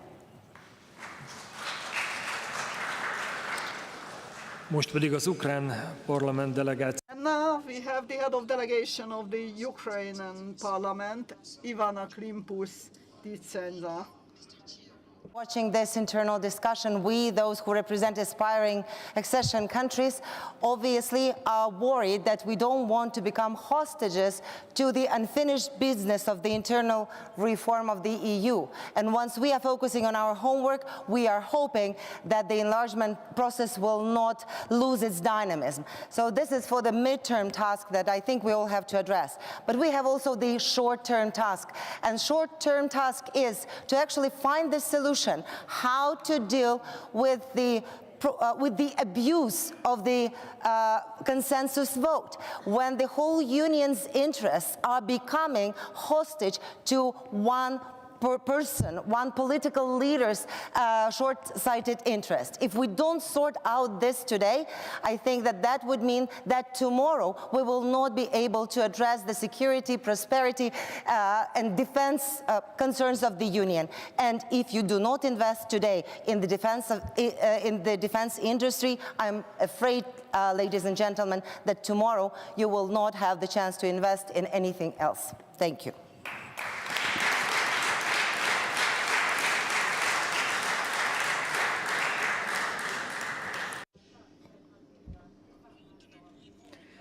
Now we have head of delegation from the Montenegrin parliament, Angela Vojnovic. Please, the floor is yours. Colleagues, as the first speaker on behalf of Montenegrin delegation, let me express my gratitude for being here and thank you for the invitation. It is true that over the past decade and a half, the Treaty of Lisbon has had a pivotal role in shaping EU's institutional framework and its ability to address challenges and rapidly changing world. It represented a vision for a more accountable, more effective and more democratic union, one that could respond to the diverse needs of its members and citizens. But, dear colleagues, as we are all aware, Europe faces profound challenges: aggression in Ukraine, geopolitical crises and tensions in the European neighborhood, accelerating climate change, technological innovations, as well as economic uncertainty. And the EU's ability to act with unity, resolve and speed has never been more vital. In this term, and in this context, enlargement is maybe a key element of the EU strategy for long-term stability and for desirable changes within the EU. I'm proud to say that Montenegro has been perceived as a leader of the EU integration path, which has been confirmed from the Madam President of the European Commission during her visit today to Montenegro. And we consider membership to the EU not only as a strategic goal, but also as a shared responsibility to contribute to the security, prosperity, and cohesion of Europe as a whole. And we hope to become 28th member by the 2028. Thank you. Köszönjük szépen, Dubravka.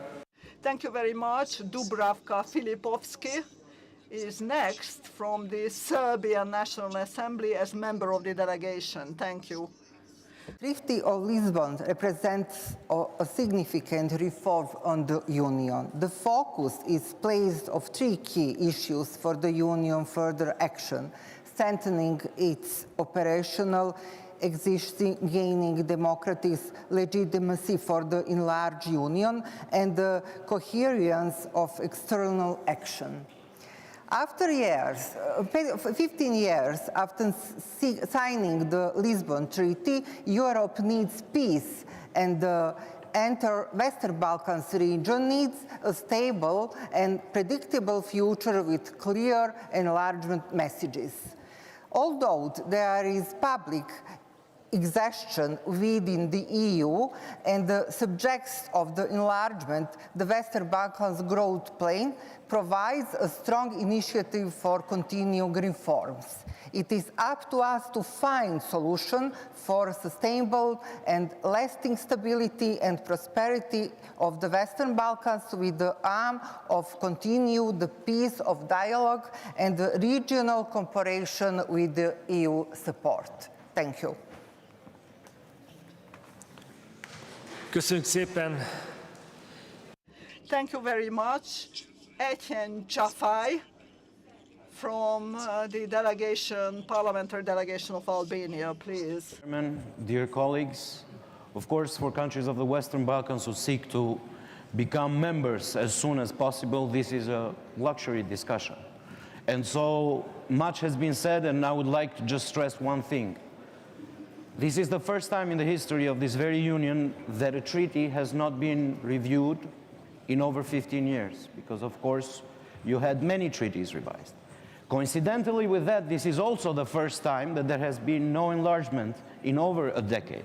So for us, for the countries of the Western Balkans, who have the EU as the most important anchor of every structural reform and democratic reform, this is something very, very important right at present. You are seeing the effects of delaying this process and making it unclear in terms of both technical and political steps all over the region. But as Minister Boka said earlier today, when he said that lost skill is impossible to replace, so is lost time, especially in the given present political, economic, and social situation, not only in the Western Balkans, but also elsewhere in the larger area and the larger region.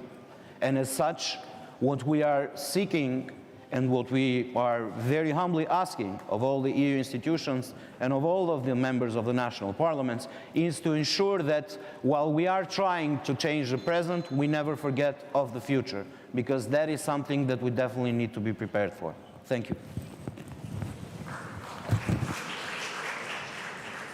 Fiola Ujkáni asszonyt illet.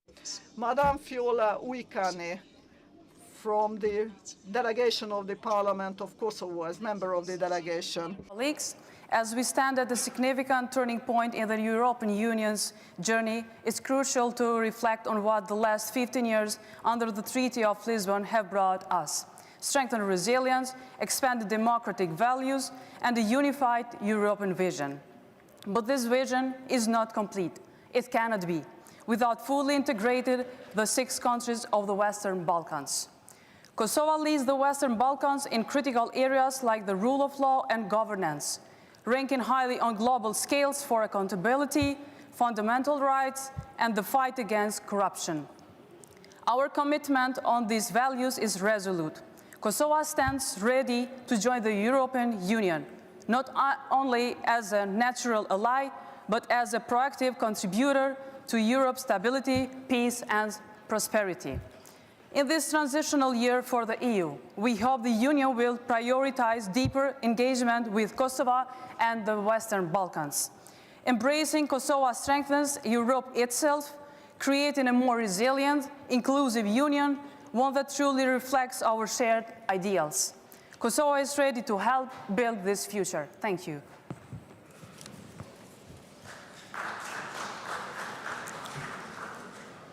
Lord Peter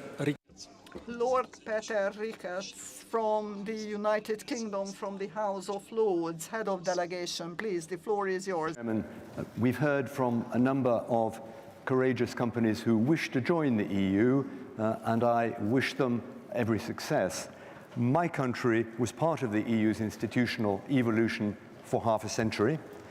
We won't be part of the next stage of your journey, but I hope you will bear one thing in mind. You now have a new category of country, a former EU member, one which left fully aligned with all union policies and indeed played a part in devising many union policies. But we are now a third country, I admit, using Chairman Sven Steinmann's categorization, a small country, we're all small countries, but one which shares the values of the Union and still has much to offer. I was struck by Chairman Simon's list of the future challenges facing the Union. He mentioned things like defense, product innovation, border security. All of those are areas where I believe the UK can make a real contribution to Europe moving forward. I therefore suggest, in all modesty, that it may be time to rethink how the EU deals with the category of third countries, to ensure it's flexible enough to enable all like-minded European countries to work effectively together in the common interest. If Donald Trump is in the White House next January, that cooperation will be more vital than ever. Ármán Jegoján úr következik, az örmény parlament delegációjának a vezetője. Mr. Arman Yeguran, head of the delegation of the Armenian Parliament, please. Thank you very much, dear colleagues. First of all, let me thank the Hungarian Presidency and the Presidential Troika for inviting Armenia to the plenary meetings of COSAC. Since our last meeting in Brussels, there have been a number of significant developments in Armenia-EU relations. First of all, in July, the Council of the European Union has decided to open the visa liberalization dialogue with Armenia, and it was officially launched on September 9th. Armenia was looking forward to this decision for years, and we are grateful to all member states for the positive vote in the Council and hope that, working hand in hand, we will successfully accomplish the visa liberalization dialogue as soon as possible. We also highly appreciate the Council's decision to provide the first ever assistance of 10 million euros in support of Armenian armed forces through the European Peace Facility instrument. It will only contribute to peace and stability in our region, like it was the case with the EU's civilian monitoring mission in Armenia, which has been successfully operating for more than 2 years. And when it comes to peace facility issues, let me inform you that Armenia and Azerbaijan have signed the regulations on the joint activities of the Commission on State Border Delimitation and Border Security Issues, and the State Commission on State Border Delimitation between the Republic of Azerbaijan and Republic of Armenia.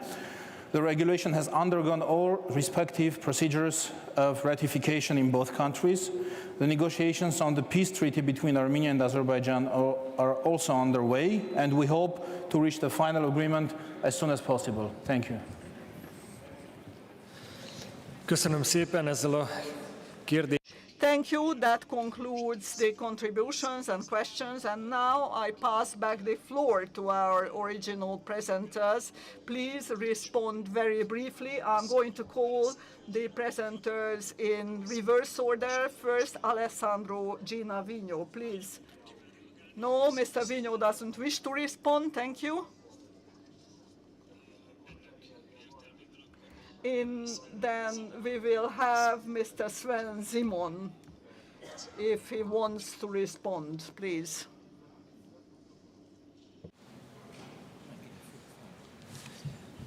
Egészen nyugodtan innét a pulpitusról. Yes, please come here to the podium.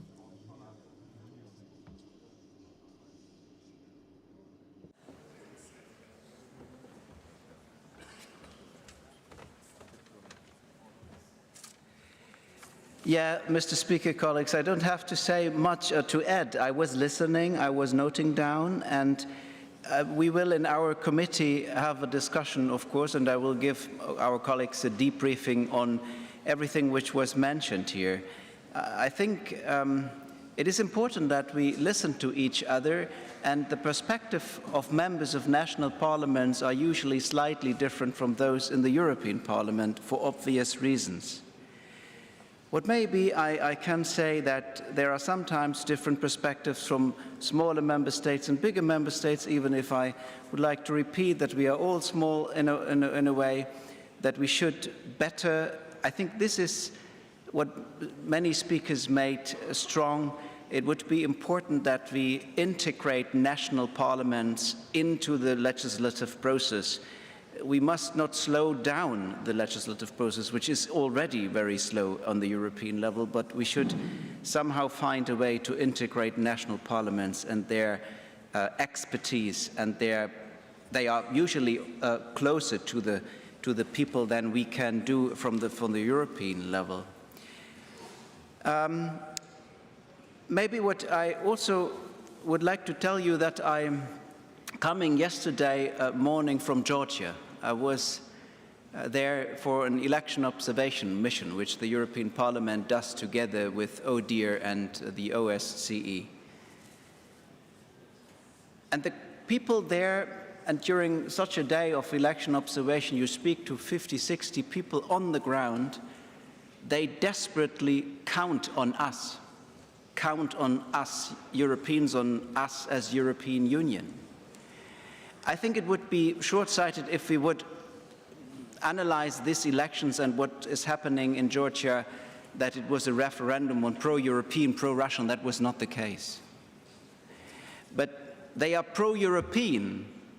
Some of them said to me, we would definitely like to join the European Union, but pretty much reflected what many of you also said, more the European Union of the past in a way, concentrating more on competitiveness, on serving to the citizens, and maybe sometimes there was one speaker who said we must also, I don't know whether I can say stop us. Yeah, my colleague Lauren Windsor said you should be more outspoken from national parliaments if we are on the wrong way in Brussels, also in the European Parliament with this majority, which has changed now, and that is also a good sign maybe. But there are many people desperately hoping and putting hope for the future in us as Europeans, because with all the differences we have, we are more equal and we share more common values. We might have controversies with the Hungarian government, but we are Europeans and we share those common values. And when we have a controversy of, for example, the rule of law, it is important that we talk to each other when we have a different understanding. Of course, the word rule of law and the meaning in the United Kingdom has a different meaning to a certain extent than the Rechtsstaatsprinzip in Germany or the État de droit en France. That is not absolutely the same thing. And we will organize in the European Parliament a symposium with the title, The Quest for the Rule of Law. Because I'm deeply convinced, colleagues, that we have to come closer together. It doesn't make sense if we in Brussels always shame and blame, for example, also Mr. Orban. We have to come together in Europe. That's our destiny. At the beginning of the 20th century, we Europeans have been 20% of the world population. Now the Europeans are 7%. In 2030, we'll be 5%. And that, in my opinion, makes it obvious that we have to come closer together. It is impossible in the long run that we go on with this blaming and shaming game, and we think that Mr. Orban and the Hungarian government thinks totally different from us. I'm deeply convinced that we Europeans share by far more values and have more in common, and that we need ourselves, that we need our union to fight against this war of aggression, what Russia is doing, and we all don't know what the outcome of the elections in White House will be next week, but we are stronger as Europeans when we stand united with one voice in the world. Thank you.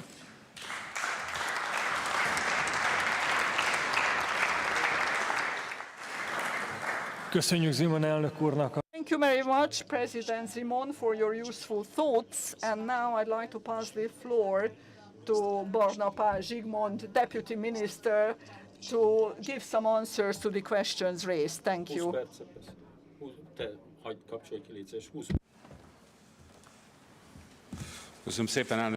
Thank you very much, Mr. Chair. Distinguished ladies and gentlemen, first of all, I would like to express my gratitude for the very constructive debate that we have been pursuing during the past 90 minutes. I believe it's important for such debates to happen because Europe has been known for the culture of dialogue, and I think in comparison to the morning section, this afternoon discussion was intellectually much more interesting, and it was very good to hear how same the national parliament's opinions are, or similar are, to the position of the Hungarian National Assembly. We also continue to say that sovereignty is based on nation states, and Europe should be considered and viewed as an alliance of nation states and not as a federal structure. What pertains to the Lisbon Treaty, during the past 15 years, it has withstood the test of time, but in many other ways it hasn't. I think we need to talk about tangible problems, real problems, and we did discuss those today. Issues that actually preoccupy citizens about welfare, prosperity, social issues, environment protection, energy prices, issues that we politicians, for which we politicians are responsible, that we have to resolve regardless of what we are leading. If we are leading a village, a city, or God forbid we are working in a Brussels structure, we do not need to change the treaties to make Europe function better, as it was said by many, and we do not need to change the treaties to help facilitate the further process of enlargement, because enlargement steps so far have shown that the Lisbon Treaty is able to accommodate the enlargement accession process if there is a political will behind it. It was 21 years ago that Western Balkan countries were promised accession, and now all of a sudden we have started dealing with it, and several Western Balkan countries have been able to talk about success in terms of their progress in accession, and we hope that this is going to be the case for other candidate countries. And I'd like to say again, we, the Hungarian presidency, maintain the process of a merit-based accession and enlargement. And of course, it's also fair that the Lisbon Treaty actually managed to incorporate or to survive a Brexit. So we hope that no other such exits will have to be managed on the basis of this treaty. We have to concentrate on tasks. We have to be attentive to people, to their opinions. These have been said by many, and we are indeed for the people. And I do not believe we should sacrifice anything, the welfare and the security of Europe on the altar of Brussels. And at the same time, we should only make decisions in Brussels that coincide with the interests of European people, European voters. And I think Europe is to be sought in the diversity. Its essence is diversity, and we are linked by so many things, but we are different. We speak different languages. We have a different culture. I'm speaking my own mother tongue, Hungarian, to you in the Hungarian National Assembly, but it is this culture uniqueness that we bring with us for centuries. There have been attempts during the course of history when they said nations are not important, when the language was not important, culture was not important, and these attempts all failed. We here in Central Europe most recently experienced it under the guise of communism, and there were attempts when they said the national culture language is not important, a new communist type of person needs to be created who will resolve and achieve every problem or overcome every problem. These were failures. So this European attempt at creating a United States of Europe cannot be successful. Europe has to be an alliance of nation states, of a community of European cultures and languages. That is what we need to remain. This is what we believe in and what we work for. Very, very briefly to respond to Mr. Simon, who concretely referred to me, sovereignty has been a long-standing debate. The whole sovereignty theory as a theory of law, theory of state. There is no sovereignty that is unlimited, small or big member states, but nor is the sovereignty of the European Union or that of the United States of America, of China, unlimited. Just because we belong to the European Union, our sovereignty is limited in terms of digitalization, climate or others, like for many other smaller states. So I believe size does not matter. It's especially important that the last you related your last contribution to the words of a country that is a medium-sized country, but I think sovereignty is not dependent on size. It is dependent on European legal history, law history, and legal theory, and the European structure because it is nation states that created the European Union and not the other way around. And European voters created a state, and it is those states that have an internal sovereignty where the nation state exercises its authorities, sharing it with some municipalities or with the mayors of a village or something. There are other countries which have a federal system. And there are other competences that during the course of accession, nation states have handed over to Brussels or are exercising them competences shared with Brussels. So I think it is nation states that we should build on. They created the European Union, and when a country joins, like we joined 20 years ago, there are certain competences that we have allowed the supranational structure to exercise, the ones that are set forth in the treaties. And it is for these competences that Brussels and Budapest, or Warsaw and Brussels, or Bratislava and Brussels are exercising together, only in those issues to which the Hungarian citizens, the Italian citizens, voters, gave their mandate to their national parliaments to enter into these treaties and to relinquish a certain element of their national sovereignty. The debate between us is this is a bottoms-up process and not a up-to-down. So this is the only way to interpret it with rule of law methods, because every other interpretation would go against European legal history and European legal systems. A few issues with respect to sovereignty. Of course, there are limitations. I think when it comes to security, NATO. Yes, indeed, the NATO treaty sets specifically out the competences for nation states, the percentage of the GDP that has to be spent on defense, and the competences of NATO and the tasks of NATO if certain conditions of the treaty are met. For migration, I believe there is a very interesting situation that we have at hand now. If we look at the public opinion polls, we can see that the majority of the European people reject illegal migration. And because in a lot of countries during recent election, we have seen the increased role for extreme parties, Brussels also started dealing with illegal migration. We can finally utter the word illegal migration. Madame von der Leyen has for years been using irregular. Now she is using the word illegal, which was a no-no for so long, because the European Union wants to get to where Hungary is at this moment. At the most recent European summit, the heads of state and government said external borders have to be protected. We need an efficient system of returns, and the applications need to be processed outside of the borders in order to have an efficient system of immigration, and we should not allow ourselves to be exposed to human smugglers or third countries that want to instrumentalize illegal migration. We've been saying this for such a long time, and we are being punished. It was the court that actually meted out this fine based on the proposal of the Commission. It was the Commission that took Hungary to the court, and we are being punished for protecting borders, which otherwise is a Schengen obligation, because certain countries are not protecting their borders or are allowing an uncontrolled influx of migrants.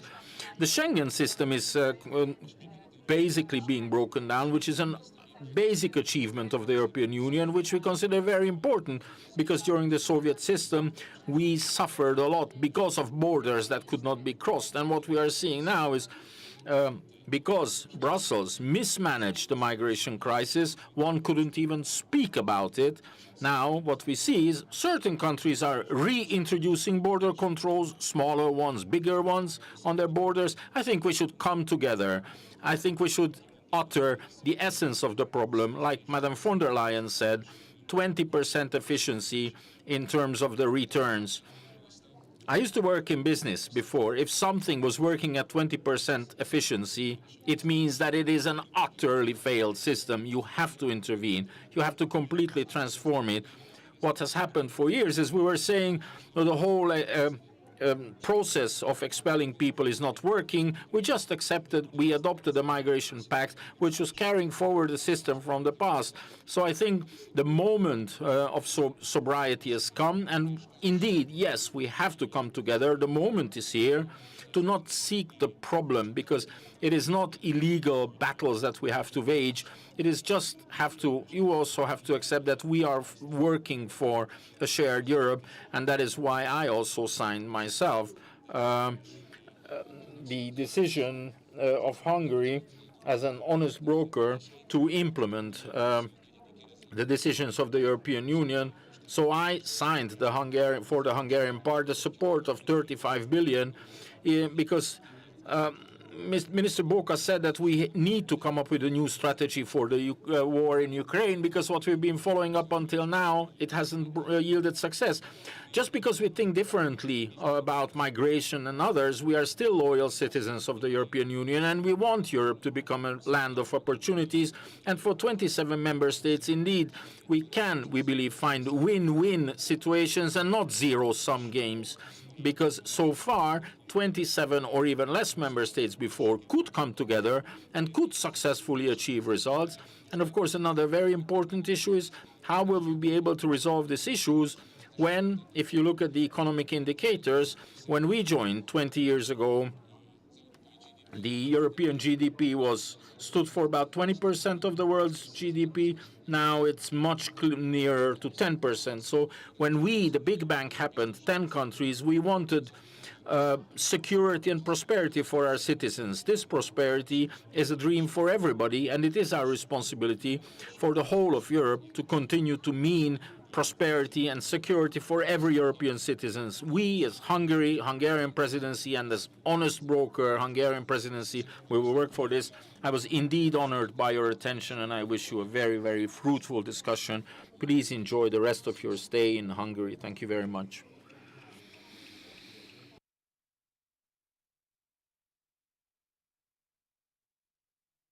Thank you very much, Mr. Minister. Deputy Minister, for your thoughts. As I'm also grateful for the very active contributions and also for the very thorough, thought-provoking remarks by the two other keynote speakers. This marks the end of the second session. Distinguished ladies and gentlemen, I would now like to ask the Polish delegation. They have requested the floor with respect to their upcoming presidency. So I'd like to give the floor to the head of the Polish delegation, Mr. Marek Żakala, who is the vice chair of the European Affairs Commission of their house. Distinguished ladies and gentlemen, on behalf of the chairwoman of the European Affairs Committee, who was taken ill, she has been hospitalized, and we are praying for her quick recovery. So on behalf also of the Foreign Affairs Committee of the Senate, during the course of the Polish presidency, the COSAC plenary main meeting will be on the 18th of June. The meeting of the chairpersons is going to be 26th, 27th of January. We are going to concentrate on the most important security issues, primarily the support for Ukraine. Believe me, please, when we have civilians, innocent civilians dying on our eastern borders, we cannot think of what is the most important, human life. Our foreign minister, Bartoszewski, survived Auschwitz, the Soviet Gulag, and worked on the Polish-German conciliation. And it is with reference to him that I would like to call on everybody. Let us be driven by morals in political life as well, and by decency. I am very grateful for the Hungarian presidency that, despite our differences, they have been so supportive of our presidency. Indeed, thank you again. Köszönjük szépen ezennel a... Thank you very much. That concludes this afternoon program, the plenary session. Hereafter, we ask the heads of delegation of the national parliaments and the head of the European Parliament delegation to be in the room from 4:30. So we will have 15 minutes of technical break. I would like to inform you that the buses will be departing for the hotel at 16:30 and will leave the hotels at 7:15 for the venue of the dinner, which is going to be the House of Hungarian Music. So again, after a short technical break, we will follow with a session of COSAC chairpersons. Thank you very much.